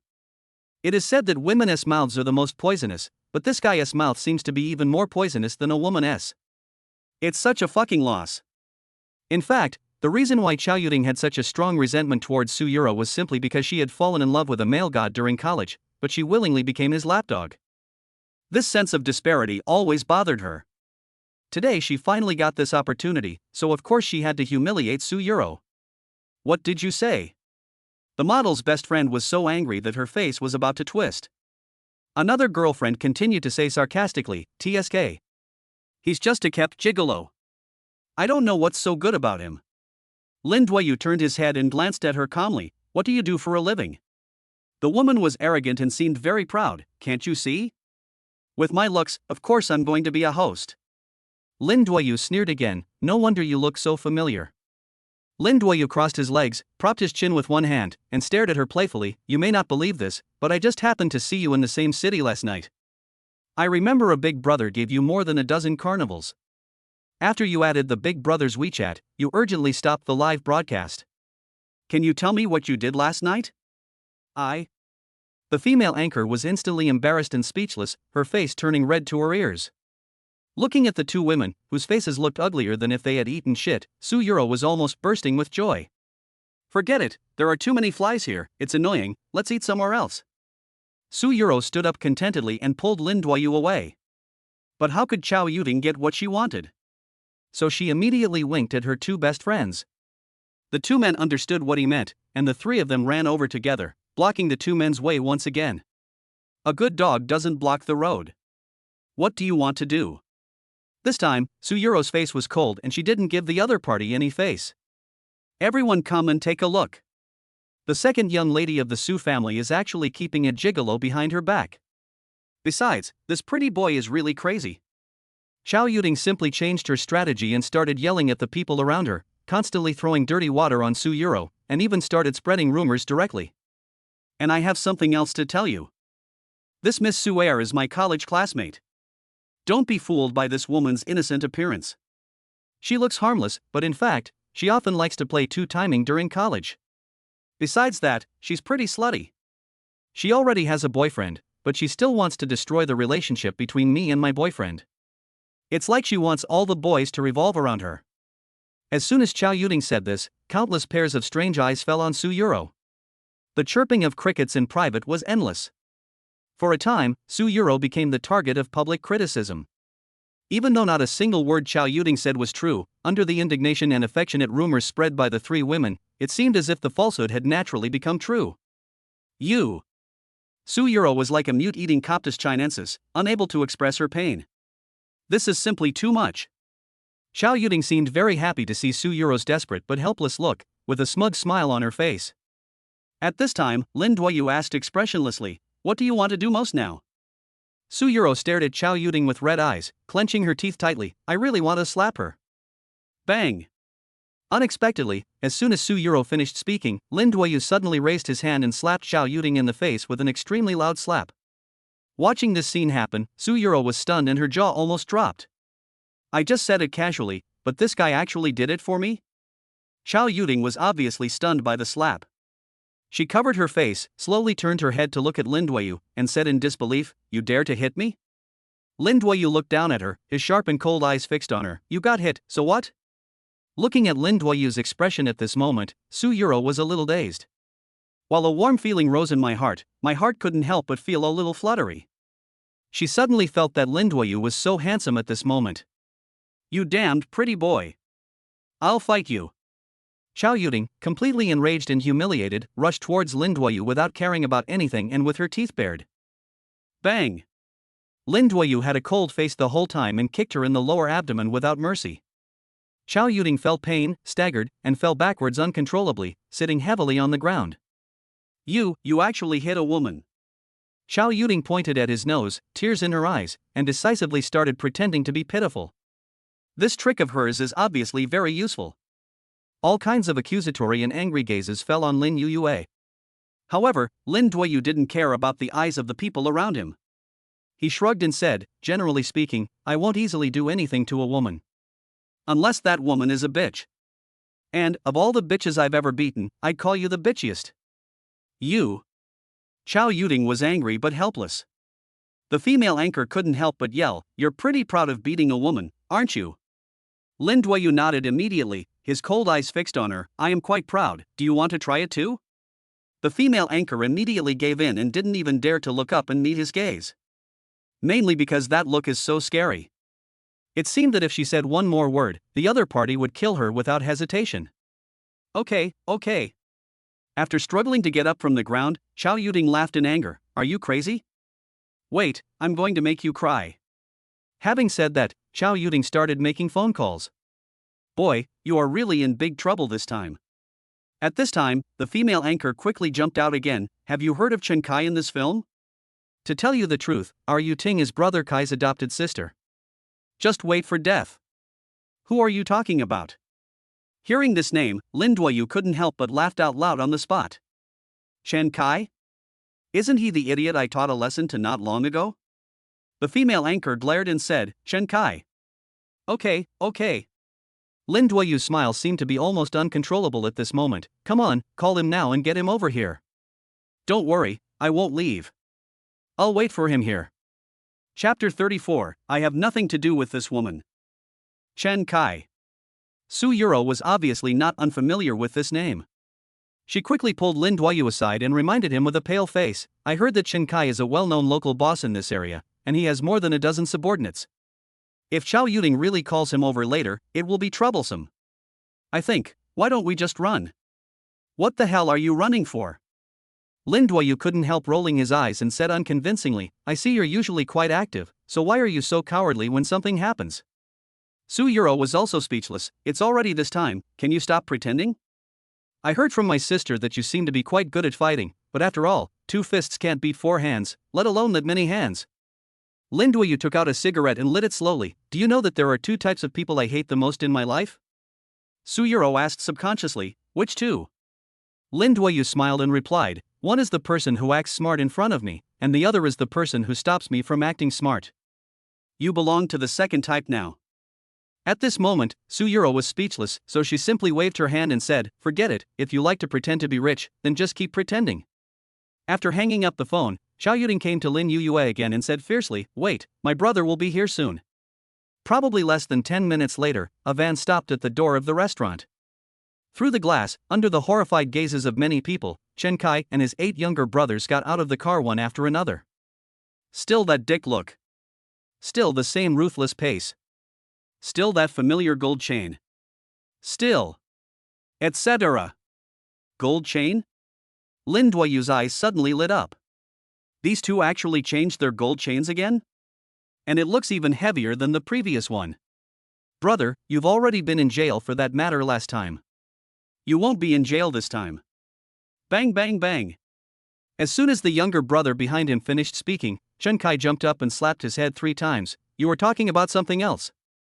Don't worry, the owner of this restaurant is my buddy, nothing will happen. Besides, that silly woman Xiao Yuding is always very generous when she spends, so she will definitely be generous this time too.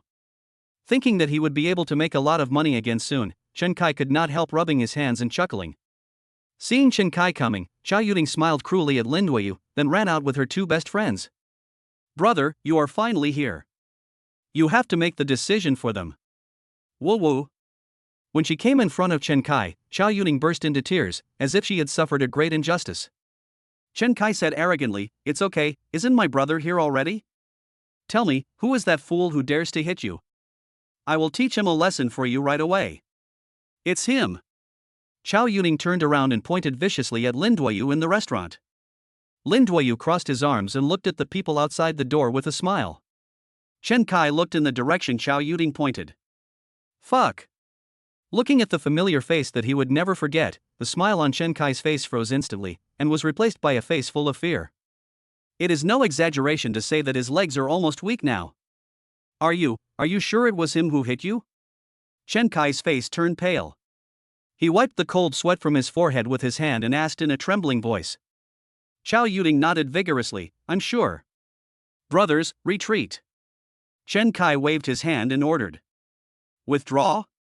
Chao Yuting was stunned for a moment, then quickly stepped forward and grabbed his clothes. Brother, you can't leave. What will I do if you leave? Do whatever the hell you want. It has nothing to do with me. Chen Kai didn't give him any face. All he wanted now was to leave this damn place. If you don't leave now, someone might die. Although Chen Kai moved quickly, it was too late. Because Lin Duoyu had already walked out of the restaurant with Su Yuma. Do you dare to try? Hearing this, Chen Kai felt like crying but had no tears. He stopped in his tracks instantly as if he had been cast under a spell. He forced a smile and turned to look at Lin Duoyu. Brother, misunderstanding? It's all a misunderstanding. I don't even know her. He even cut off all ties with Chao Yuting on the spot. Lin Duoyu sneered, you don't know her, but she calls you brother? Su Yuro looked at the two people from left to right, not really understanding the situation and looked confused. Elder brother. What on earth are you doing? Hurry up and teach him a lesson for me. Yelled Chao Yuting, who had absolutely no tact at all. Bang. Shut the fuck up. This is my eldest brother, watch your words. Chen Kai raised his hand and slapped her, cursing her ancestors in his heart. If you want to die, don't take me with you. Big brother? Chao Yuting's eyes widened and her face was full of disbelief. Brother, I have to make a statement here. I have nothing to do with this woman. Lin Duoyu sneered even more. My friend, do you think I look like an idiot? If you want me to let you go, fine, but you have to agree to a small request of mine. Chen Kai nodded quickly. Brother, let alone one request, I will agree to 10 requests. Lin Duoyu was very satisfied with the other party's answer. He looked coldly at Chao Yuting and her two girlfriends and said, tell your men to slap them 5 times each. Upon hearing this, Chao Yuting and her two best friends' faces suddenly changed. Seeing Chen Kai's hesitant expression, Lin Duoyu's eyes immediately turned cold, reluctant. Seeing that the situation was not good, Chao Yuting immediately pointed at Chen Kai's nose and threatened, Chen Kai, I advise you to think it over carefully. My mother is from the Qin family. If you dare to touch me today, I promise you will be in big trouble. Chen Kai was in a dilemma. Naturally, he didn't dare to offend the Qin family, but he also couldn't afford to offend the man in front of him. Lin Duoyu lost his patience. Okay. No. I know what to do. Seeing that Lin Duoyu was about to take action, Chen Kai immediately gave in. He made up his mind and immediately shouted to the younger brothers behind him, didn't you hear what my big brother said? Do as he said. Under Lin Yuyue's coercion, the younger brothers had no choice but to walk towards the 3 women. What are you going to do? Bang bang bang. Ah! The scene was instantly filled with the sound of crisp slaps and screams from the 3 women. Lin Duoyu nodded in satisfaction, and then he set his eyes on the gold chain hanging around Chen Kai's neck and touched it gently. The chain is nice, is it new? Chen Kai understood immediately, and reluctantly took off the chain, and handed it to Lin Yuyue respectfully. Brother, I suddenly feel that this gold chain seems to suit your temperament better. Be sensible. Lin Duoyu put the gold chain into his pocket, patted his shoulder with a smile, and then took Su Yuro to his Hongqi car in a very casual manner. Chapter 35, The Liang Family's Revenge. Is this your car? Sitting in the passenger seat, Su Yuro looked around at the interior of the car. Lin Duoyu rolled down the window, lit a cigarette and started smoking. Yes, I just mentioned it today. What a loser. Su Yuro shook her head in disdain, and said in a somewhat sarcastic tone, you have taken 10 million from the Qi family, can't you buy a more decent car? Lin Duoyu also sneered, how can I compare with you? You are the eldest daughter of the Su family.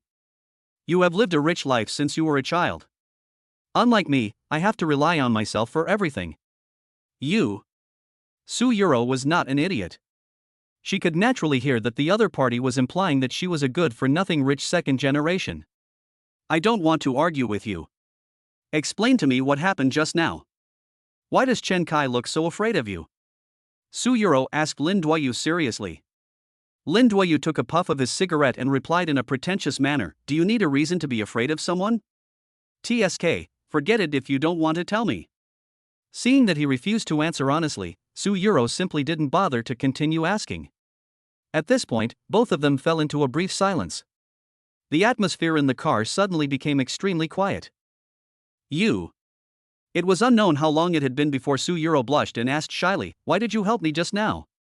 Lin Duoyu answered frankly, "It would be fine if they were just targeting you, but those three bitches actually scolded me as well. I have never liked being wronged since I was a child, so how can I indulge them?" Su-Euro seemed a little disappointed with Lin Duoyu's answer. "That's all?" Lin Duoyu smiled and asked, "What else?" "Then why do you think I should do this?" Su-Euro shook her head indifferently. "Nothing, I'm hungry, let's find a place to eat first." Lin Duoyu said, "Didn't you just order the dishes? I suddenly don't want to eat here anymore. I want to go somewhere else." "Oh." Lin Duoyu was about to start the car, but then he asked, "Then you will treat us later?" Su-Euro was speechless. Yes. It's my treat. Please drive quickly." Oh my god. This guy is too stingy. Not only does he have an extremely low EQ, but he's also very stingy. I'm afraid he's destined to be a bachelor for the rest of his life. Lin Duoyu had just parked the car in front of a restaurant that looked pretty good when Su-Euro's cell phone in her pocket suddenly rang. "What? Okay. Then I'll go back now." After hanging up the phone, Su-Euro's face looked obviously ugly. Lin Duoyu turned around and asked, "What's wrong?" Su-Euro said anxiously, "Something happened at home. I'll treat you to dinner another day. I have to go now." After saying that, Su-Euro hurriedly unbuckled her seatbelt and was about to get out of the car. Realizing the seriousness of the matter, Lin Duoyu quickly grabbed her and said, "Don't worry, why don't you tell me what's going on first? My mom didn't explain it to me clearly on the phone, she just said that something went wrong with the South Coast project and my dad and sister had already rushed to the scene." After thinking for a moment, Lin Duoyu took the initiative to say, "Then I'll take you there?" Su-Euro did not refuse. "Okay." Just like that, Lin Duoyu immediately turned the car around and drove south. After about half an hour, the two finally arrived at a construction site on the South Coast. As soon as she got off the car, Su-Euro grabbed a worker and asked, "Have you seen my dad and my sister?" The worker's face was bruised and blue. He pointed to the project manager's office not far away and said, "They are all in the room." "Your face." "Alas." The worker sighed deeply and shook his head, saying, "You should ask Mr. Su about this matter. It's really unlucky." Hearing this, Su-Euro hurried towards the project manager's office.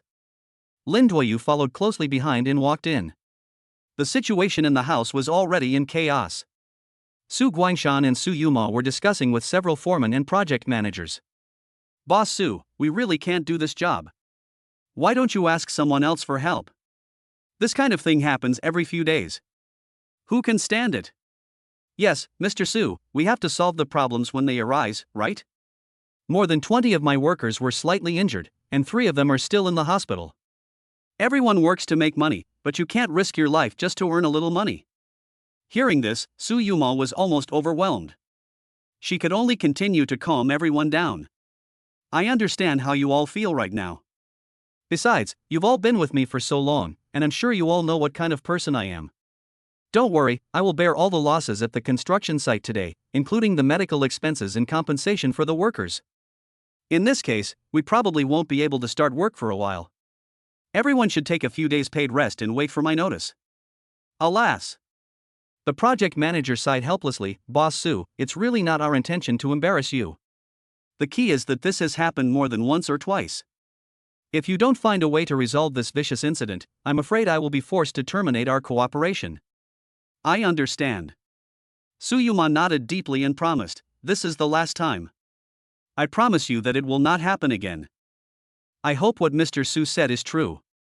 After getting Su Yuma's promise, the project manager finally led several foremen out of the office. "What should I do?" Su Guangshan's face was filled with worry. A deep sense of powerlessness kept irritating his heart. "You Ro? Lin Duoyu? Why are you here?" Su Yuma was a little surprised. "Sister, what's the current situation?" Su-Euro hurriedly stepped forward and asked. "It's very tricky." Su Yuma smiled bitterly. Workers at multiple construction sites were injured, and the situation this time is obviously more troublesome than the previous times. All the construction materials in the warehouse were stolen by some criminals. Fortunately, most of the workers only suffered minor injuries. They should be able to resume work after a few days of rest, but the main problem now is the batch of materials. Even if we call the police, it will be difficult to get it back in a short time. If we order it again from another place, it will probably waste a lot of time. It will definitely be too late to complete the work within the expected time. What's more, we are now facing a serious funding shortage. After saying these words, Su Yuma rubbed his temples, feeling physically and mentally exhausted. Sister, this matter must be related to that bastard Liang Xiaowei, right? Su Yuro clenched her fists tightly and gritted her teeth in hatred. Su Yuma laughed at himself and said, besides him, can you think of another person? Chapter 36, a golden fish should not be kept in a pond. Damn Liang Xiaowei. So fucking shameless. People like this should be made to have no descendants. Su Yuro cursed harshly. However, at this moment, Lin Duoyu, who had been silent since entering the room, suddenly spoke. I have some good news for you, but I wonder if you are interested in listening to it? Hearing this, the father, daughter and their two companions all turned to look at Lin Duoyu. TSK, what good news can you have? Su Yuro rolled her eyes in disdain. Shut up. Su Guangshan glared at Su Yuro fiercely, seeming to be very interested in the good news from Lin Duoyu. He forced a smile and asked, Duoyu, then tell me quickly, what is the good news? Su Yuma on the side narrowed her eyes slightly, obviously also looking forward to Lin Yuyue's answer. I have already gone to see the Qi family, and what? Hearing this, Su Yuro immediately became the most anxious person among all the people. Hey, please tell me quickly. I'm so anxious. Go play. Lin Duoyu pushed her away without any hesitation, and deliberately smiled only at Su Yuma. They have agreed to cooperate with your Su company to develop this project together. Su Yuro was very dissatisfied with such differential treatment. Depend on. What does this guy mean? As soon as these words were spoken, both Su Guangshan and Su Yuma, father and daughter, felt like they had been reborn. The excitement and joy on their faces could not be suppressed at all. Do you? You are simply the great benefactor of our Su family. Su Guangshan was so moved that he became more determined to marry his daughter to him. Su Yuma looked at Lin Duoyu with surprise. She didn't expect that this guy could be so reliable. The eldest daughter of the Qi family, Shi Zhao, said that she is a little busy these 2 days. After she is done with this period of time, she will take the initiative to come to you to discuss cooperation. Yeah. Su Yuma nodded, and at the same time gave Lin Duoyu a grateful smile. Thank you. Lin Duoyu said indifferently, no need to thank me, just don't forget your promise to me when the time comes. Hearing this, Su Yuma felt inexplicably distressed for some reason. Promise? What promise? Su Yuro and Su Guangshan, father and daughter, subconsciously looked at each other. Both of them were confused by what they heard. Nothing. Su Yuma shook his head, but soon looked sad again. Because even though the Qi family has agreed to cooperate with their Su family, the current troubles cannot be solved. Lin Duoyu obviously also saw the worry in Su Yuma's heart. He simply decided to help people to the end and see them off to the end. Give me some time. Maybe I can find a way to help you retrieve those materials. Hearing this, the three of them once again looked at him with great surprise. Are you telling the truth? Su Yuma said in disbelief. Lin Duoyu said bluntly, I can't guarantee whether this thing can be successful, but at least we can give it a try. Oops. Su Guangshan looked at Lin Duoyu with great gratitude. No matter whether this thing can be accomplished in the end, we are already very grateful that you have this intention. Lin Duoyu nodded slightly, I'll do my best. After saying that, he turned and left. Looking at Lin Duoyu's departing back, Su Guangshan's satisfaction with him was beyond words. He said with emotion, how can a golden fish stay in a pond? Once it encounters wind and clouds, it will transform into a dragon. Yuma, whether our Su family can catch this dragon depends on you. At the same time, Lin Duoyu was driving towards the city center. On the way, he called Lu Xiaoxiao. When the call was connected, Lu Xiaoxiao said, I have something on hand right now, please keep it short. Sister Xiaoxiao, I need your help. Lin Duoyu, you don't really think of me as your servant, do you? Lin Duoyu smiled frivolously and said, oh, Sister Xiaoxiao, but you clearly promised me at that time that no matter what troubles and difficulties I encountered here, I would ask you for help. Do you want to go back on your word? But you have to know your limits. Well then. Lin Duoyu shrugged, since you are unwilling to help, I can only solve it in my own way. No, no, no. Upon hearing this, Lu Xiaoxiao immediately gave in. If we really let him do whatever he wants, he'll definitely make a hole in the sky. Lu Xiaoxiao naturally wouldn't let this happen, so she was forced to compromise again. You tell me. In the next few minutes, Lin Duoyu told Lu Xiaoxiao all about the troubles the Su family had encountered. Lu Xiaoxiao was puzzled. I really can't figure it out. What benefits did the Su family give you? Why did you help them? Lin Duoyu said, it's mainly because their Su family has this thing that is very important to me. I must get it. So you want me to help you find the criminals and the missing construction materials? Lin Duoyu nodded and said with a smile, yes, given the ability of your hidden dragon guards, I think this little thing shouldn't be difficult for you, right? Is it urgent? Of course, the sooner the better. After a moment of silence, Lu Xiaoxiao said, I'll call you back later. At that time, the Liang family residence. Liang Xiaowei was chatting and laughing with a young man with a slicked back hair and a slightly pointed and monkey-like face. At this moment, Liang Xiaowei looked very high-spirited, with a look of pride between his brows. When I think of the Su family's current situation, I feel a sense of pleasure at revenge. Perhaps before long, that little bitch Su Yumao will kneel down in front of him and beg for mercy. Brother, this is a very beautiful job. This is my little token of my appreciation. As he spoke, Liang Xiaowei handed a check for 2 million yuan to the other party. The young man sitting opposite him was Pafenghu, one of the 5 tigers of Dongxing. Pafenghu glanced at the check in front of him calmly, and couldn't help but cross his legs, shaking his head and laughing. Oh, I didn't expect that young Master Liang's business is getting bigger and bigger, but he is getting more and more stingy. Liang Xiaowei was stunned, and naturally heard the hidden meaning of Pafenghu, so he immediately smiled and said, Brother, look at what you said, this is of course not all. There is still 1 million in cash. I will send someone to deliver it to you personally when the time comes. Hearing this, Pafenghu finally smiled with satisfaction. Okay, then I wish young Master Liang great wealth and a long and prosperous future. Putting the check in his pocket, Pafenghu turned around and left triumphantly. Little did he know that as he looked at his departing back, the expression on Liang Xiaowei's face suddenly changed drastically. There is murderous intent in his eyes. At this time, a middle-aged man with long hair slowly walked out of a room and said coldly, Boss, as long as you nod your head in agreement, he will immediately become a corpse. And this person was none other than the 4th rank master that Liang Xiaowei had invited from another place at a huge expense. No. No matter what, he is also Zhao Tianlong's man. Liang Xiaowei laughed cruelly and said, but sooner or later he will die in my hands. Chapter 37 Dimensionality Reduction Attack. After returning to the city center and having just had lunch, Lin Duoyu received a call back from Lu Xiaoxiao. I found it. It's really fast. Lin Duoyu smiled faintly and didn't show much surprise.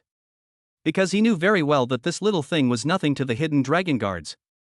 Lu Xiaoxiao said, I haven't found out the origins of that group of people yet, I only know that they hid the batch of raw materials in an abandoned logistics park in the suburbs. Lin Duoyu asked, is there anyone guarding it? Of course there are. There are about 20 of them. They are all experienced people in the martial arts world. Their strength is unknown. Send me the location. Also, can you send me some more people? Ha ha. Lu Xiaoxiao mocked, they are just 20 or so worthless people. Can't you even handle them? Do you still need me to send people to you? Why don't I just send you a few armored vehicles and a few tanks? Lin Duoyu was ashamed. Lu, are you fucking an idiot? Damn it!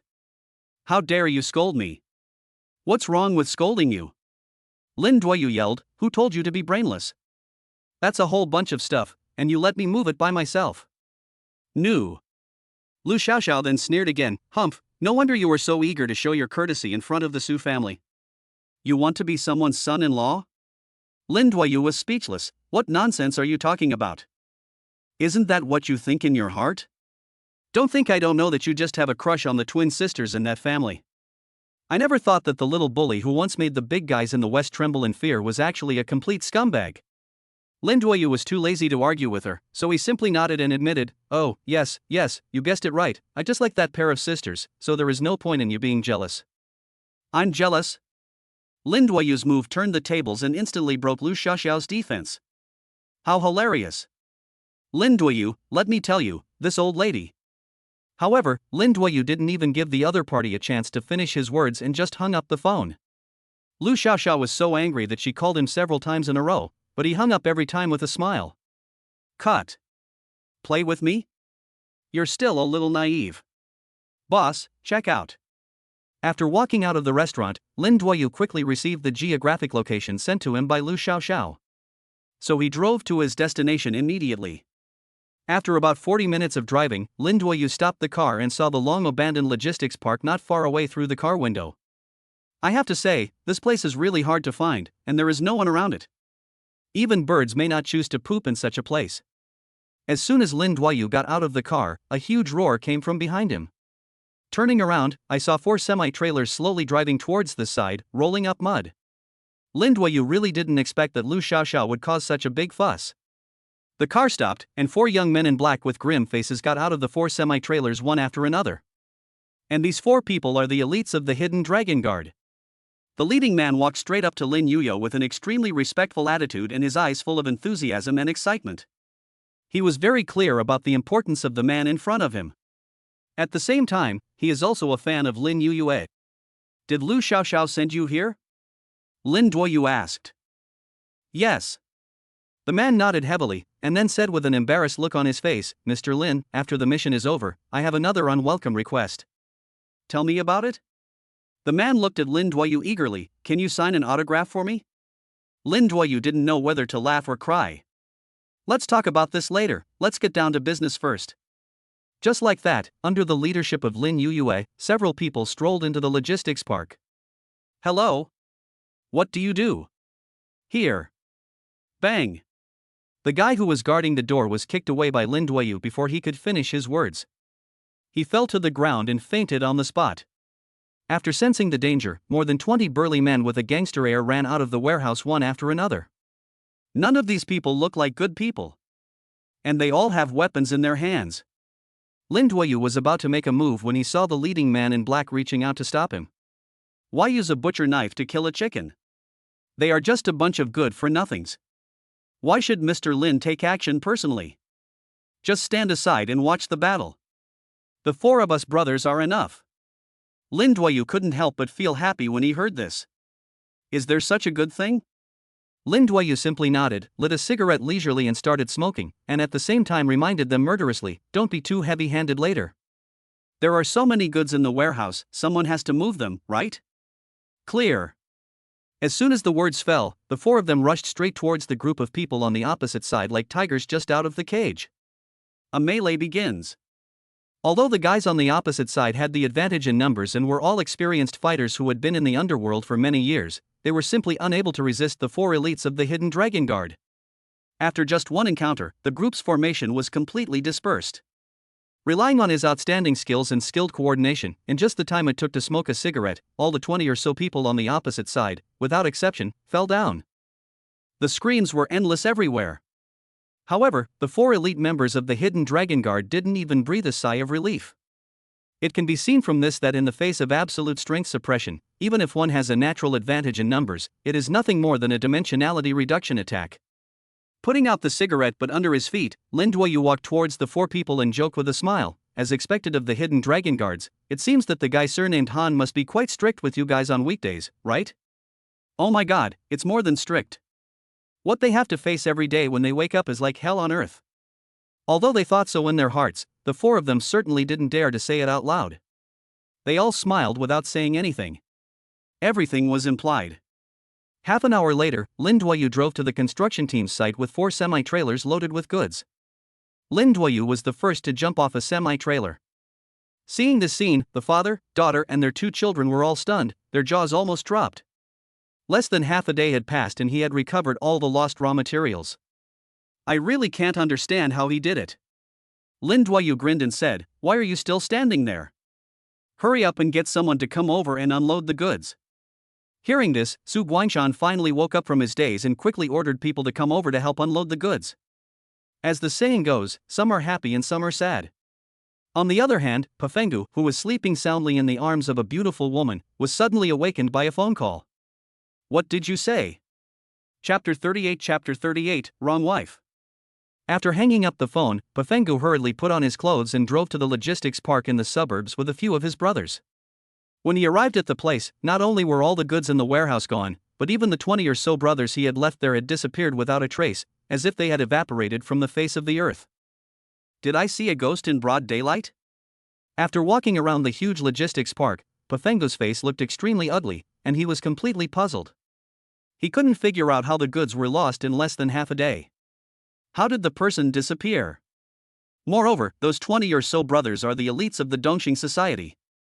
If their boss Zhao Tianlong knew about this, he would definitely skin them alive. At this time, 5 men came over to report the situation. Fourth Master, we have searched almost every angle around us, but we haven't found a single person. Oh shit. Could it be really haunted? Pafengo reached out and wiped his face, and couldn't help feeling a little creepy, with a chill running down his spine. If it's not haunted, it seems a bit hard to explain, right? As I was thinking about it, the cell phone suddenly rang. The caller ID showed it was none other than Liang Xiaowei. Hello? After hesitating for a while, Pafengu answered the phone with a smile. However, what awaited him was Liang Xiaowei's call for punishment. Liang Xiaowei asked in a cold tone, "You are such a broken tiger, you took my money but didn't do anything for me. You want to get something for nothing, right? Mr. Liang, why do you say that? What the hell are you pretending for?" Liang Xiaowei said angrily, "You kept telling me that you did a great job, and I really believed you at the time, but what happened? Not only does the Su Group have the raw materials now, but they will also start production in 3 days. Are you fucking making fun of me? This. How is this possible?" Pafengu opened his mouth wide, his face full of disbelief. Liang Xiaowei roared back, "How is it impossible?" Pafengu took several deep breaths and tried his best to stay calm. "Mr. Liang, are you sure this news is reliable?" "Nonsense. Of course I have spies on the construction team. Otherwise I wouldn't have called you." Without thinking too much, Pafengu patted his chest and promised Liang Xiaowei, "I'm sorry, Mr. Liang, I didn't expect things to turn out like this. But please give me some time, and I will give you a satisfactory answer." "How long?" Pafengu thought about it, and simply bit the bullet, gritted his teeth and said, 2 days at most." "Well, you said so yourself." Beep, beep. Without giving Pafengu any chance to speak, Liang Xiaowei hung up the phone. Putting away his phone, Pafengu lit a cigarette, took a deep puff, and an unprecedented sense of melancholy appeared on his face. "Fourth Master, what should we do now?" Bang! Pafengu raised his hand and slapped him, anger rising in his heart. "What the hell do I do?" He was already angry, so he took it out on this poor little brother. "What else can I do?" "Send more people to investigate for me. Listen carefully, I'll give you 1 day. If you can't find the cause, then you don't have to come back. Get out of here." The 5 men were so frightened that they dared not even breathe or turn their heads back, and just ran away.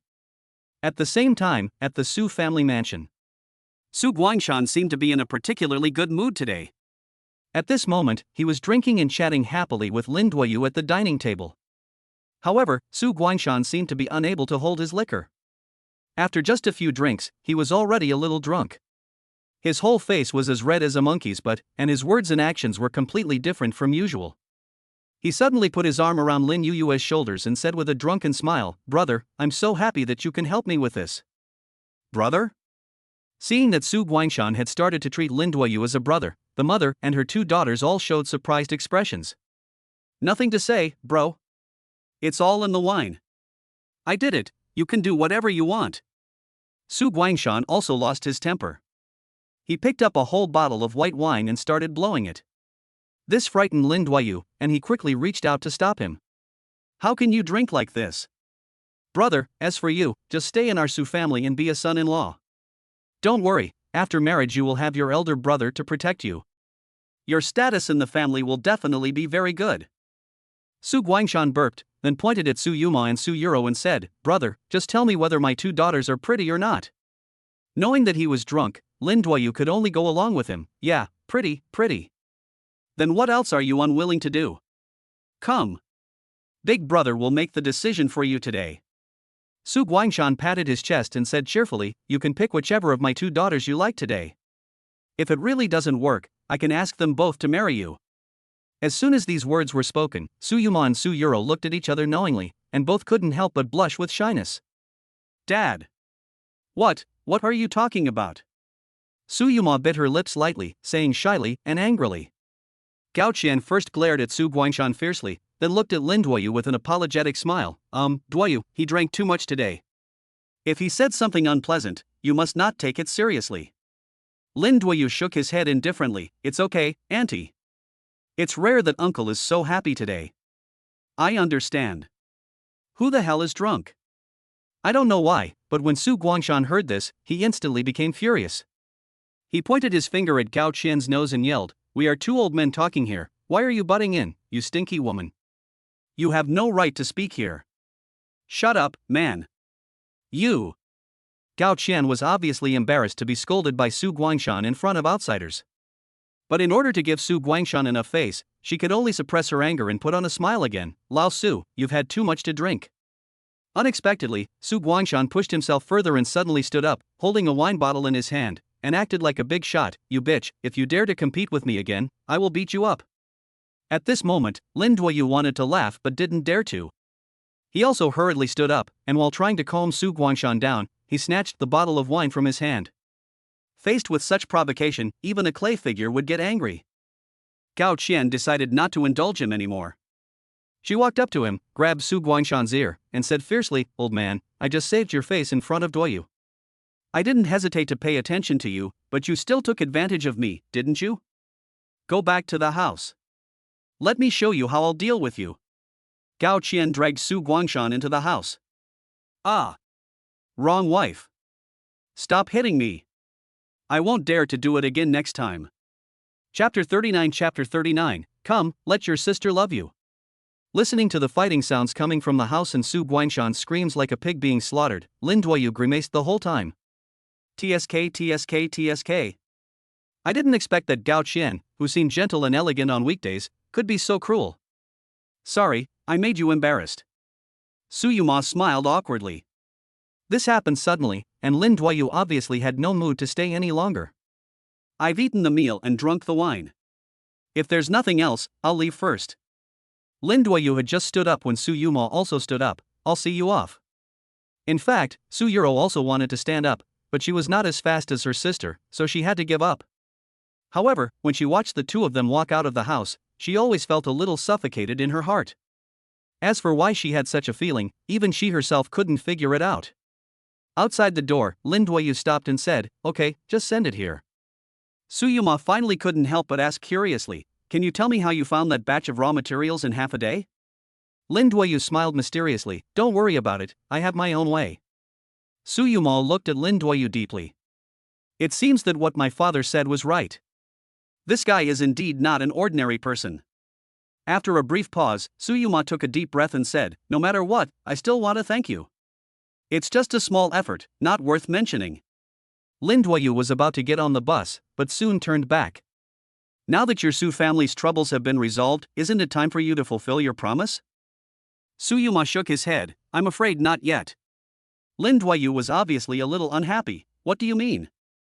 Su Yuma explained calmly, "You kept telling me that the eldest daughter of the Qi family had already decided to cooperate with our Su company, but after all, words are not enough.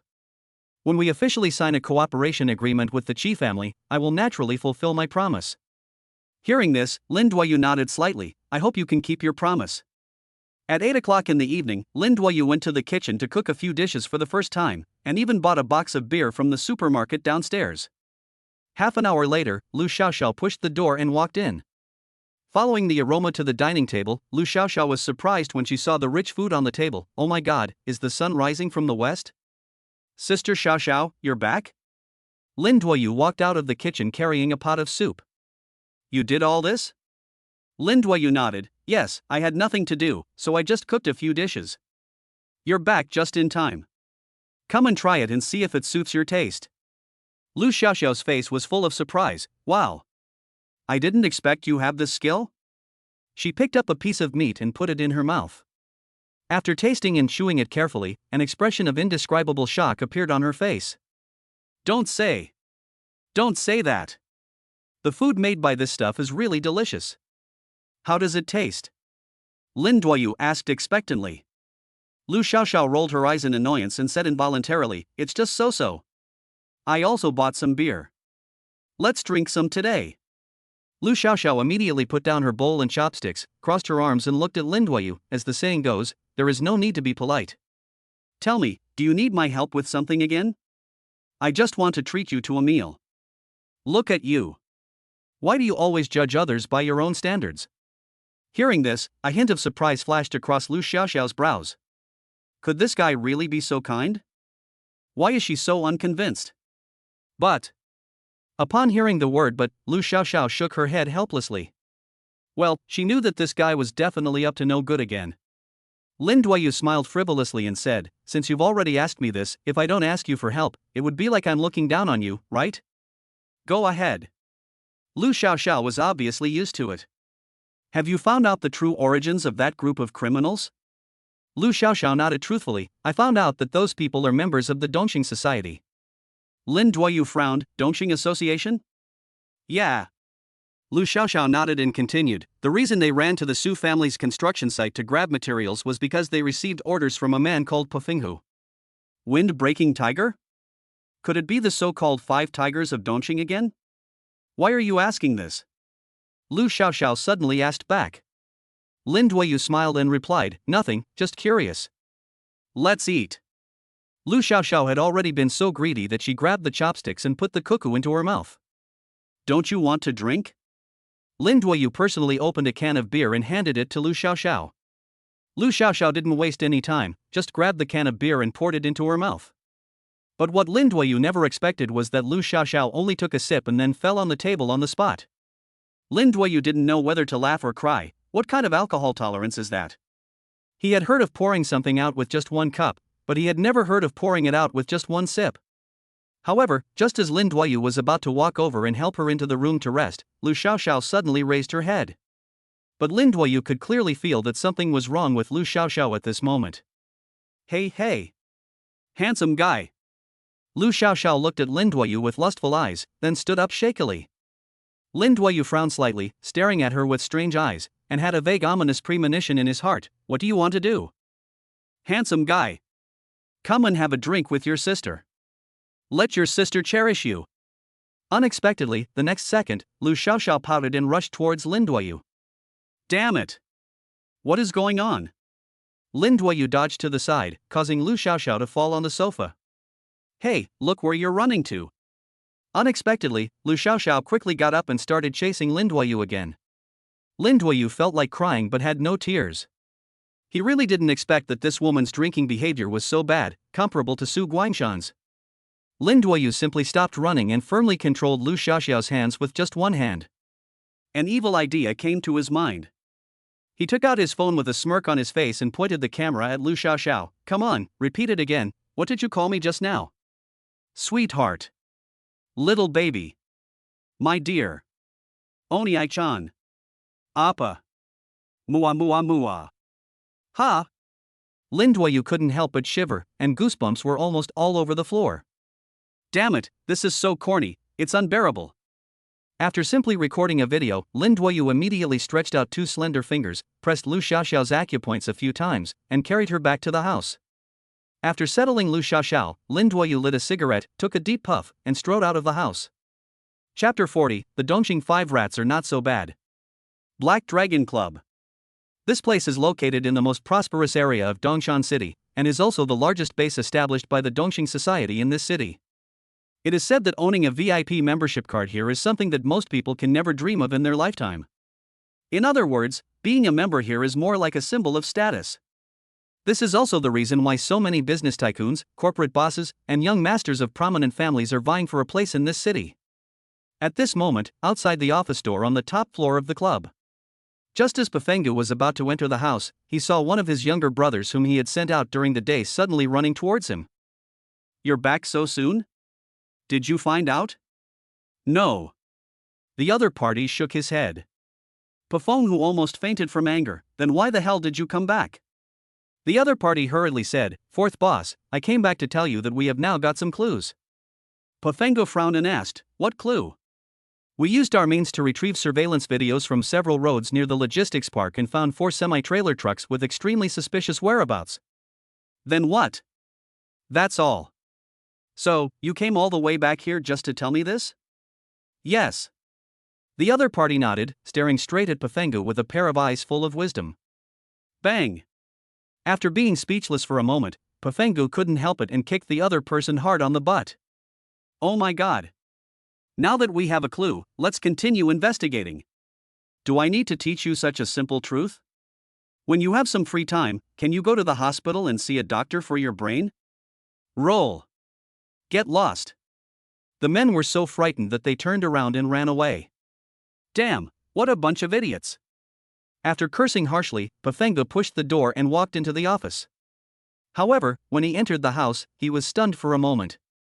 It was because at the desk right opposite him, there was a young man sitting, smoking a cigarette leisurely with a smiling face. And this person is Lin Duoyu. After a brief moment of daze, Pafengu turned around and looked outside the door in confusion, then looked at Lin Duoyu, frowned and asked, "Who the hell are you?" What he was most curious about now was where did this jerk come from? You are the one. Hiss. Lin Duoyu's brain suddenly short-circuited. Hey? What's your name? Oh yeah. A defense-breaking tiger, right? Hearing this, Pafengu instantly became furious. You are looking for death, aren't you? Oh no, no. Lin Duoyu patted his forehead with his hand, then laughed and said, I remember now, it's the broken wing tiger. I'm asking you a question, who are you? Who let you in? Pafengu asked with an angry roar. After extinguishing the cigarette in the ashtray in front of him, Lin Duoyu stood up slowly. Then, under Pafengu's shocked and angry gaze, he came in front of him. To be honest, I am the person you have been looking for today. What did you say? Pafengu's eyes widened, feeling a little unbelievable.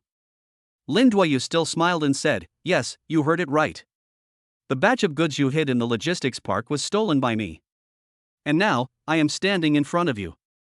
Faced with this blatant provocation, Pafengu's veins popped up instantly, and he laughed in anger, gritting his teeth and clenching his fists. Okay, there is a road to heaven but you don't take it, there is no door to hell but you come to it, how dare you? Listen to me, kid. You only have one choice now. Then return the goods to me honestly, then cut off your legs and kneel before me begging for mercy. Maybe I will show mercy and spare your life.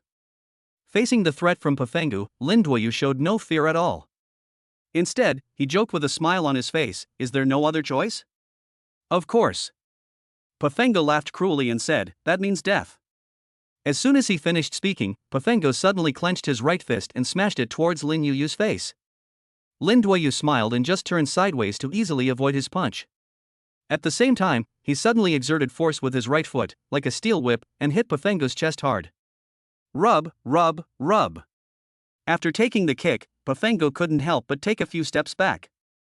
But when he looked up at Lin Duoyu again, he was already facing a formidable enemy, his face full of horror. Just one round was enough for him to see that the man in front of him was definitely not simple. Kid, who the hell are you? Lin Duoyu smiled, showing a row of big white teeth. I am your father. You're looking for death. Faced with this man who did not play by the rules at all, Pafengu's face became ferocious, like a completely enraged beast. Following a few roars, the wind-breaking tiger, which had the cultivation base of a 5th-grade mid-stage cultivator, once again rushed towards Lin Duoyu. Although his shooting speed was fast enough, in Lin Duoyu's eyes, it was still too slow. It seemed that Lin Duoyu could easily predict every attack method of the wind-breaking tiger in advance. As a result, Pafengu struggled there for a long time but didn't even touch a hair on Lin Duoyu's body. It was obvious that Lin Duoyu was just teasing a fool. At this moment, the wind-breaking tiger was already exhausted and was breathing heavily, but his eyes were still staring fiercely. Maybe he felt that the other party was too weak, or maybe he found it a bit boring. Lin Duoyu no longer held back. After easily dodging Pafengu's punch once again, he suddenly stretched out his hand and grabbed the opponent's throat. Under the other party's extremely terrified eyes, Lin Duoyu's head exploded, and it bounced on the other party's forehead seemingly normally. Buzz! Pafengu suddenly felt as if a thunder exploded in his ears, and then his eyes went black and he fell to the ground like a pile of mud. Just like that, Lin Duoyu ended the battle easily with almost a blow to his head. And he knew very well that even if this guy was cured, he would probably still drool. Snap! Hiss ha! After doing all this, Lin Duoyu lit up a cigarette again and looked at the broken winged tiger on the ground with contempt in his eyes. Ha, with just these 2 tricks, you dare to call yourself one of the 5 tigers of Dongxing? I think it's more like the 5 rats of Dongxing. Hee hee. What the hell? Lin Duoyu, who was murderous and heartbreaking, spat a mouthful of 1982-year-old phlegm accurately on the other person's body, then turned around and left in a very casual manner without looking back. At this point, in just less than a week, 2 of the 5 tigers of Dongxing were killed by Lin Yuxian one after another.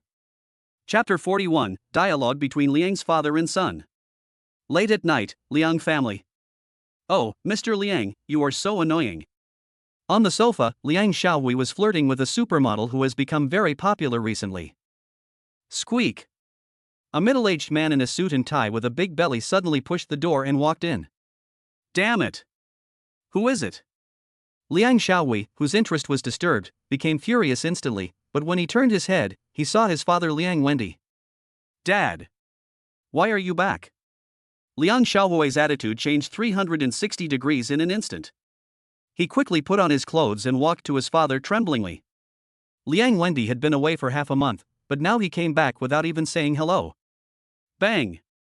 In response, Liang Wendy slapped him loudly.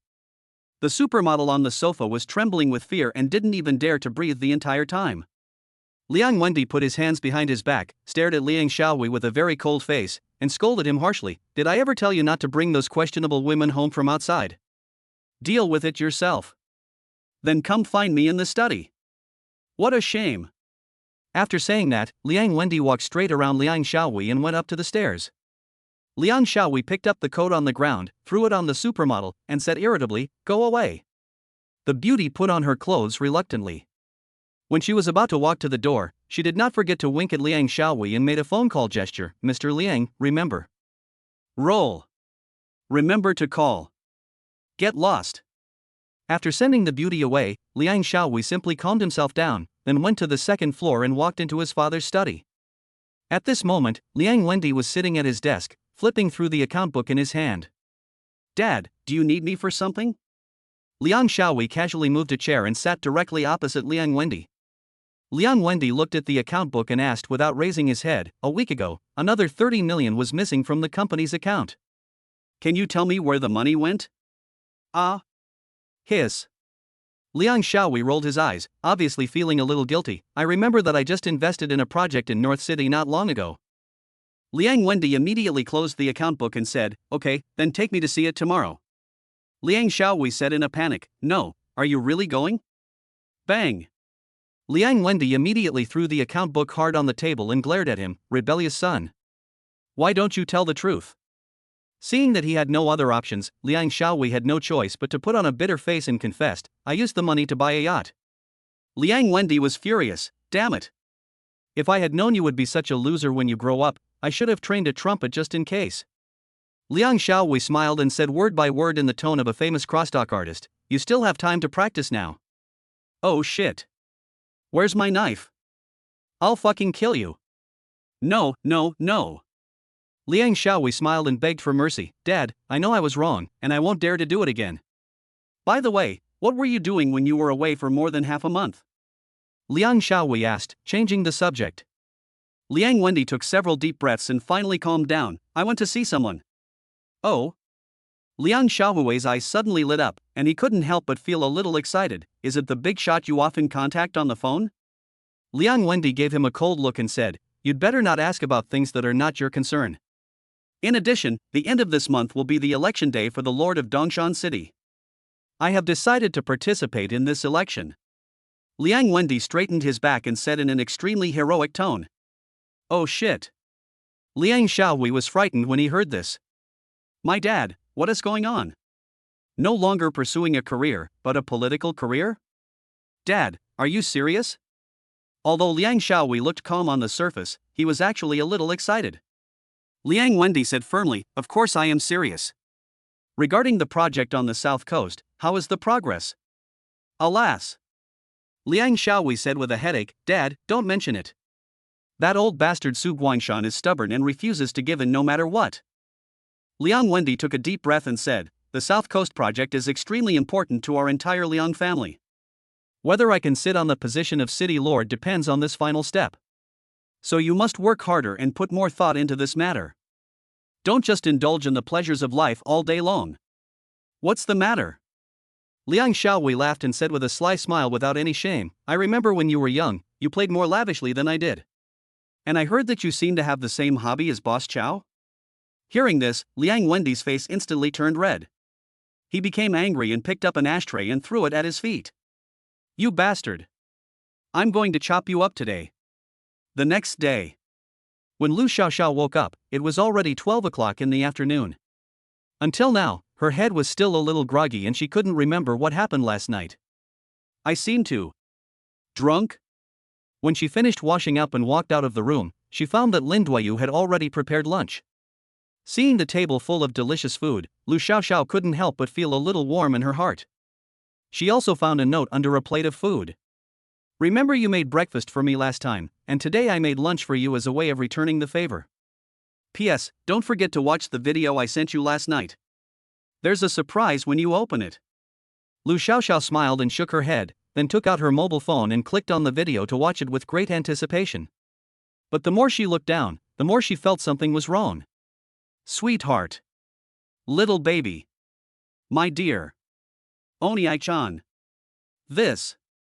Looking at the video in front of her, Lu Xiaoxiao's pupils dilated instantly, and her originally fair and pretty face turned red to her ears in an instant, even a little hot. The shame in my heart is unspeakable. She tried hard to recall, but her mind was still blank. It's hard to imagine that these extremely corny names actually came out of my own mouth.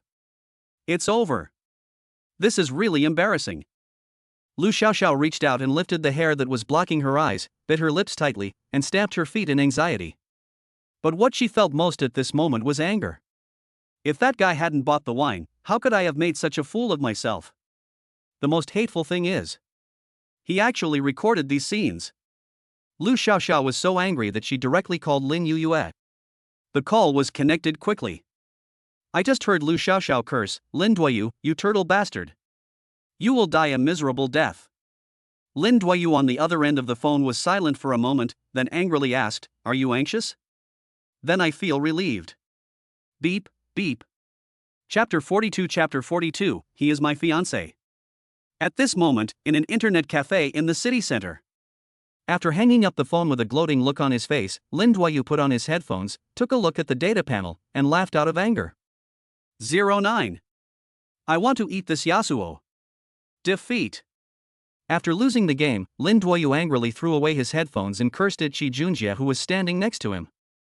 No, brother. Shi Junjie didn't know whether to laugh or cry. Can't we try some other entertainment? To think that he, the eldest son of the Qi family, actually spent the entire afternoon in the internet cafe playing games. Lin Duoyu asked back, then what do you want to do? Can you at least give me a massage or something? Lin Duoyu shook his head in boredom. It becomes boring if you go to places like that too often. Shi Junjie nodded in agreement, yes. This feeling of having nothing to do is so painful. Come on, let's play again. Brother, can you let me show off my Yasuo skills again?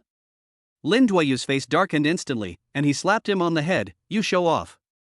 If I see you playing Yasuo again, I'll chop off your hand, believe it or not. However, at this moment, Shi Junjie's cell phone next to him suddenly rang. The caller ID showed it was Qi Zhao Zhao.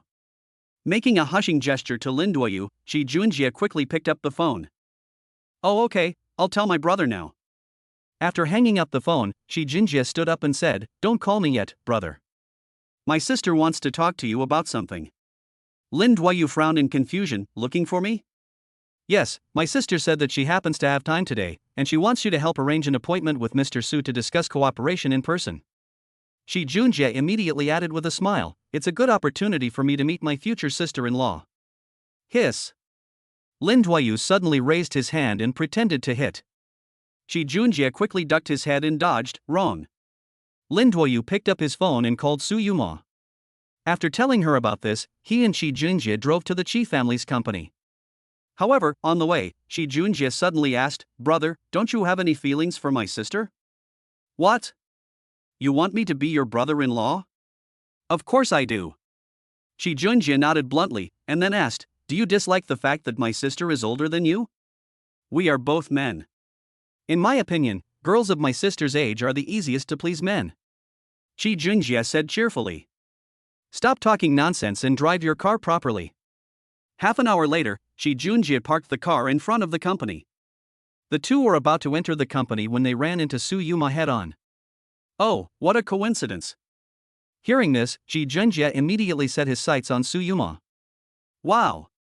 She is indeed a standard beauty. Whether in figure, appearance, or temperament, she is comparable to her sister. In a sense, both are the same type of beauty. But my sister obviously has more charm and sexiness of a mature woman. Hello, sister-in-law. The sensible Chi Junjie greeted Su Yuma with a smile. Hearing this name, Su Yuma was obviously stunned, and then looked at Lin Duoyu with surprise. Lin Duoyu was speechless. Why are you looking at me? I didn't ask him to call me that. Master Chi, did you misunderstand something? He and I. Su Yuma's pretty face turned slightly red, and she seemed to be hesitant to speak. Chi Junjie smiled meaningfully. Oh. I know. It's only a matter of time. Lin Duoyu glared. Is your skin itchy again? Wrong, wrong. Under the leadership of Chi Junjie, the three of them arrived at the top floor office of the company without any obstruction. After entering the house, Su Yuma finally got to meet her idol Chi Zao as she wished. What a nice view. Su Yuma, who is also a woman, couldn't help but feel her heart beating fast when she saw Chi Zao for the first time. Her face was full of obsession and she couldn't help but be deeply involved in it. The most beautiful woman in the business world. It really lives up to its reputation. Compared with the woman in front of him, Su Yuma always felt that he was inferior to her in many ways. Boss Su, I've long heard of your name. Today we finally meet. Chi Zao came over with a smile on his face, a beautiful arc at the corner of his mouth, and took the initiative to extend his left hand to her. I don't know what Su Yuma is thinking at this moment, as he didn't react for a long time. Boss Su? Ah.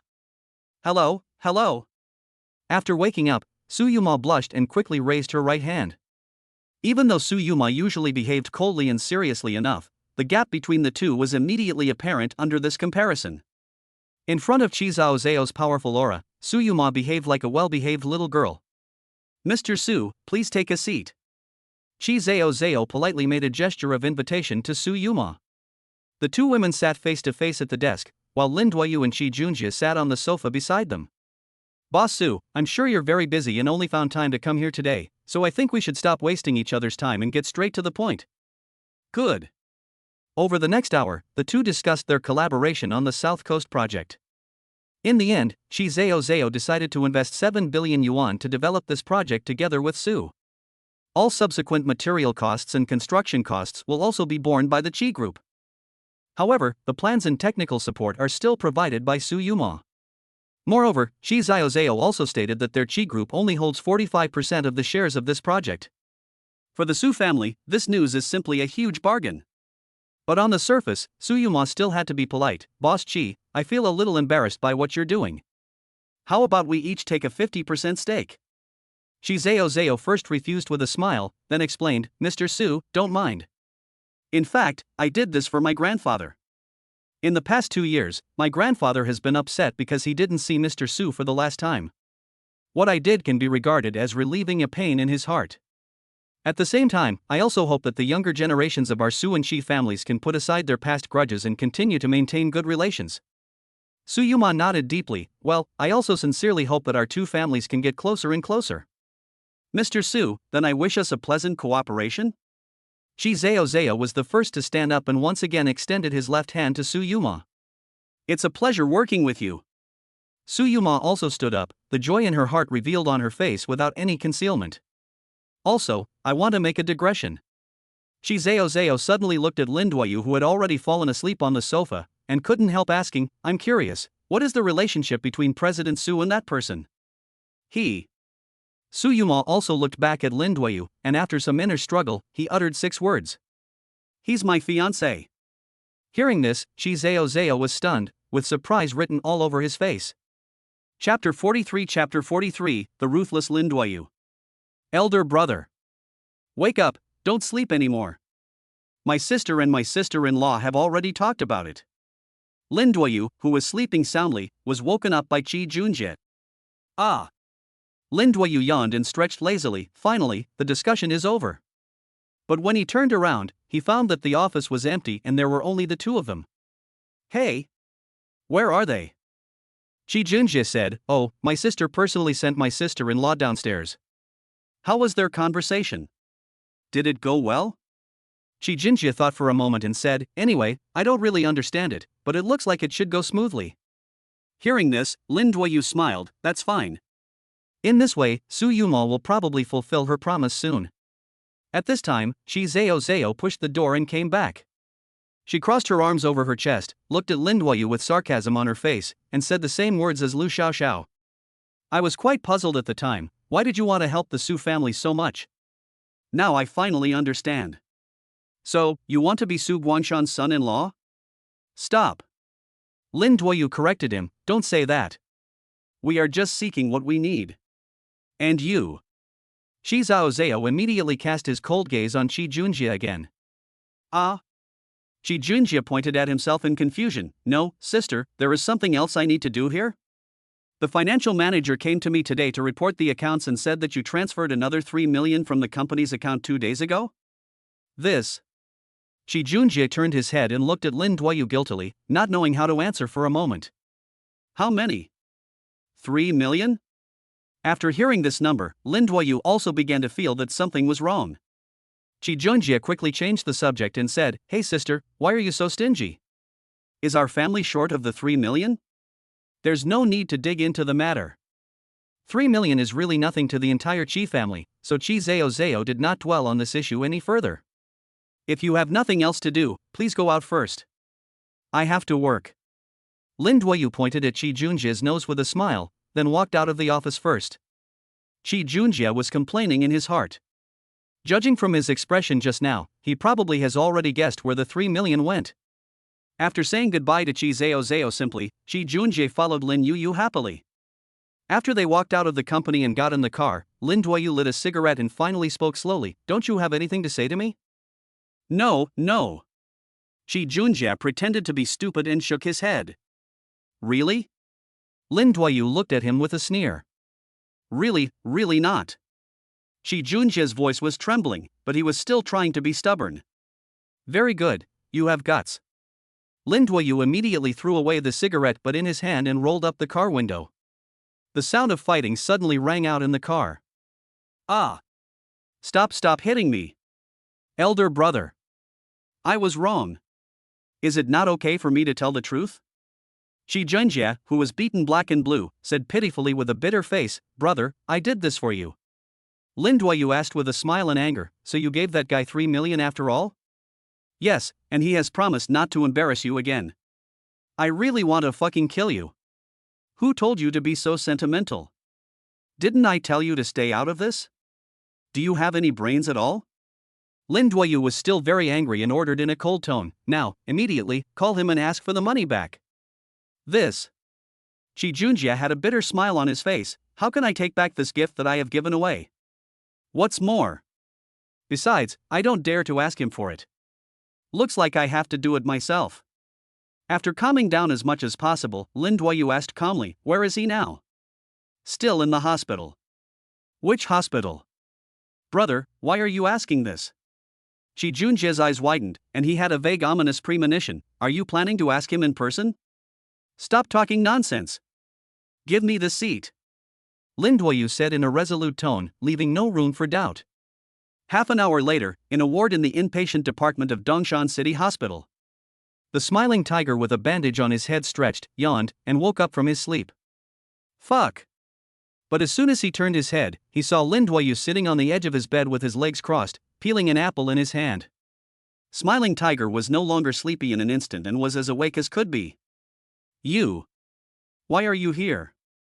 Lin Duoyu put the peeled apple in his mouth and took a bite, then smiled harmlessly and said, "Don't be nervous, I just came to see you. I heard that you received 3 million from Chi Junjie 2 days ago. Is that true?" "Yes, what's wrong?" Smiling Tiger nodded bluntly, with a very domineering attitude. "Give me back my money." "What did you say?" Smiling Tiger just thought it was a little ridiculous. Since the money has entered his pocket, how could he easily spit it out? Rub.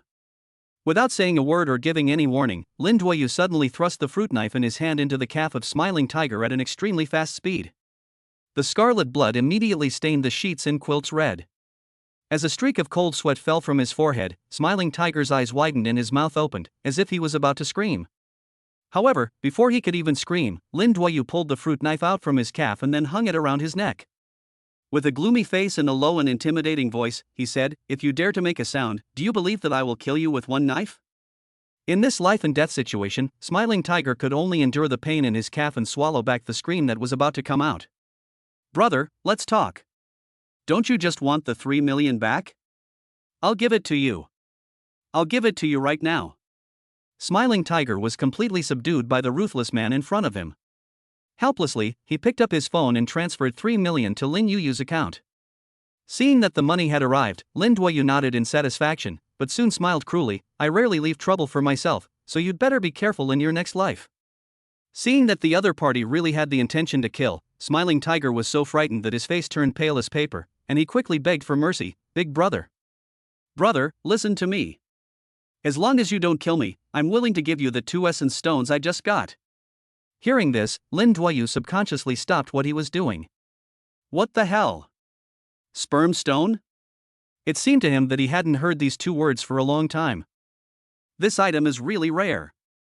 Chapter 44, Don't Let Your Sister See. This thing is the result of the spiritual energy of heaven and earth. To the martial artists in this world, it is equivalent to a supreme treasure. This kind of thing is hard to find on the market, and even if you have money, there is nowhere to buy it. If you want to obtain this thing, it depends purely on your luck. 1 essence stone is enough to help an ordinary martial artist improve his cultivation to a higher level.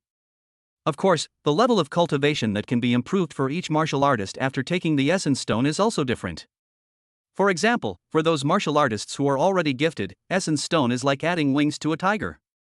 But for a half-baked player like Smiling Tiger, the help it can provide is not particularly great. But despite this, it can help him avoid many detours. For example, Smiling Tiger is now at the peak of the 8th level. If he takes an essence stone during the bottleneck period, it is very likely that he will break through directly to the middle stage of the 7th level.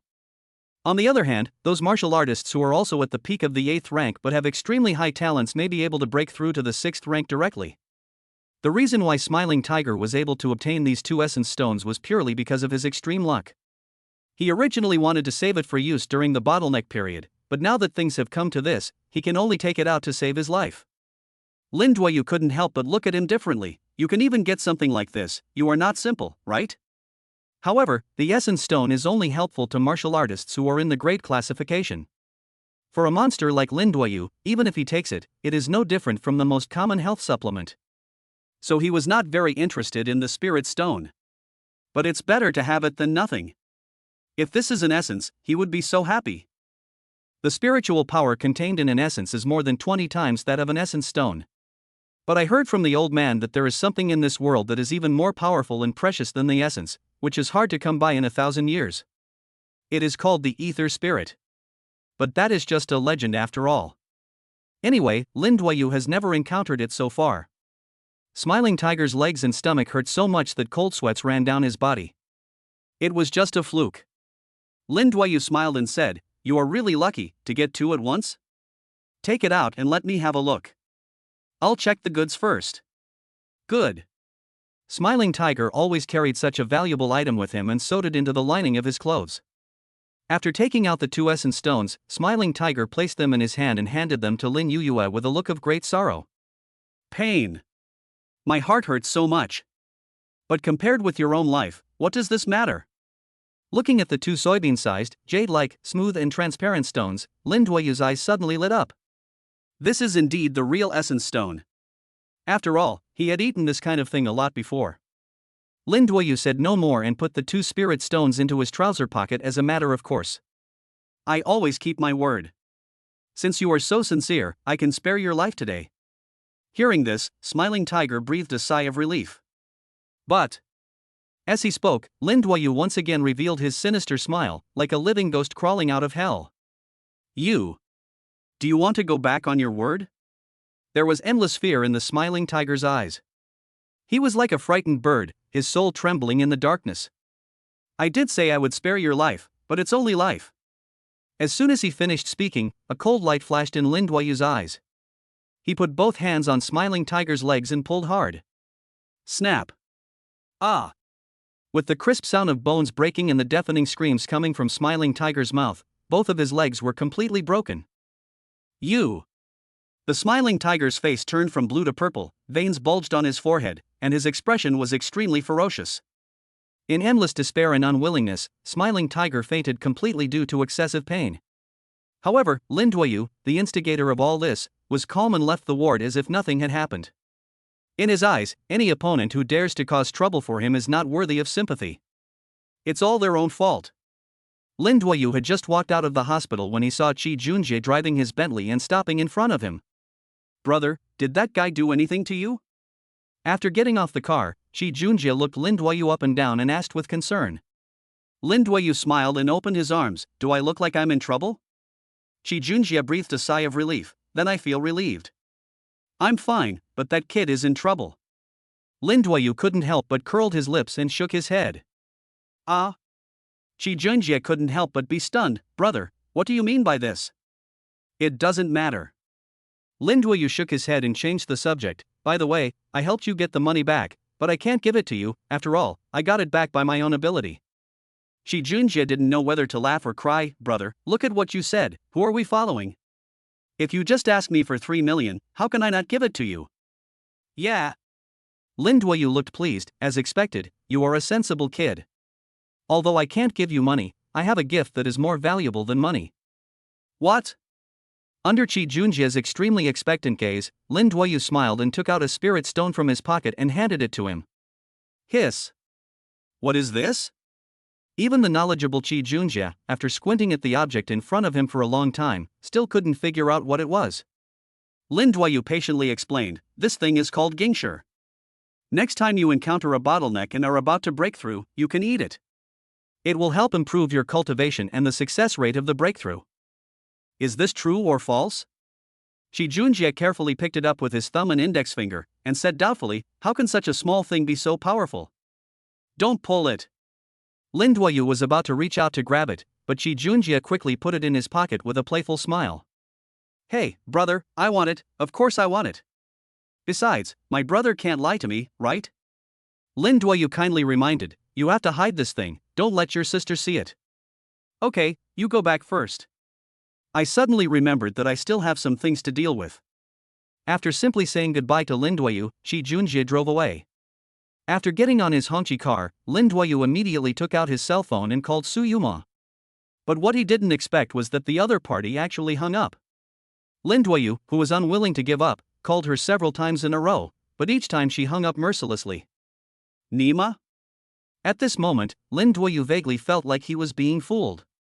"Su Yuma. Just wait for me."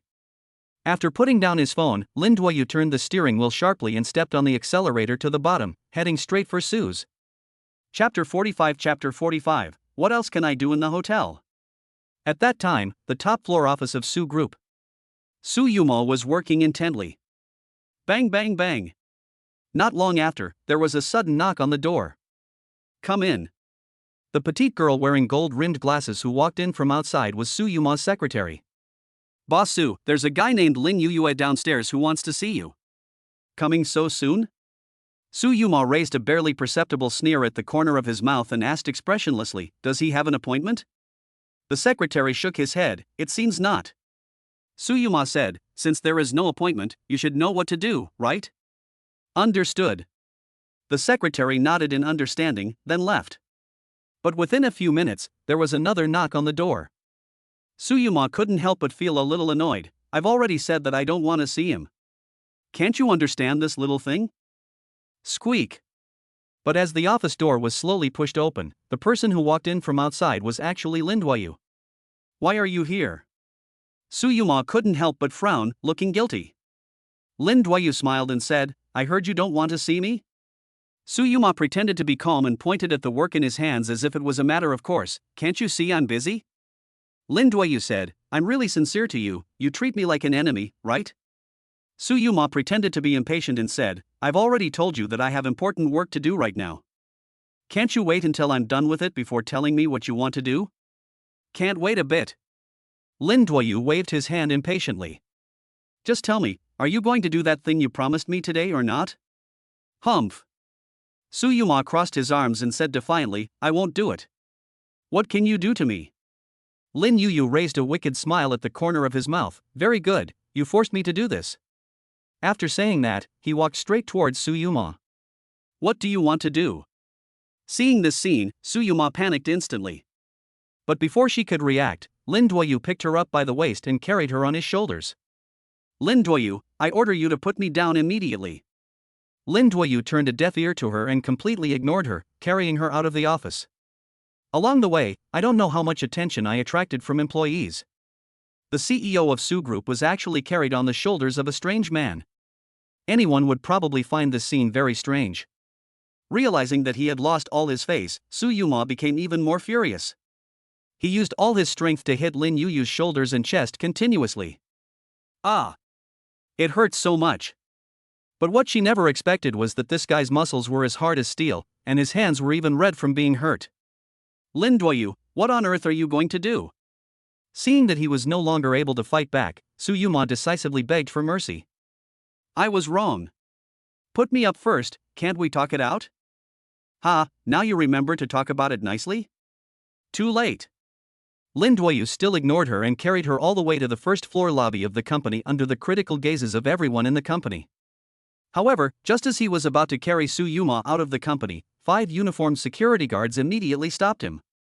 Boy, I'll give you 5 seconds to put our president Su down immediately. Otherwise. Before the security captain finished speaking, Lin Duoyu's sharp and cold eyes shot directly at him. What else? No. Otherwise. Otherwise. Noticing Lin Duoyu's terrifying gaze, the security captain became a little incoherent and stammered for a long time without uttering a single word. Don't fucking say otherwise. Bang. Lin Duoyu was too lazy to listen to his chatter and kicked him to the ground. Just as the other 4 security guards were about to take action, Lin Duoyu suddenly pulled his leg back. Bang bang bang. As a shadow flashed by, the 4 security guards fell to the ground. Just like that, under the extremely shocked gazes of everyone in the company, Lin Duoyu carried Su Yuma and swaggered out of the Su Group. The young secretary beside Su Yuma was stunned for a long time before finally coming to her senses and quickly called Su Guangshan. Oh no, Chairman. Boss Su has been kidnapped. What did you say? Su Guangshan was furious when he heard this. Who the hell is so bold? How dare you kidnap my daughter? A guy named Lin Yuyuan. Just a few seconds ago, we watched him carry President Su away. Hearing this, Su Guangshan on the other end of the phone was silent for a while, and then he laughed unexpectedly. So that's how it is? Oh, it's okay. The young people of their generation like to have fun and have fun. Let them do what they want. Beep, beep. After saying that, without giving the secretary any chance to speak, Su Guangshan hung up the phone happily. Holding the phone in her hand, the secretary was stunned the whole time. Her jaw seemed to be about to drop. His own daughter was kidnapped, but instead of being anxious, he could even say such words. Is this really my biological father?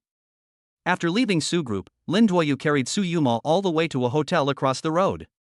The more Su Yuma thought about it, the more he felt something was wrong. Why did this guy bring himself to the hotel? Help me get a room.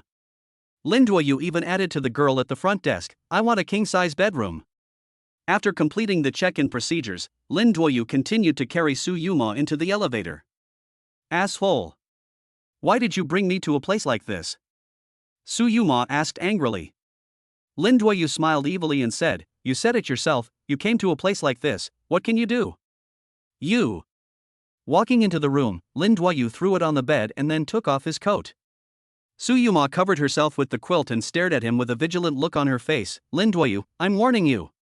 If you dare to do anything to me today, I'll die in front of you.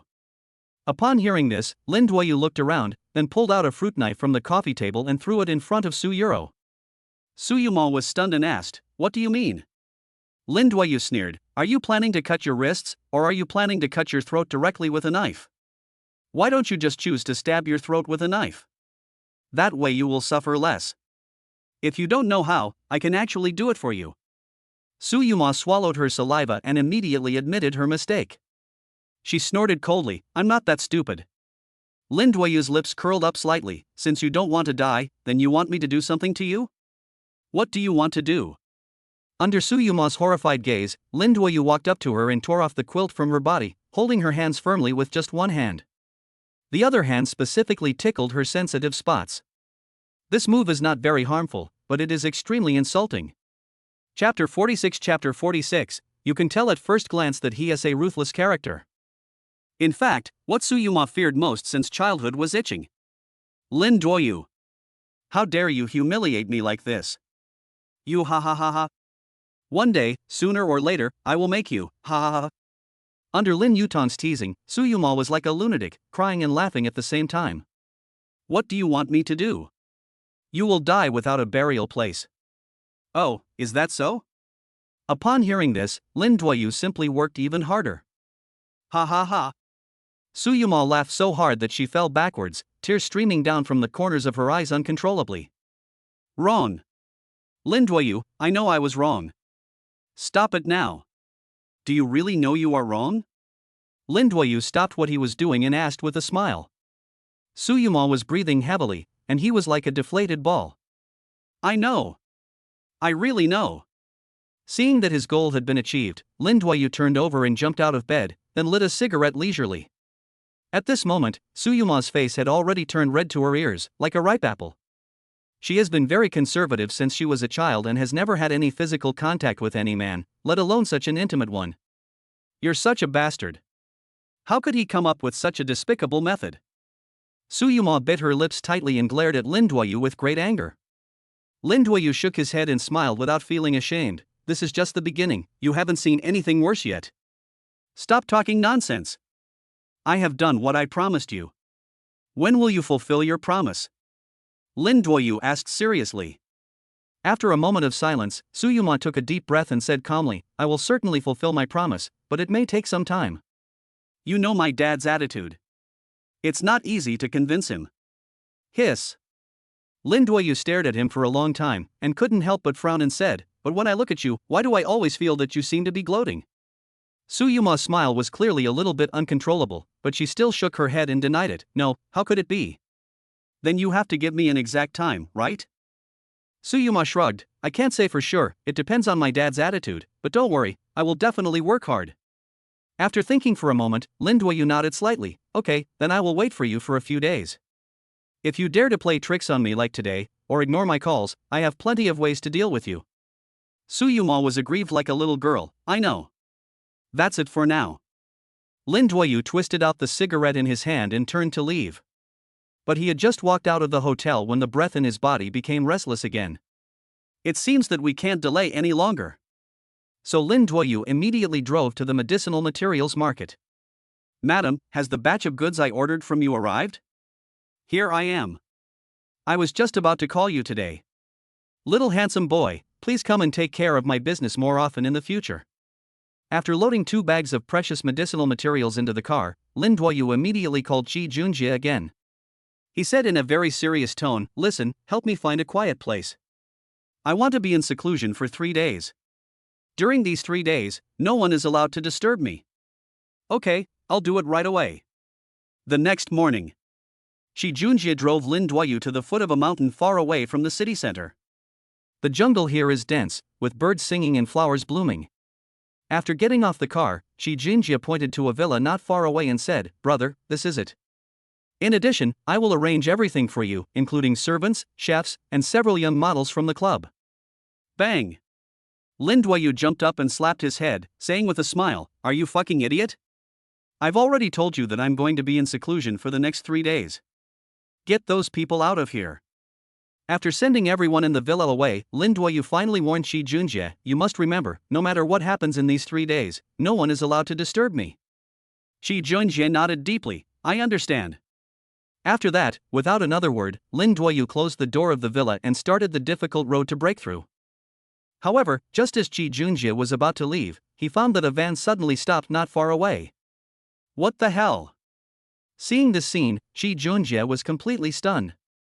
You know, there is no way that anyone else could know this place except him. Under Qi Junjie's surprised gaze, a burly man wearing a black leather coat and with a stubble on his face opened the car door and walked out. This person had a cold expression on his face, and underneath that serious face, there seemed to be an endless murderous aura hidden. The aura is very strong. Simply put, you can tell at first glance that he's a tough guy. Although Chi Junjie was shocked by the opponent's momentum, in order not to let down the task that Lin Duoyu had previously entrusted to him, he still forced himself to bite the bullet and walk straight to the opponent. Who are you? Who asked you to come here? The bearded man was a head taller than Chi Junjie, so he could only look up at him. The bearded man looked down at him and said in a low voice, "I'm looking for Lin Duoyu." Chi Junjie pointed at the other person's nose and shouted, "The person you are looking for is not here, get out of here." The bearded man smiled coldly, "Are you talking to me?" Chi Junjie still maintained a very arrogant attitude, "Do you have donkey hair in your ears? Is there anyone else around?" The bearded man smiled coldly, then suddenly reached out and grabbed Chi Junjie by the collar. Under Chi Junjie's extremely horrified eyes, the bearded boy lifted him into the air. "Do it or not? Are we going to take action? Fuck you, let go. I told you to let go, did you hear me?" Chi Junjie kept waving his fists, but he couldn't even touch a hair on the bearded man. The bearded man smiled contemptuously, and then slapped Chi Junjie in the face. Bang! Fuck! How dare you hit me? I'm going to fight you. Bang bang bang! The bearded man slapped him 3 more times without saying a word. In front of this man, Chi Junjie had no chance to fight back at all. It was a completely one-sided bloodbath. Squeak! Maybe the noise outside was too loud, and soon Lin Duoyu pushed the door and walked out. Chi Junjie crawled to Lin Yuyue and started crying bitterly. "Brother! Woo woo woo! You finally came out. I don't know where this 13 came from, Cuckoo just beat me up. Look, my nose is bleeding." When the bearded man saw Lin Duoyu, his eyes couldn't help but turn red and his excitement was beyond words. "Long time no see, bro." Chapter 47, Me? Idiot? Big brother? Hearing the bearded man addressing Lin Yuyu, Chi Junjie stopped crying instantly, turned around and stared at him with a puzzled look on his face. 11? After seeing the appearance of the person clearly, Lin Yuyu's mouth corners also raised a smile. This person is none other than his good brother in China, Lu Shi. "Brother, I miss you so much." Lu Shi, who always had a serious look on his face, actually smiled at this moment. He took 2 steps at a time and walked forward, hugging Lin Duoyu tightly in his arms. Chi Junjie looked at this scene with a complicated expression. Even a fool could see that this beating he received was in vain. "Brother, who is this idiot?" Lu Shi suddenly set his eyes on Chi Junjie and asked in a cold tone. "I. Idiot?" Chi Junjie pointed at his nose with an unhappy look on his face. Lu Shi nodded, "Yes, I'm talking about you." Chi Junjie said the most cowardly words in an extremely tough tone, "Damn it, if I can beat you, I will definitely teach you a lesson." 11, let me introduce you. His name is Chi Junjie, and he's a good brother I just met. Him? Hearing this, Lu Shi glanced at Chi Junjie with disdain. Why? What qualifications does he have? I'm so fucking. Lin Duoyu gave Chi Junjie a look, signaling him to shut up, and explained to Lu Shi, although this guy is not very strong, he is a very down-to-earth person and also values friendship. He is a guy worth making friends with. Okay. Lu Shi took a deep breath. Although he always maintained a disdainful attitude towards Chi Junjie, after all, Lin Duoyu had already said so he didn't know what to say. By the way, brother, I have already done what you told me to do on the phone earlier. As he spoke, Lu Shi walked towards the van. Out of curiosity, Lin Duoyu and Chi Junjie also followed over. Lu Shi opened the trunk of the van and saw a woman lying alive in the trunk. She was tied up and had black tape around her mouth. After seeing the light again, the woman was very excited and kept twisting her body as if she wanted to say something. Who is she? Lin Duoyu looked at the woman puzzledly. Lu Shi said indifferently, this woman is the leader behind the assassin organization. She hit herself quite deeply. It took me a lot of effort to catch her. When mentioning this, the tied-up woman couldn't help but fall into memories. I remember that about 5 days ago, this man suddenly broke into their organization. In just less than half an hour, more than a dozen assassins under her command were either killed or disabled. Don't be too cruel. He was also caught and thrown into the trunk of a van. I see. Lin Duoyu smiled lightly, then reached out and pulled the black tape on the woman's mouth. I have to say that this woman is of very high standard in both figure and appearance. Who the hell are you? The woman stared at the 3 people fiercely with a vicious look. Bang! You're so arrogant? Lin Duoyu showed no mercy and slapped her in the face. Listen carefully. I brought you here today just to make one thing clear to you. About 5 days ago, did someone ask you to cooperate and kill someone in Dongshan? Snort. So what? The woman looked at Lin Duoyu with a sneer on her face, and she was really ruthless. People in our line of work will never easily sell out any information about their employers, no matter what. Even if you kill me, I won't tell you. Yo ho. Hearing this, Lin Duoyu smiled, a sneer. I didn't expect you to have such professional ethics, right? Okay, I like your personality. Then, he looked at Lu Shi with a smirk on his face. This woman is a reward for you. Unexpectedly, Lu Shi glanced at the woman with disgust on his face. I think she is dirty. Lin Duoyu couldn't help feeling a little embarrassed, and then turned to look at Shi Junjie beside him, then. But before he could finish his words, Shi Junjie also shook his head with disgust and refused. Brother, don't look at me, I also have a serious misophobia in this regard. You guys?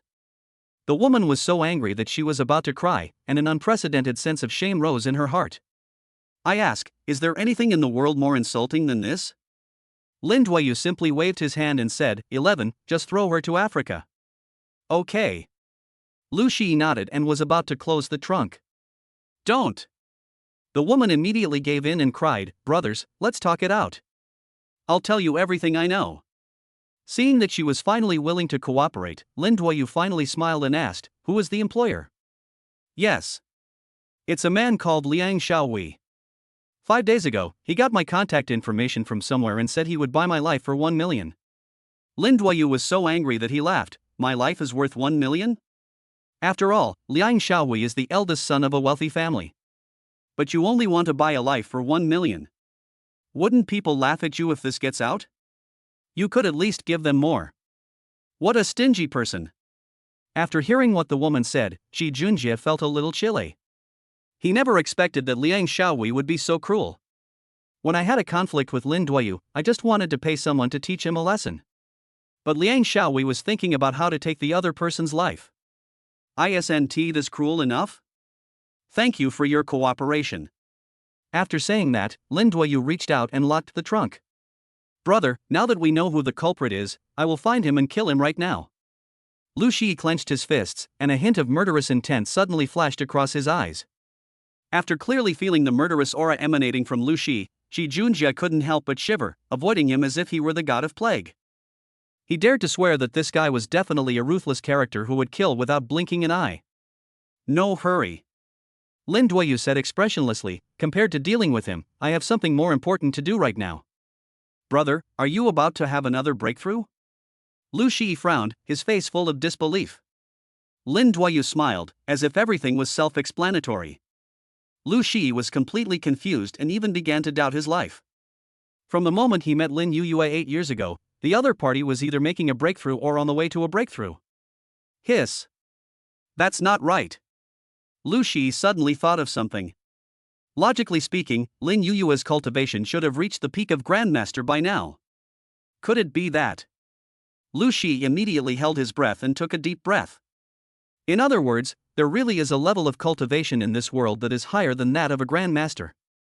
Chapter 48 Dongxing Boss, Zhao Tianlong. Although Lu Shi thought a lot in his mind, he didn't ask a single word. Brother, what should we do with that woman? Lu Shi suddenly looked at the trunk of the van with cold eyes. Lin Duoyu thought about it and said indirectly, how can a waste who has lost all his cultivation withstand any storms? Lu Shi understood instantly, I understand. 11, you did a great job on this. Thank you for your hard work. Brother, what are your plans next? Lin Duoyu said frankly, I will probably continue to stay in Dongshan. I haven't finished the things that the old man gave me. After a moment of silence, Lu Shi suddenly asked tentatively, Brother, can you let me stay with you? I remember you promised me when you were abroad that you would let me work by your side after you returned home. Lin Duoyu was stunned, did I say that? Lu Shi didn't know whether to laugh or cry, of course. Hearing this, Lin Duoyu agreed without thinking, okay, if you decide to stay, that would be great. Shi Junjie, can you help me find him a place to live? Oh. Shi Junjie walked over and put his arm around Lu Shi's shoulders in a familiar manner. Brother, look at what you said, your good brother is my good brother, and from now on we are family, hee hee. Don't worry, I promise to arrange everything for you. Lu Shi snorted coldly, pushed Qi Junjie away without any hesitation, and said bluntly, "Who is your family? Don't try to make connections with me here. My elder brother thinks highly of you, but I may not think highly of you." Qi Junjie smiled and said, "It's okay. We'll get used to each other after a while, right? Okay, if there's nothing else, you two can go down the mountain. I'll come find you in 3 days." Qi Junjie once again put his arm around Lu Shi's shoulders in a frivolous manner. "Okay, let's go first, brother." Lin Duoyu waved his hand, turned and walked into the villa. "Brother, your name is Lu Shi, right? Then for the sake of improving our relationship, I will call you Shi from now on. Who wants to improve their relationship with you? Hey, don't be so cold. From now on, just call me Ajay. We're all good friends." 3 days later in the morning. Liang family residence. At this moment, Liang Lendi was furious at home. Liang Xiaowei was like a child who had done something wrong, hiding in the corner and trembling, not daring to even raise his head the whole time. "I've been gone for less than half a month, and such a big change has happened on the south coast. Why didn't you tell me earlier?" Liang Wendy pointed at Liang Xiaowei's nose and asked, almost roaring. "Dad, you can't blame me for this." Liang Xiaowei quickly explained with a wry smile, "Even if I racked my brains, I would never have thought that Qi Dahai, that coward, would dare to risk going against our Liang family and secretly cooperate with the Su family. What a great sea!" Liang Wendy had a grim smile on his face. "On the surface, you always pretend to be submissive and servile in front of me, but I didn't expect that you would stab me at the most critical moment. I didn't even notice it before. It's hidden so well. Since you want to play, I will play with you to the end." Afterwards, Liang Wendy turned his head and looked at Liang Xiaowei, and said to him coldly, "From now on, I will be fully responsible for all matters in the group. I want Qi Dahai to see who is the real leading family in Dongshan." It is obvious that Liang Wendy is ready to deal with the Qi family with all his strength. Driven by his father's emotions, Liang Xiaowei's blood instantly boiled. "Dad, what can I do?" "You?" Liang Wendy sighed helplessly and shook his head. "Go cool down somewhere else." Liang Xiaowei, At the same time, Black Dragon Club. Today is the day when Zhao Tianlong, the leader of Dongxing Society, returns to Dongshan. After receiving the news, all the employees in the club, as well as the Dongxing Society members, big and small, gathered here. They all wanted to greet their boss as soon as possible and give him a welcome dinner. Soon, a black limited edition Rolls-Royce stopped directly at the entrance of the Black Dragon Club. Behind this Rolls-Royce were 3 Bentleys and 5 Maybachs. Such a cool and impressive convoy instantly attracted a lot of people to watch. As expected of Zhao Tianlong, the boss of Dongxing Society, this is quite a grand ceremony. As the driver wearing white gloves respectfully opened the passenger door for him, a young man in a suit and tie, with American bangs and an extremely handsome appearance, slowly walked out of the car. There was always a confident smile on his face, and he looked harmless. And this person is the boss of Dongxing Society, Zhao Tianlong. If someone who doesn't know him sees him for the first time, they will definitely think that he is a young talent with both moral integrity and ability in contemporary society. But in fact, his swift and decisive way of doing things and his ruthlessness are enough to make all the powerful people in Dongshan stay away from him. "Boss!" The Dongxing Society members standing on both sides of the club suddenly stood in awe and put their hands behind their backs, shouting in unison, "So powerful!" Zhao Tianlong remained calm from beginning to end and just nodded slightly. 3 more people got out of the 3 Bentleys at the back. The guy holding the chicken leg, wearing a skull vest and a rather fat body, is the 3rd in command of the Dongxing Society, Ironwall Tiger. The thinner guy on the other side is the 5th in command of the Dongxing Society, known as Zhuiyinghu. The leader of the 2 was a woman wearing a bright red cheongsam. There is charm in her brows, her slightly curly long hair draped lazily over her shoulders, her faint smile exudes alluring charm, and every move she makes is captivating. If Lu Xiaoxiao is a rose, then this woman can be described as a rose with thorns. King Luanhe, the 2nd in command of Dongxing Society, is second only to Zhao Tianlong. At the same time, she has another identity, that is, the smiling tiger Yuan Tai, her half-sister. After Zhao Tianlong scanned the crowd, he waved and called the club manager over. "Why don't we see Pafengu and Zayamayanho?" Zhao Tianlong was obviously a little dissatisfied with the absence of these 2 people. The manager looked embarrassed, as if he had something to hide. Zhao Tianlong spoke in a low voice, but a smile remained on his lips. "I'm asking you a question. Often this way of speaking is the most stressful. The manager couldn't stop shaking all over and could only tell the truth. Master Long, the 4th and 6th bosses, they are all in the hospital now. Chapter 49, find him at all costs. You said they were in the hospital? Hearing this, Zhao Tianlong couldn't help but frown, feeling a little unbelievable. Please explain yourself clearly. What happened to my brother? Qing Wanhu was a well-known brother-doting demon. After hearing this, she almost stopped smiling in an instant, walked over with a stern face and grabbed the manager's collar. The manager was so panicked that he was sweating profusely. Second in command, this. Actually, I don't know exactly what happened. Why don't you go to the hospital yourself? Qing Wanhu threw it to the ground, then drove the Bentley himself and rushed to the city hospital without stopping. Half an hour later, Dongshan City Hospital. Bang! King Luanhu kicked open the door of the ward. Xiaohu. Sister. When he saw that it was his sister who came back, Smiling Tiger's long accumulated feelings of grievance suddenly burst out, and tears kept welling up in his eyes. Xiaohu, your legs.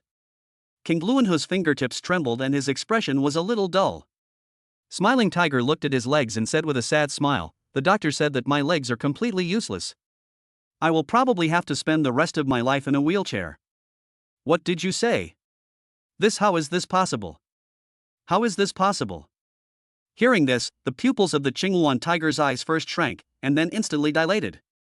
Its originally rosy and beautiful face was now as pale as paper, without a trace of blood. She could never believe the fact before her. How could he suddenly become a paralyzed cripple when he was full of energy and healthy not long ago? Qinghuan, who slowly clenched her pink fists, breathing heavily, and looked extremely ferocious. Even though tears were welling up in her eyes, she could not hide her earth-shaking murderous intent. Tell my sister who did this. Smiling Tiger's heartstrings trembled violently, he gritted his teeth and spoke word by word, his name is Lin Duoyu. Lin Duoyu? King Luanhu felt very unfamiliar with this name.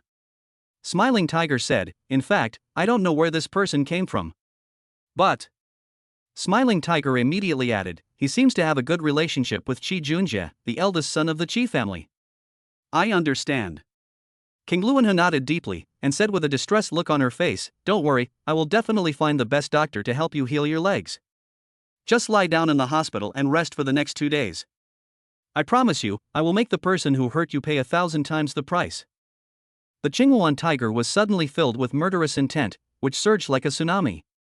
At the same time, in the ward next door. Hey, Master Long. Master Long, you're back. Then can we go to the amusement park and ride the roller coaster together? Who could have imagined that the Pafengu, who was so majestic and arrogant in the past, was now behaving strangely, with a dull look in his eyes and saliva slowly flowing down the corners of his mouth? This doesn't look like the behavior of a normal person at all. Looking at Pafengu's appearance at this moment, Zhao Tianlong's eyes were as deep as the abyss. His eyes, which should have contained a smile, were now filled with strong murderous intent. Not long after, Zhu Yinghe came to Zhao Tianlong with a medical examination report and a very complicated expression. Zhao Tianlong asked, what did the doctor say? Zhu Yinghe confessed, the doctor said that his brain has been severely traumatized. He now has the IQ of a 5-year-old. Ha ha. Zhao Tianlong burst into laughter when he heard that. But despite this, he remained calm and didn't look angry at all. People like this are often the most terrifying. Brother Long, I. At this time, the Qinghuan tiger suddenly ran in front of Zhao Tianlong. However, before she could finish her words, Zhao Tianlong seemed to have guessed what she was going to say next, so he reached out to stop her. I already know about your brother. Then he slowly took out a cigar from his arms, lit it and put it in his mouth. After taking a deep breath, he said indifferently, prepare the car and go to Qi's house.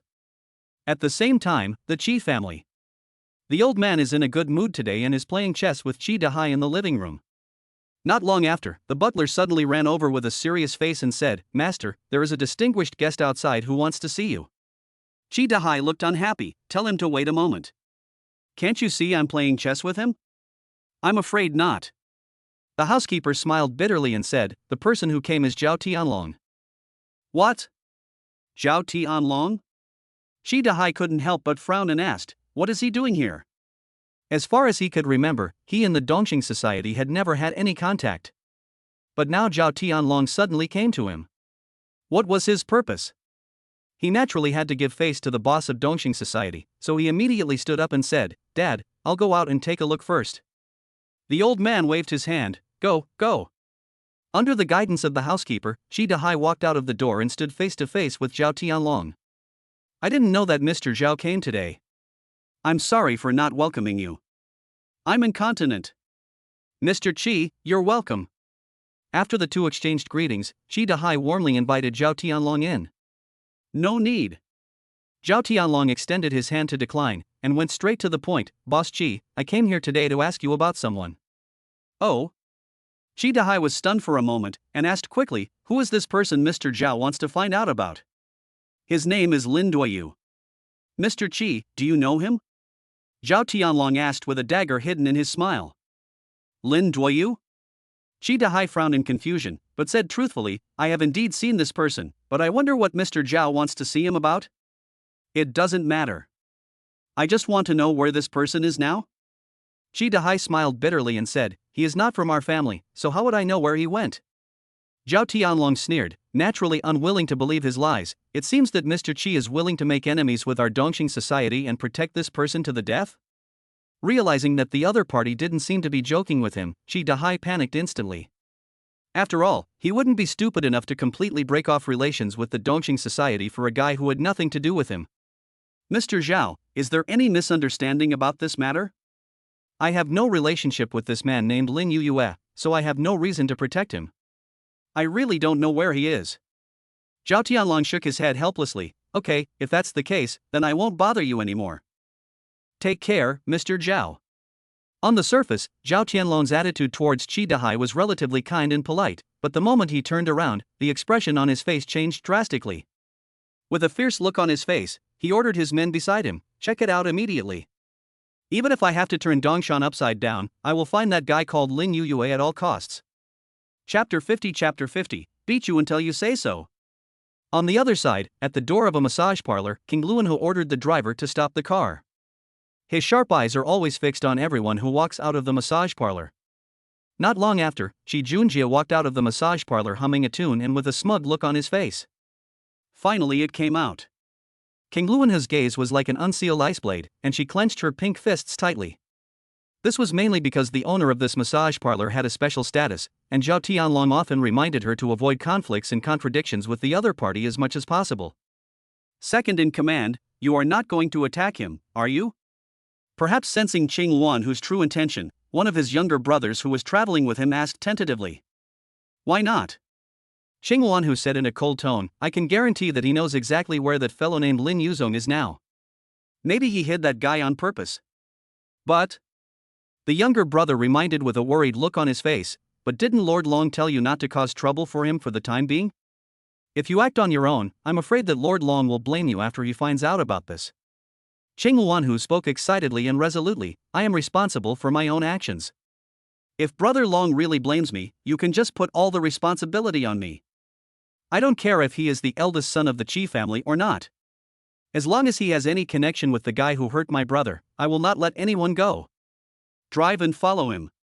Soothing music was playing in the car, and Qi Junjie's hands tapped on the steering wheel to the rhythm. At an ordinary intersection, he was about to speed up and pass the green light, but he didn't know that danger was approaching him quietly. Without any warning, a black Audi came rushing over from the right like a wild horse. Sizzle. Bang. With a harsh brake sound and a sharp metal collision sound, the black Audi opposite slammed heavily into Qi Junjie's car. The huge impact force caused Qi Junjie's car to be overturned on the spot. His head hit the doorframe hard, his vision suddenly became blurred, and his consciousness began to gradually fade away. Before he completely lost consciousness, he only vaguely saw a woman in a red cheongsam, with her arms folded across her chest, looking down at him condescendingly. Crash.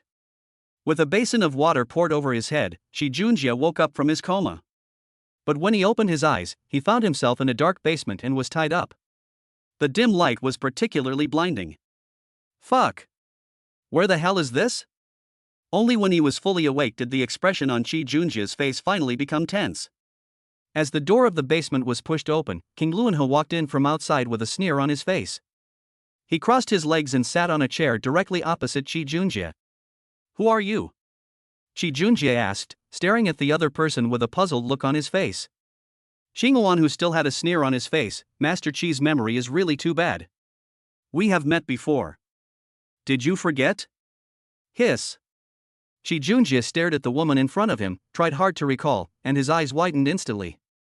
He remembered that this woman was Smiling Tiger's biological sister, the second in command of Dongxing Society.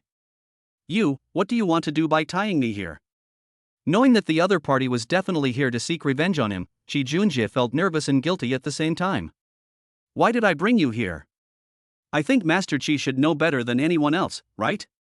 I don't understand what you're saying.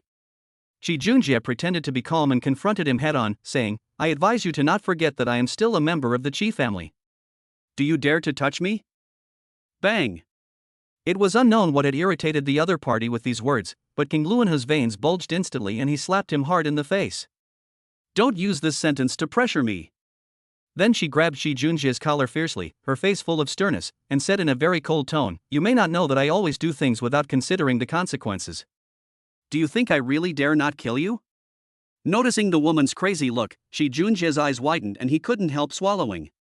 But soon, King Luanhe withdrew its momentum for the first time, and sat back in the chair with its legs crossed. Of course, as long as Master Qi is willing to cooperate with me, I won't make things difficult for you. How do you want me to cooperate with you? Tell me where that fellow named Lin Yuzong is hiding now. As long as you tell me, I will let you go immediately. Shi Junjie stared at King Luanhe for a while, and suddenly asked, Can you give me a cigarette? At King Luanhe's signal, the man standing behind Shi Junjie immediately took out a cigarette from his arms and put it in his mouth, and lit it for him himself. Hiss ha! After taking a deep breath, Shi Junjie gradually showed a sneer on his face. I want to say the same thing to you. You may not know that I always value loyalty more than life. You want me to betray my big brother? Ha, stop daydreaming. Hearing this, King Luanhe's face turned gloomy again, and her teeth were chattering from gnashing. Very good. Since you won't tell me, I'll beat you until you tell me. The angry King Luanhe showed no mercy and his fists rained down on Shi Junjie. Shi Junjie kept groaning, but he clenched his teeth tightly and said nothing. King Luanhe simply found a hemp rope nearby and strangled Shi Junjie's neck with it, saying viciously, Are you going to tell me or not? As the blue Yuan tiger continued to exert force, Shi Junjie's face turned from blue to purple, and the tiny capillaries on his forehead were clearly visible. I said. Shi Junjie sobbed. The Qingyuan tiger finally stopped its movements. Shi Junjie had already been tortured to the point of exhaustion. Come here, I will only tell you one person. The Qingyuan tiger slowly moved its face closer. Puff. Unexpectedly, Shi Junjie spat a mouthful of bloody saliva directly on her face. I wonder how long you can hold on. King Luanhe's face was ferocious. He grabbed Shi Junjie's hair and said viciously. At the same time. In the villa at the foot of the mountain. Squeak. As the two doors of the villa were slowly opened, Lin Duoyu walked out of the house with his bare chest. Bathed in the sun, Lin Duoyu slowly opened his eyes after exhaling a breath of foul air. He reached out and gently lifted the hair that was blocking his eyes, a fanatical smile appearing on the corner of his mouth. Chapter 51, 3 seconds, kneel down. After changing into clean clothes, Lin Duoyu turned on his mobile phone, which he had turned off for 3 days. During the 3 days he was missing, there were more than a dozen missed calls on his phone. The calls were from Lu Xiaoxiao, Su Yuma and Su Yuro respectively. At the same time, there was a strange number. Just when Lin Duoyu was about to call back the unfamiliar number, Shi Xiaozao called right after. Lin Duoyu, where are you now? But before Lin Duoyu could finish his words, Shi Xiaozao said angrily, I don't care where you are now, come to my house immediately. Lin Duoyu, who had no idea what was going on, couldn't help but asked with a smile, what happened suddenly? My brother is in trouble. What? Hearing this, Lin Yuyu's expression obviously turned a little colder. I'll be right there. After hanging up the phone, Lin Duoyu immediately got into his Hongqi car and drove to the city center at a very fast speed. About 40 minutes later, Lin Duoyu successfully arrived at the Qi family. At this moment, Grandpa Qi, Shi Dahai, the old man's second son Shi Dajiang, and Shi Zhaozao were waiting anxiously outside the door. When Lin Duoyu was feeling puzzled about this, Shi Zhaozao suddenly came up to him with red eyes and a stern face, ready to slap him. However, Shi Zhao's hand had just reached mid-air when Lin Duoyu grabbed his wrist. You're crazy. Lin Duoyu said unhappily. Shi Zhao Zhao glared at Lin Duoyu and said through gritted teeth, "My brother is really blind to follow a big brother like you." Lin Duoyu was still puzzled. "What do you mean by that? Tell me, when did you offend the Dongxing society?" Lin Duoyu asked back, "What does this have to do with your brother?" Shi Zhao Zhao sneered and accused with red eyes, "It was obviously you who caused the trouble. Why should you let others bear the consequences for you? You are so smart. You hid yourself after getting into trouble and pushed my brother out as a shield. How can you be so shameless?" Shi Dahai suddenly came over and grabbed Lin Yuyo's collar, roaring with blazing eyes, "Lin, let me tell you, if anything happens to my son today, I promise to make sure you die without a burial place." At this moment, Dr. Li pushed the door and walked out of the room, heaving a sigh of relief. "Mr. Li, how is my brother?" Shi Zhao Zhao asked anxiously. "Don't worry, young lady. The young master only suffered some superficial injuries. It's not serious. He will be fully recovered soon after a good rest." Hearing this, everyone breathed a sigh of relief. Listening to what Dr. Li said, Lin Duoyu's eyes turned cold. "You said Qi Junjie was beaten?" She wiped his eyes early and turned his head away, not even wanting to look at him. Lin Duoyu immediately looked at Dr. Li and asked, "Is he awake now?" Dr. Li nodded, "Just woke up. I'll go in and ask him myself." Ignoring the obstruction of Shi Zhao Zhao and Shi Dahai, Lin Duoyu pushed the door open and walked into the room, then locked it. Qi Junjie, who was usually full of energy and always had a smiling face, was now lying half dead on the bed, with his face covered in blood.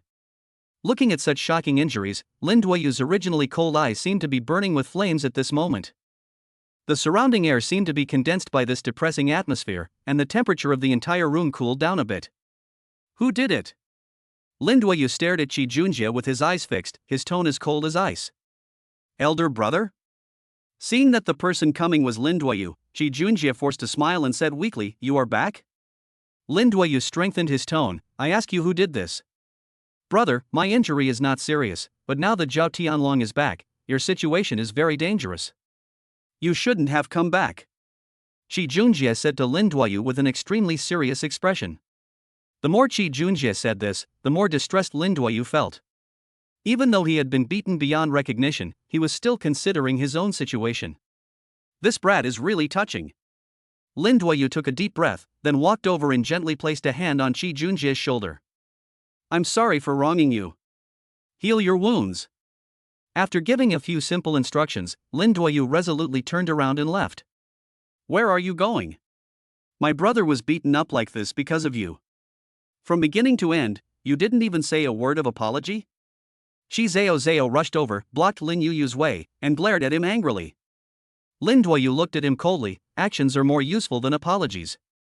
Simply leaving these few words, Lin Duoyu left the Qi family without saying another word and just looked back. After walking out the door, Lin Duoyu took out his cell phone and called Lu Shi.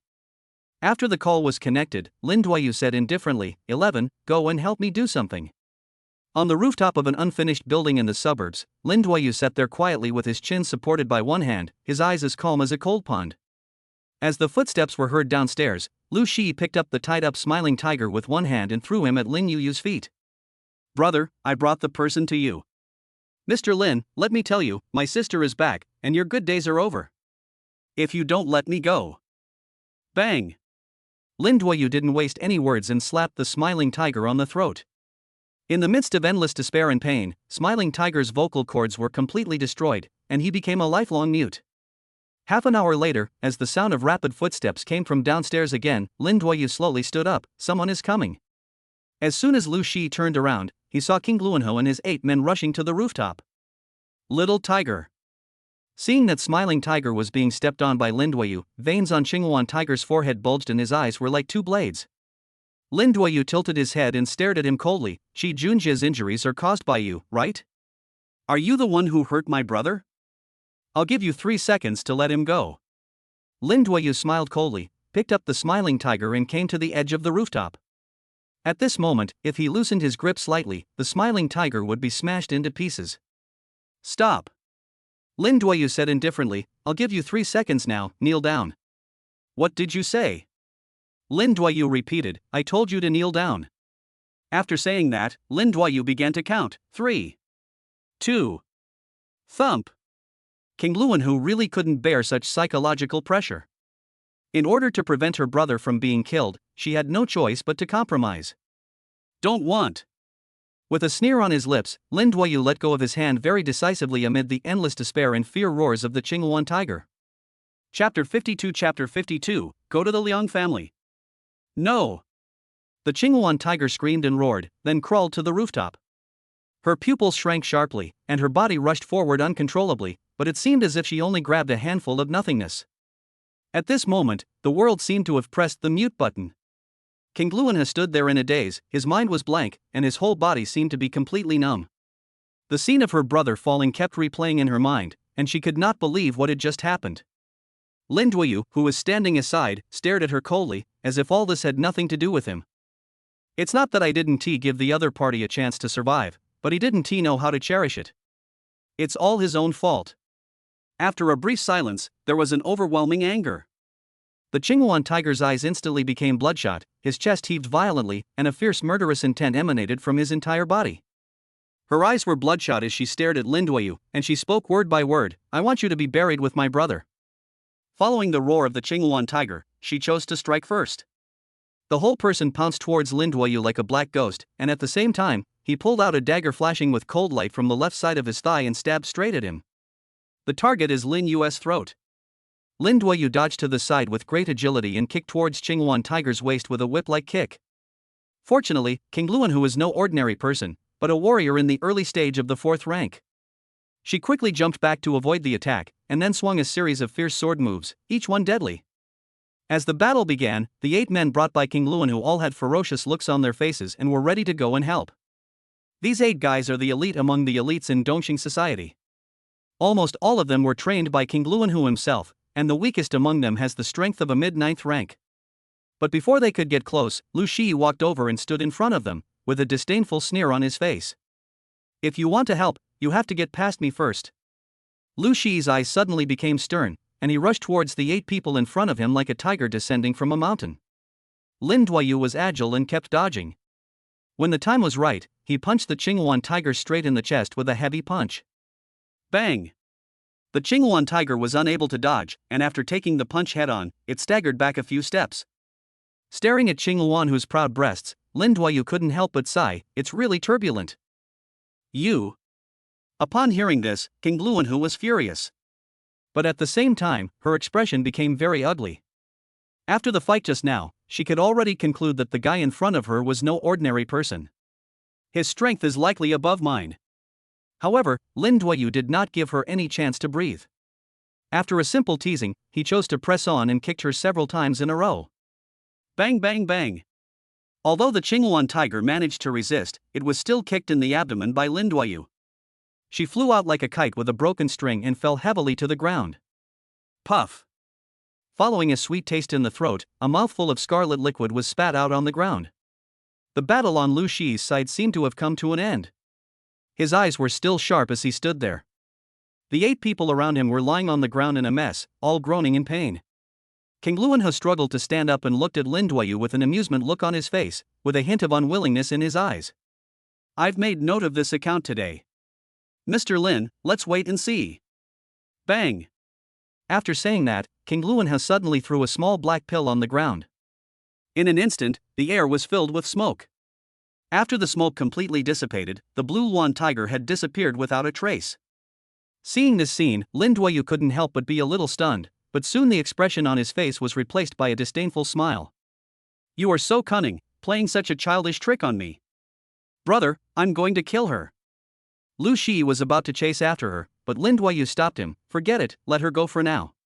Compared to her, I have something more important to do now." Lin Duoyu said cruelly, "Damn Liang Xiaowei, he actually dared to send assassins from other places to deal with me, he is playing with fire." In fact, when he came to Dongshan this time, he had no intention of having any conflict with these so-called wealthy families. But now the other party has already shit on his head, he definitely can't stand it. "Brother, now we." Before Lai Shi finished speaking, Lin Duoyu took a deep breath and said calmly, "Go to the Liang family." At the same time, after escaping from that dangerous place, King Gluanha, with his almost falling apart body, drove a black Audi to the city center as fast as possible. Beads of sweat the size of beans kept dripping from her forehead, her face was as pale as paper, and her lips were bloodless. The double blow to her body and mind had pushed her to the brink of collapse. She never expected that Lin Yu's kick would cause such great harm to her. Finally, just before her consciousness was about to completely disappear, she parked the car in front of Zhao Tianlong's villa. "Qingluan? What's wrong with you?" Zhao Tianlong opened the door and walked out, hurriedly hugged King Luanhu in his arms and asked anxiously, "Brother Long. Help!" King Luanhu had just said half of his words when he completely fainted in Zhao Tianlong's arms. At the same time, after some inquiries, Lin Duoyu had successfully parked the car at a place of entertainment that Liang Xiaowei often visited. Just as Lin Duoyu was about to get off the bus, the cell phone in his trouser pocket suddenly rang. The caller ID showed that it was Han Xiaotian. With some doubts, Lin Duoyu answered the phone. Han Xiaotian spoke first. "Lin Duoyu, what do you think of our friendship?" Lin Duoyu laughed sarcastically and said, "Can I think you are trying to get close to me? Whatever. I don't really care." Lin Duoyu laughed even more sarcastically. "Ha, I didn't expect you to be more pretentious than before." Han Xiaotian on the other end of the phone couldn't help but feel a little amused. "Do you know that in the entire Daxia territory, apart from you, few people dare to talk to me like this?" "Alright. Let's get back to the point. I'll speak frankly and directly. I want to use the friendship between us to ask you to promise me something. Tell me about it, but make it clear in advance that I may not agree." Han Xiaotian went straight to the point and said, "Give me some face and don't do anything to the Liang father and son for now." "What do you mean?" Hearing this, Lin Yu's expression changed a bit. "You want to protect them?" Han Xiaotian said in a serious tone, "You are wrong. It's not me who wants to protect them, but someone above is protecting them." Chapter 53. He is not someone we can offend. Tell me more clearly, who is protecting them? Lin Yu's face looked a little ugly. Han Xiaotian said in embarrassment, "I don't know how to explain this to you for the moment. But please believe me, after this incident has completely passed, the Liang family father and son will be at your disposal." Lin Duoyu lit a cigarette and put it in his mouth, saying indifferently, "But do you know that the little bastard surnamed Liang has already made up his mind to kill me?" "I know." Han Xiaotian said frankly, "But I know your abilities very well. The tricks they showed in front of you were just clowns." "Stop. No need to say more compliments. I can give you this face, but I have to bear this responsibility." After a moment of silence, Han Xiaotian decisively made the biggest concession to Lin Duoyu. "As long as no one gets killed, you can do whatever you want." Beep, beep. Without saying anything else, Han Xiaotian hung up the phone on the spot. At the same time, in a private room on the top floor of the club. "Brother, please respect yourself." Liang Xiaowei fell in love with a particularly innocent-looking young technician at first sight. He touched her more than once during the massage. "Why are you pretending to be pure in front of me? TSK, I've seen a lot of people like you just want money." Liang Xiaowei waved his hand and threw 24 bundles of red banknotes at the girl's feet. In Liang Xiaowei's eyes, there is nothing in this world that cannot be solved by money. If so, it must be not enough. The girl was not moved by the temptation in front of her. "Brother, how about I change a technician for you?" He. Liang Xiaowei smiled coldly, and then began to raise the price. 100,000. "Brother. 200,000. 500,000. This. 1 million. Liang Xiaowei sneered even more and said, "Beauty, this is your last chance. 1 million is not a small sum for people like you. Now this huge fortune is right in front of you. Do you really want to push it away with your own hands?" The girl bit her lip gently, and it was obvious that she was beginning to feel moved. After all, that was a full million. In the end, the girl failed to hold on to her last bottom line and actually took the initiative to walk over and lie in Liang Xiaowei's arms. "Good. That's right." Liang Xiaowei smiled proudly. Everything was within his expectations. Liang Xiaowei has already clearly grasped people's hearts. Are you kidding? Faced with the huge temptation of money, how many people can say no? Bang! However, just when Liang Xiaowei was in high spirits and was about to have an in-depth conversation with the girl, the door of the box was suddenly kicked open from outside. Under his horrified gaze, Lin Duoyu walked in from outside with a smile on his face. "Mr. Liang is really a refined person. Why is it you?" Liang Xiaowei's face was full of disbelief. Logically speaking, this guy should have gone to hell by now. Sensing that something bad was going to happen, Liang Xiaowei quickly asked the bodyguard outside for help. "Hi. Are you looking for him? Lu Shi walked in from outside with a playful look on his face, and through a long-haired man who was beaten half to death at Liang Xiaohui's feet. That person was none other than the expert whom Liang Xiaohui had specially hired from another place at a huge expense. You, what do you want to do? At this point, Liang Xiaohui was already a little panicked, and stared at Lin Yu's every move with a vigilant look on his face. Lin Duoyu shrugged, isn't it obvious enough? You don't really think you can kill me by bringing some garbage from outside? You. Liang Xiaohui was speechless on the spot, and unprecedented fear spread around him. Little sister, we have some private matters to deal with now. Could you please step aside for a moment? Lin Duoyu looked at the technician's sister politely. The girl nodded timidly and ran out of the box without even looking back. Lin Duoyu, I'm warning you. I am the eldest son of the Liang family. I don't believe you dare to do anything to me. Liang Xiaohui warned with a ferocious look on his face. Lin Yuyue's face was filled with a chilling coldness and an extremely creepy sneer. Don't worry, I won't kill you. But I will make you live a life worse than death. After saying that, Lin Duoyu gave Lu Shi a look. Lu Shi nodded in understanding, then pulled out a dagger flashing with a cold light from his waist and walked towards Liang Xiaohui with an expressionless face. You, what are you going to do? Seeing that the other party had drawn his knife, Liang Xiaohui was instantly frightened out of his wits and began to tremble uncontrollably. Coming in front of Liang Xiaohui, Lu Shi pinched his neck tightly with his left hand, and stabbed his crotch fiercely with his right hand holding the dagger. Ah! As Liang Xiaohui let out a pig-slaughtering scream, a new eunuch was born. Liang Xiaohui opened his eyes wide, watching the blood gushing out from his lower body, and fear completely overwhelmed him like a surging tide. His lips trembled violently, inarticulate sobs came from his throat, and his body twitched uncontrollably. But soon, a flame of anger ignited in his eyes, dispelling some of the fear. He raised his head, his eyes bloodshot, and glared at Lin Duoyu fiercely. You, how dare you? I'm going to kill you. I'm going to kill you. Lin Duoyu smiled without any fear, then walked forward, put one foot heavily on his chest, and looked down at him as if he was an ant. Listen carefully, this is my final warning to you. If you dare to cause trouble to me again, even the King of Heaven will not be able to save you. 11, let's go. Afterwards, Lin Duoyu took Lu Shi and left the box without looking back. Lin Duo. You. I will make you die. In endless reluctance and despair, Liang Xiaohui gradually fainted from the pain. When he woke up again, he was lying in the emergency room in the city center. Liang Wendy was sitting next to him with a look of heartache on his face. Dad. Looking at Liang Xiaohui, who was tortured beyond recognition, Liang Wendy felt as if his heart was broken.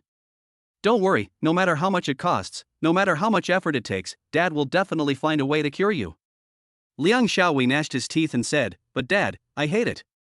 Liang Wendy sighed deeply and said weakly, in fact, Dad also wants to avenge you, but I just learned from the person above that the guy named Lin Yuyue is not an ordinary person. He is not someone we can easily offend. If you still want to live, listen to me and never provoke him again. I see. Liang Xiaohui agreed readily on the surface, but in fact he was still madly testing the edge of death in his heart. Chapter 54, Su Yuma's thoughts. On the other side, Lu Shi drove Lin Duoyu back to Jinqiu Garden. Did Ajai help you find a place to live? Lu Shi nodded. Well, that guy is really generous. I just live alone, but he arranged a whole villa for me. Lin Duoyu also nodded. Then you can live there for the time being. By the way, this is for you. After that, Lin Duoyu took out a bank card from his pocket and handed it to Lu Shi. If I remember correctly, there should be more than 1 million in this card.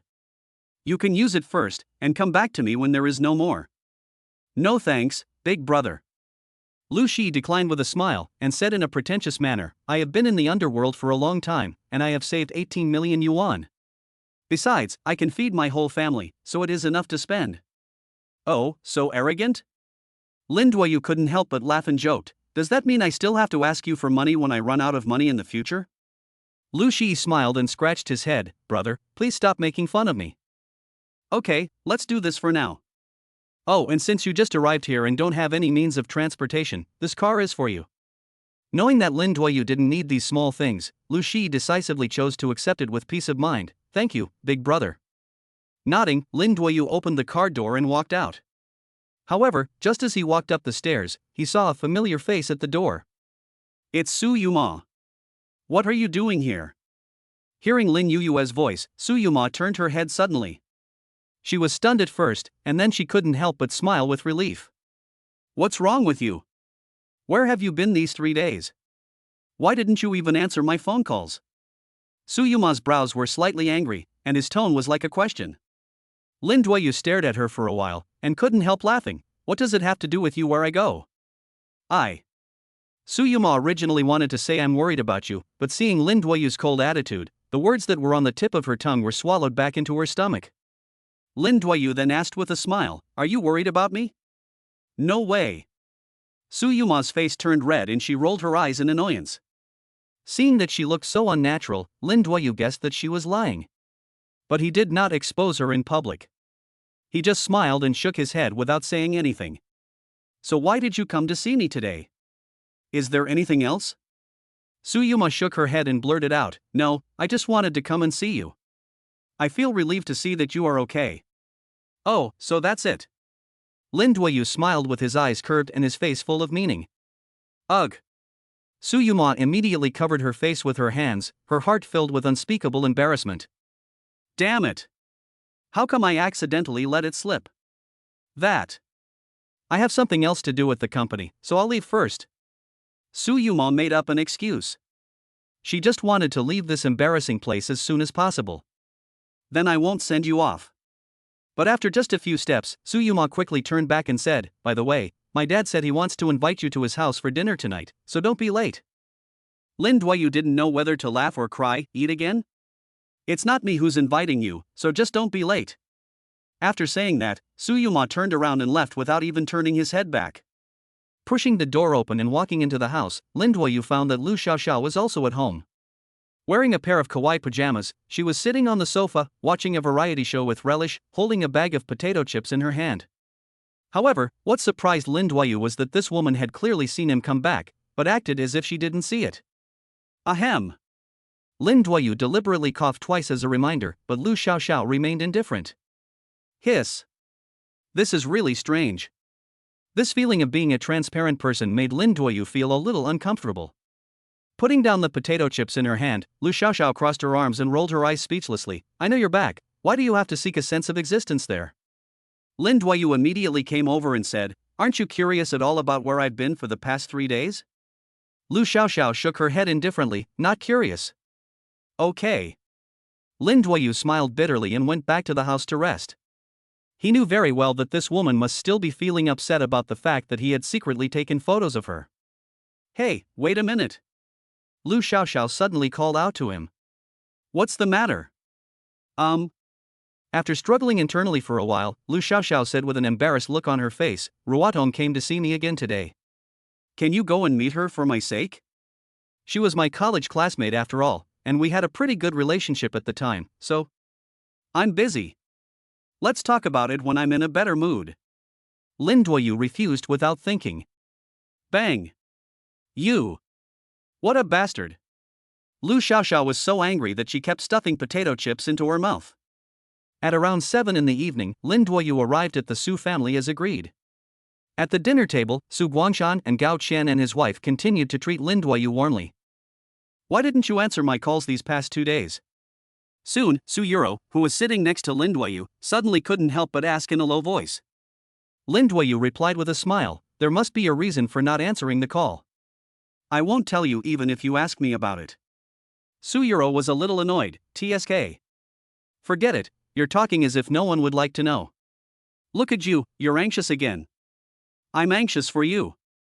At this moment, looking at the scene of the two people bickering, Su Yuma's expression was very complicated.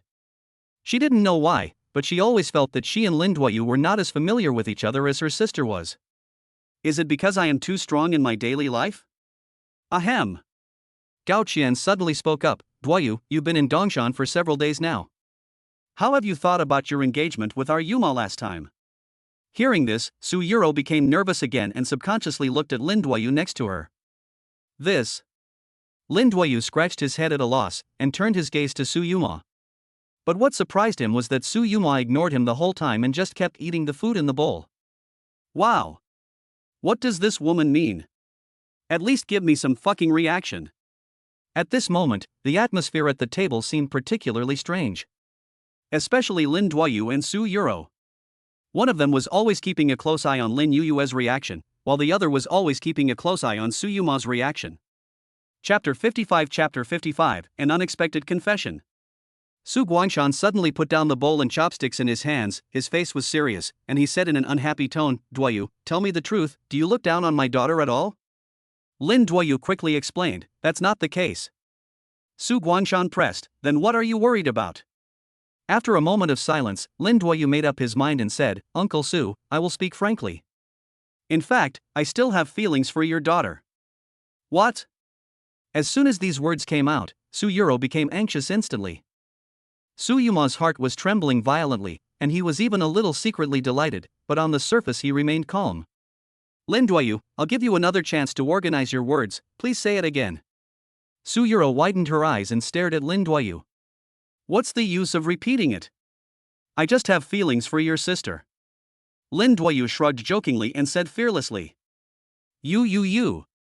Su Yuro's face almost turned green with anger. "But, speaking of that." Lin Duoyu immediately looked at Su Yuma and said, "Even if I have that idea, your daughter may not have it." Hearing this, Su Guangshan and Gao Qian and his wife looked at Su Yuma almost at the same time. "Girl, please express your opinion quickly." Gao Qian kept winking at Su Yuma, urging her. Under the gaze of several people, Su Yuma slowly put down the bowl and chopsticks in his hands. "Mom and Dad, I." Lin Duoyu's face was full of anticipation, and he thought to himself, "Yes, that's it, go on."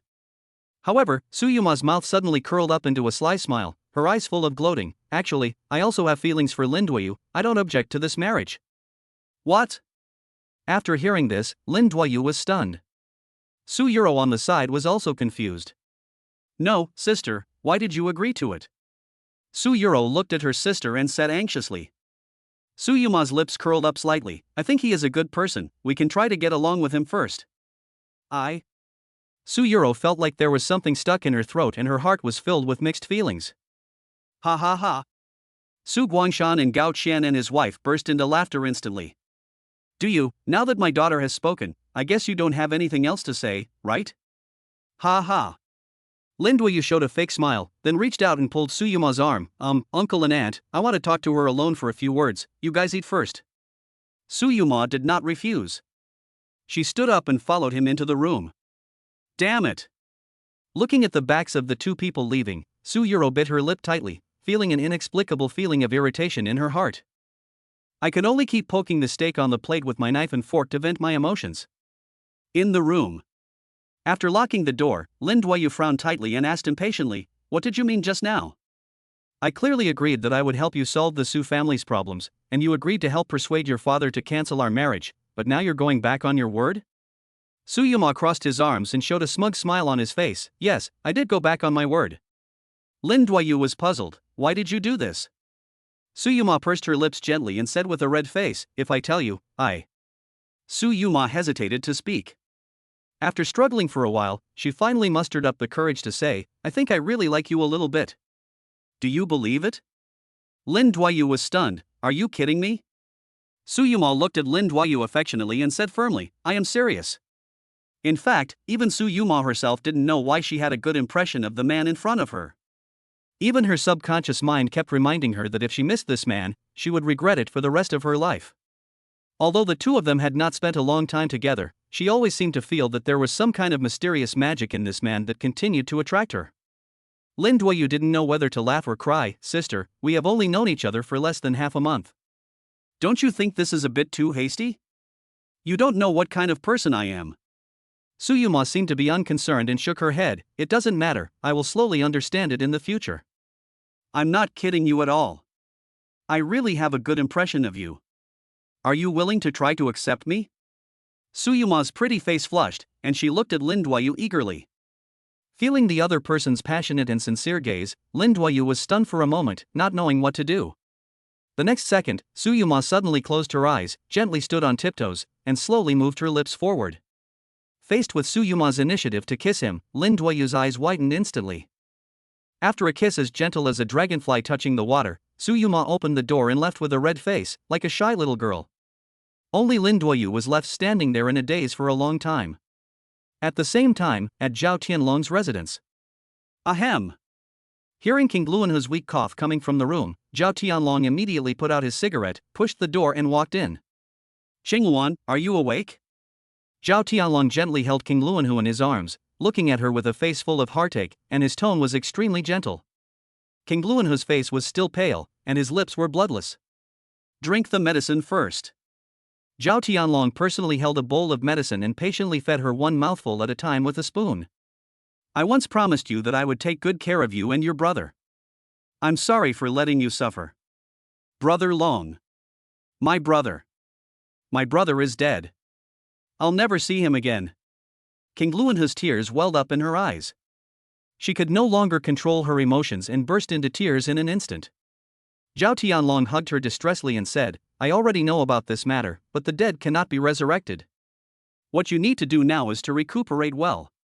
As long as people are still alive, revenge will be taken sooner or later. Brother Long, can you help me? King Luanhu's emotions suddenly became extremely excited. He grasped Zhao Tianlong's collar tightly with both hands, and his eyes were filled with endless hatred. Can you give me some time? Why? Hearing this, King Luanhu. She didn't know why, but she seemed to no longer be able to feel the courage that Zhao Tianlong once had. Zhao Tianlong said with a serious expression, this morning, Liang Wendy suddenly called me and told me that the guy named Lin Yuyue is not as simple as we thought, and asked me not to take action against him for the time being. Xingluan, who couldn't believe it, Brother Long, when did you become so obedient to Liang Wendy?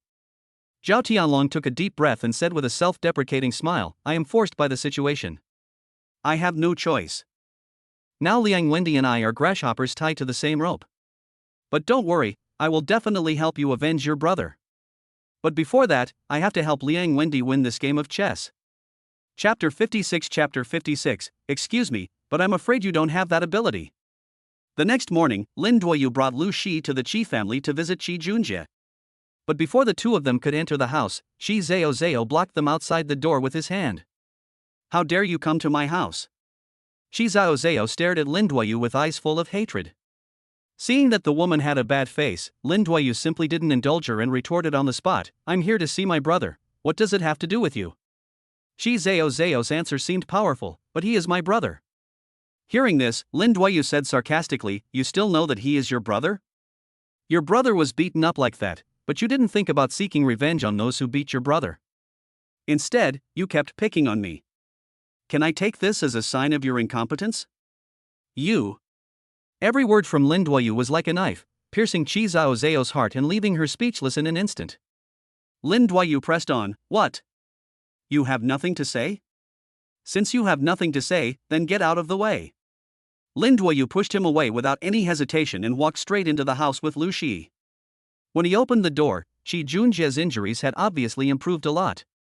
The main reason was that Lin Duoyu had left him a prescription when he left. Otherwise, he would never have been able to recover so quickly in less than 2 days. Brother, you're here? Qi Junjie was still laughing and looked heartless. Lin Duoyu sat beside his bed and gently placed a hand on his shoulder, you are recovering well. Continue to take the medicine according to the prescription. Perhaps in a few days, you will be as energetic as before. Brother! Don't say that. Your prescription is amazing. Look, I'm almost fine now, and I can even get out of bed. Qi Junjie laughed. Seeing him like this, Lin Duoyu couldn't help but laugh a few times. After this incident, I hope you can understand the importance of martial arts. Only when you are strong enough and your fists are hard enough, you will not be bullied by others. Yes. Qi Junjie nodded heavily and said deeply, don't worry, brother, I will practice diligently in the future and will never embarrass you again. By the way, brother, Zhao Tianlong hasn't come to bother you these 2 days, right? Qi Junjie couldn't help but ask. Lin Duoyu shook his head, don't worry about my affairs. All you have to do now is take care of yourself. Besides, I have already made the woman who hurt you pay a heavy price. And the pain she endured was definitely more than 100 times greater than yours. Okay, you can rest in peace. After patting Qi Junjie gently on the shoulder, Lin Duoyu turned and left the room. After staring at Qi Junjie for a while, Lu Shi suddenly lit 2 cigarettes, smoked one himself, and then put the other one into the other's mouth. Exhaling a long puff of light blue smoke, Lu Shi said with emotion, my eldest brother told me that you were tied up in the basement and beaten by that group of people for more than an hour, but you didn't tell them where my eldest brother was. You are so loyal. I did have some prejudice against you before, but after this incident, I think what my elder brother said is right. You are indeed someone worth making friends with. From now on, Lu Shi, will recognize you as my brother. Hearing this, Qi Jingjie was so moved that he almost cried. This feeling of being recognized was something he had never experienced before. Get well soon, I'm still waiting for you to take me out to play. Lu Shi, who was always serious, actually showed a smile to Qi Jingjie at this moment. Yeah. Qi Jingjie nodded heavily, almost choking. Walking out of the living room, the two were about to leave when Qi Zhaozhao suddenly called out to Lin Duoyu, "Stop. Is there something?"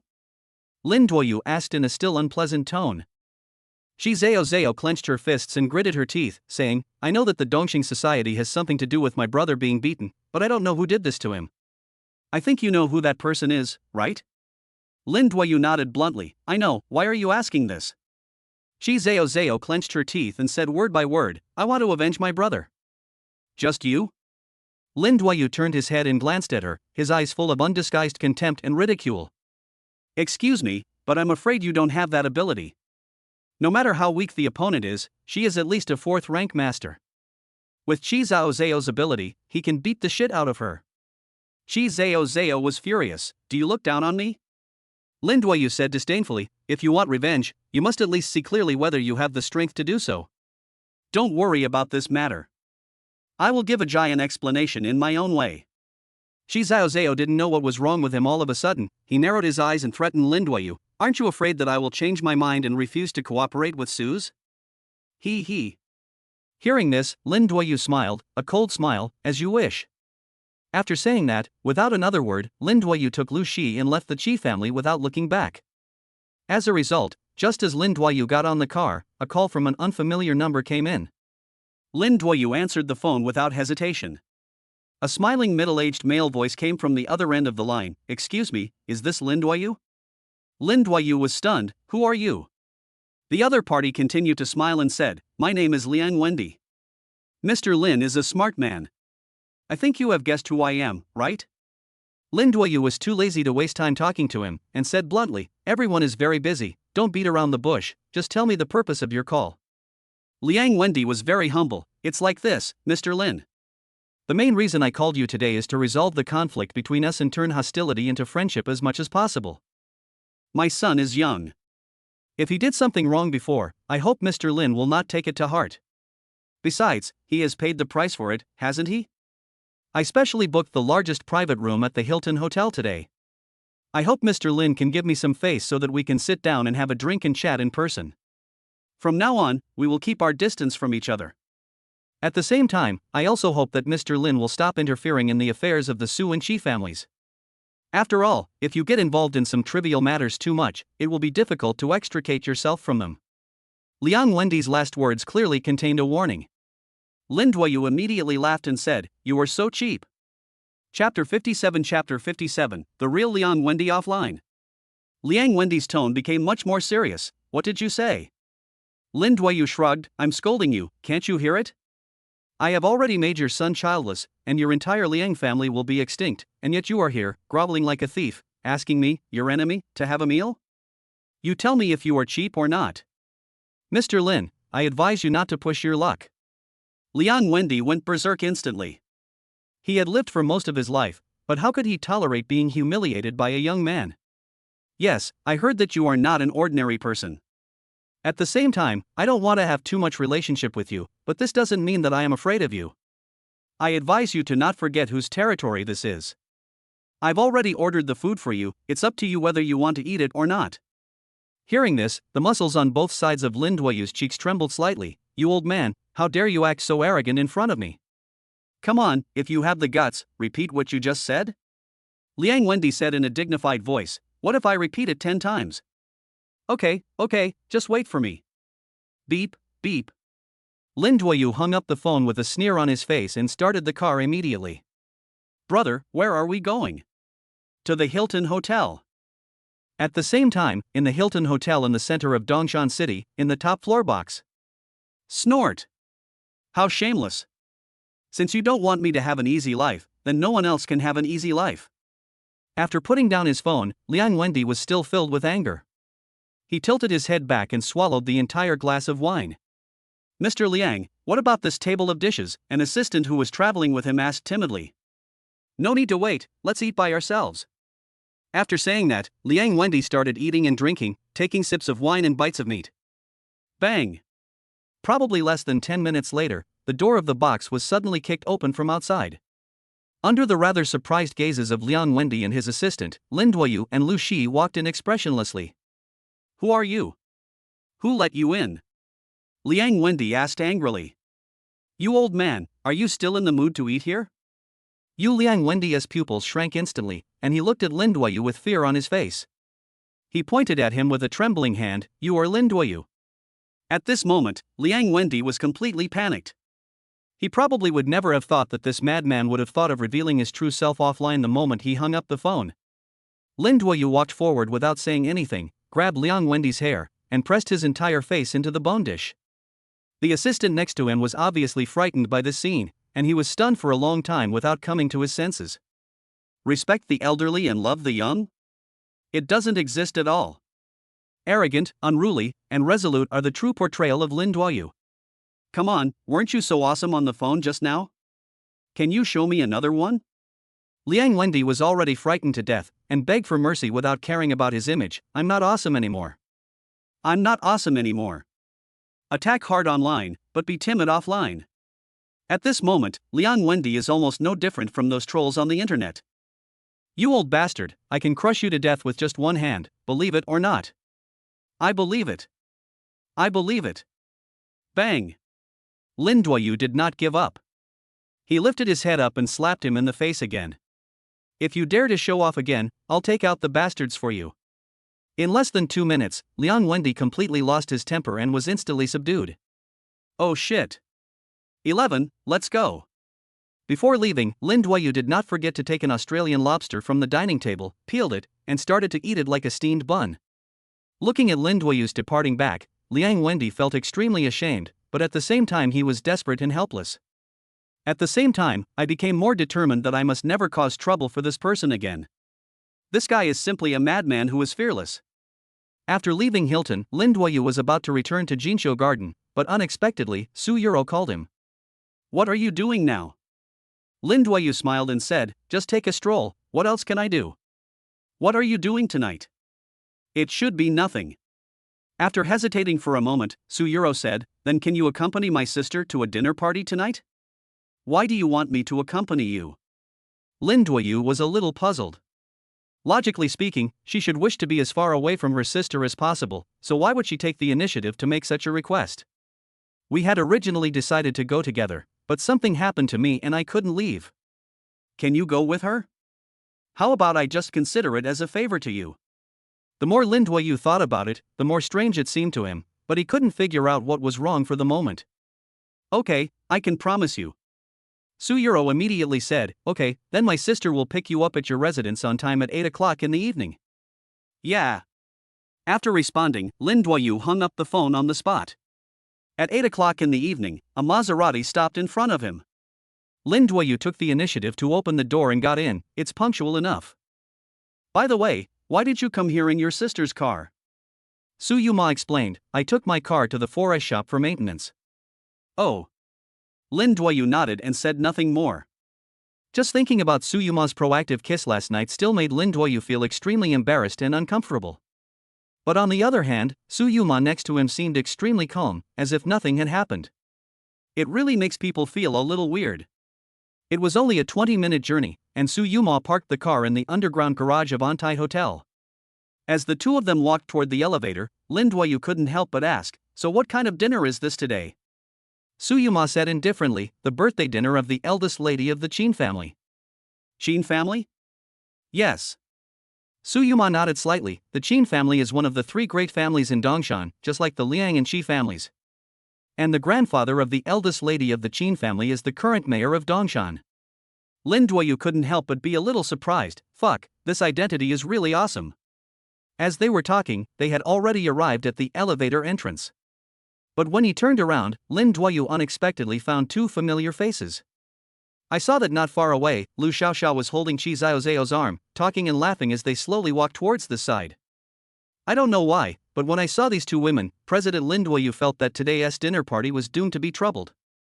Chapter 58. What a narrow road the enemies meet. Lin Duoyu? Lu Xiaoxiao was also caught off guard when she saw Lin Duoyu. What a coincidence. Lin Duoyu looked at Lu Xiaoxiao with a smile. Qi Zhao didn't even say hello to Lin Duoyu. She just fixed her eyes on Su Yuma with a smile on her face. Boss Su, I didn't expect that we would meet again so soon. After staring blankly at Qi Zhao in front of him for a while, Su Yuma also forced a smile. Yes. Just like that, after a simple greeting, the four of them were silent and got on the elevator to the banquet hall together. There were shadowy figures in the banquet hall. Many brightly dressed upper-class people were drinking and chatting happily to the classical Western music playing in the hall. Boss Su, I have some friends over there that I want to meet. I'll excuse me.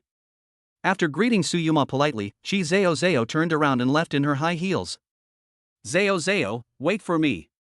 Lu Xiaoxiao didn't seem to want to stay with these two people, and hurriedly followed Qi Zhao. If I remember correctly, the woman just now was Qi Zi's eldest daughter, Qi Zhao?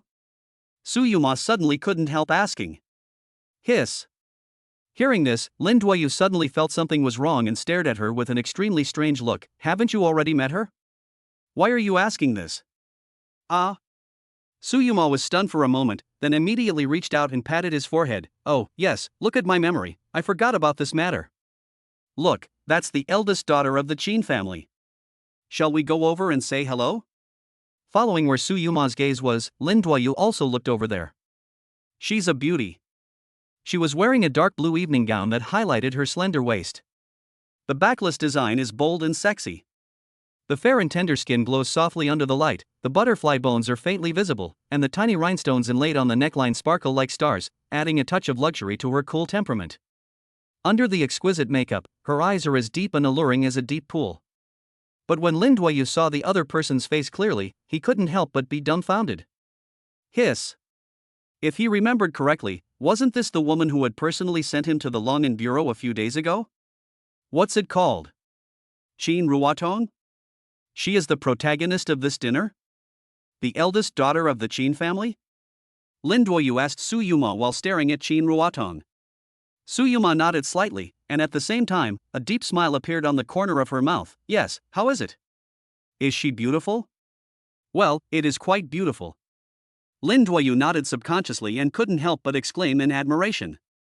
But I never expected that she, a mere superintendent, would have such an amazing identity. She is usually very low-key. Su Yuma asked in surprise, have you seen her? Lin Duoyu nodded without disguising, it's a pleasure to meet you. So do you want to come over with me and say hello? Lin Duoyu shrugged, I'm not interested, go by yourself if you want to go. If she finds out I'm here, she'll probably pester me again. That's too much trouble. TSK. Hearing this, Su Yuma rolled his eyes in annoyance, you are such a boaster. She is the eldest daughter of the Qin family, the granddaughter of the old city Lord Zhao, and will be a royal bride in the future. Why would she cling to you? Who do you think you are? Lin Duoyu was too lazy to explain, believe it or not. If you don't go, I will. However, just when Su Yuma had taken 2 steps, a familiar voice suddenly came from behind him. Yo! It's true that enemies often meet on a narrow road. Su Yuma subconsciously turned his head and saw Chao Yuding. Chao Yuding is still accompanied by her 2 best friends. I didn't expect you were here too? Chao Yuding quickly set her gaze on Lin Yuyuet again, her eyes full of hatred. Lin Duoyu glanced at the 3 of them calmly and said with a playful look on his face, I was wondering who it was, it turns out to be you 3 clowns again. What's the matter? Didn't you get slapped in the face enough before?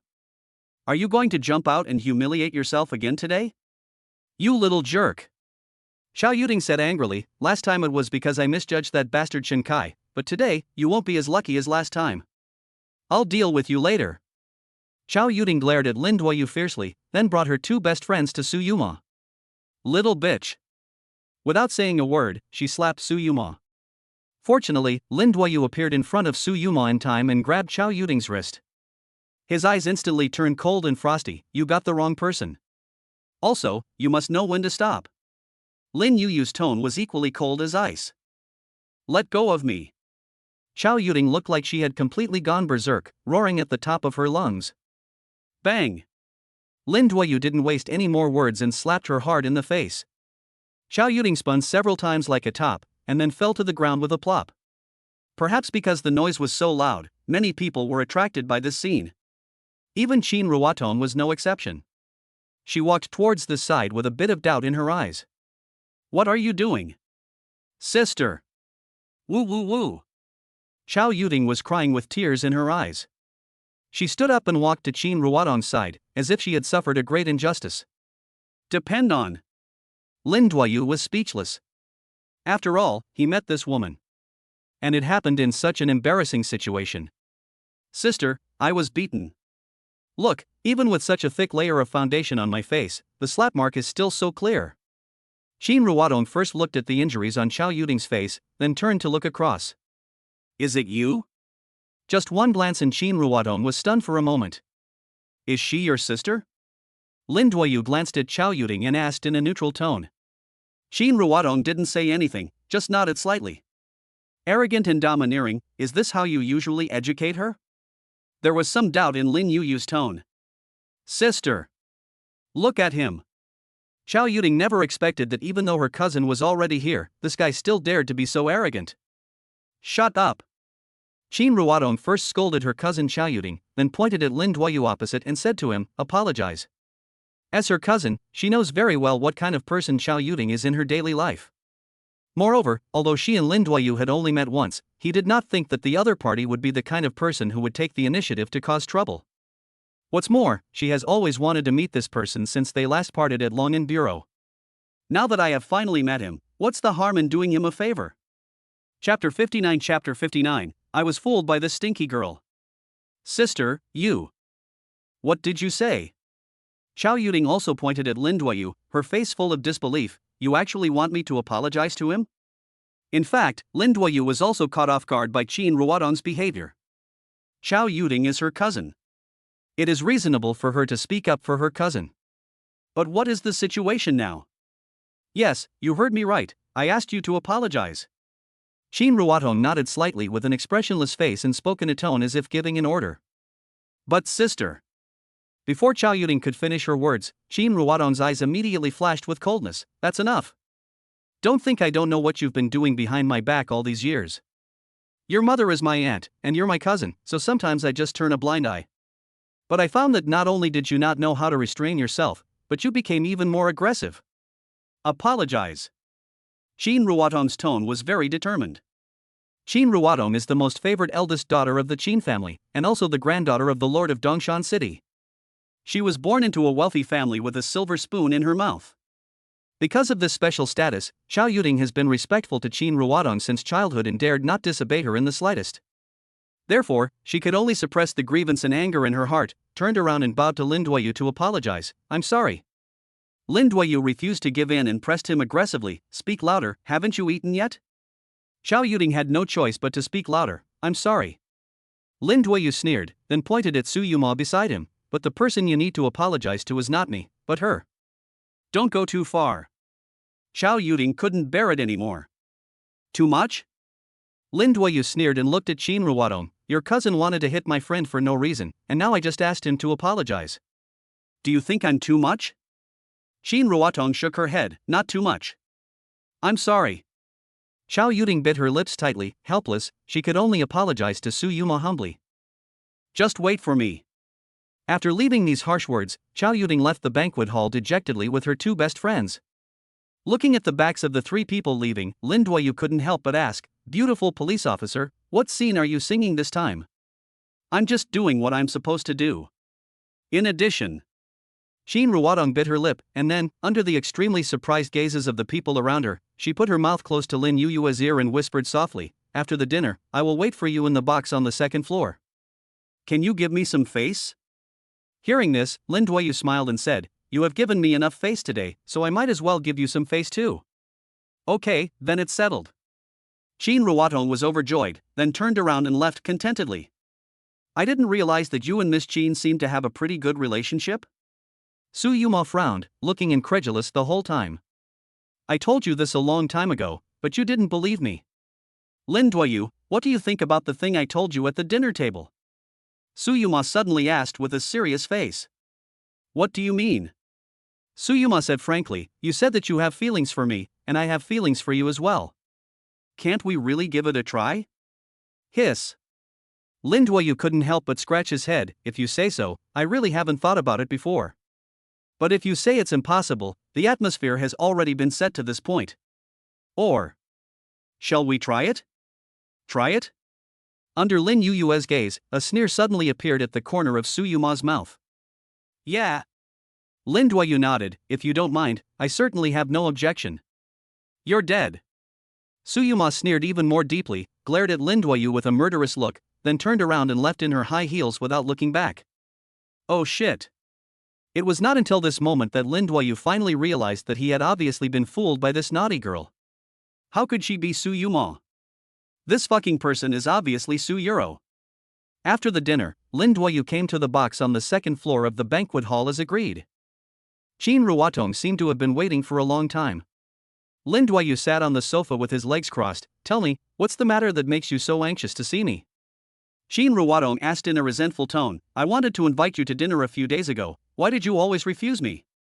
Lin Duoyu smiled and shrugged. Is this a reason for not wanting to eat with you? Depend on. This guy is too pretentious. Qin Ruotong was so angry, but considering that she needed help from others, she finally held back. Before, when we were at Longan Bureau, you said you had a way to help me break through to the peak of the 7th rank. Is this true? Qin Ruotong looked at Lin Duoyu eagerly and asked straight to the point. Lin Duoyu nodded. Of course it's true, otherwise do you think I'm lying to you? And you? Qin Ruotong suddenly became extremely excited, and she subconsciously walked over and reached out to grab Lin Yuyu's arm. Hey. What do you want to do? Miss Qin, it seems we are not that familiar with each other yet? Lin Duoyu stared at Qin Ruotong's behavior at the moment and said with a deliberate smile. Ugh. Sorry. I lost my temper. Qin Ruotong couldn't help but blush, and quickly stepped back a few steps, deliberately keeping a distance from him. Lin Duoyu picked up the cup of coffee beside him and took a sip. So you said you wanted to treat me to a meal before, isn't it just for this matter? Are you asking this question even though you already know the answer? A hint of displeasure flashed across Qin Ruotong's face. I just want you to admit it yourself. Qin Ruotong nodded. That's right. Lin Duoyu crossed his legs again and looked at her with a smile. Then please give me a reason why I must help you, Miss Qin. What reason do you want? Qin Ruotong looked obviously a little impatient. You want money? Lin Duoyu shook his head. Money is worthless in my eyes. So what do you want? Lin Duoyu directly slapped a spirit stone in his pocket on the table and said bluntly, help me find out something, and this thing will be yours. This is sperm stone. Qin Ruotong's eyes suddenly brightened. Lin Duoyu smiled and said, as expected of Miss Qin, you are well informed. As long as you are willing to help me, I think this essence stone may be enough to help you break through the bottleneck of the 7th level. Tell me, what do you want me to check for you? Lin Duoyu took a deep breath and said, help me find out where a family with the surname Yi lives now.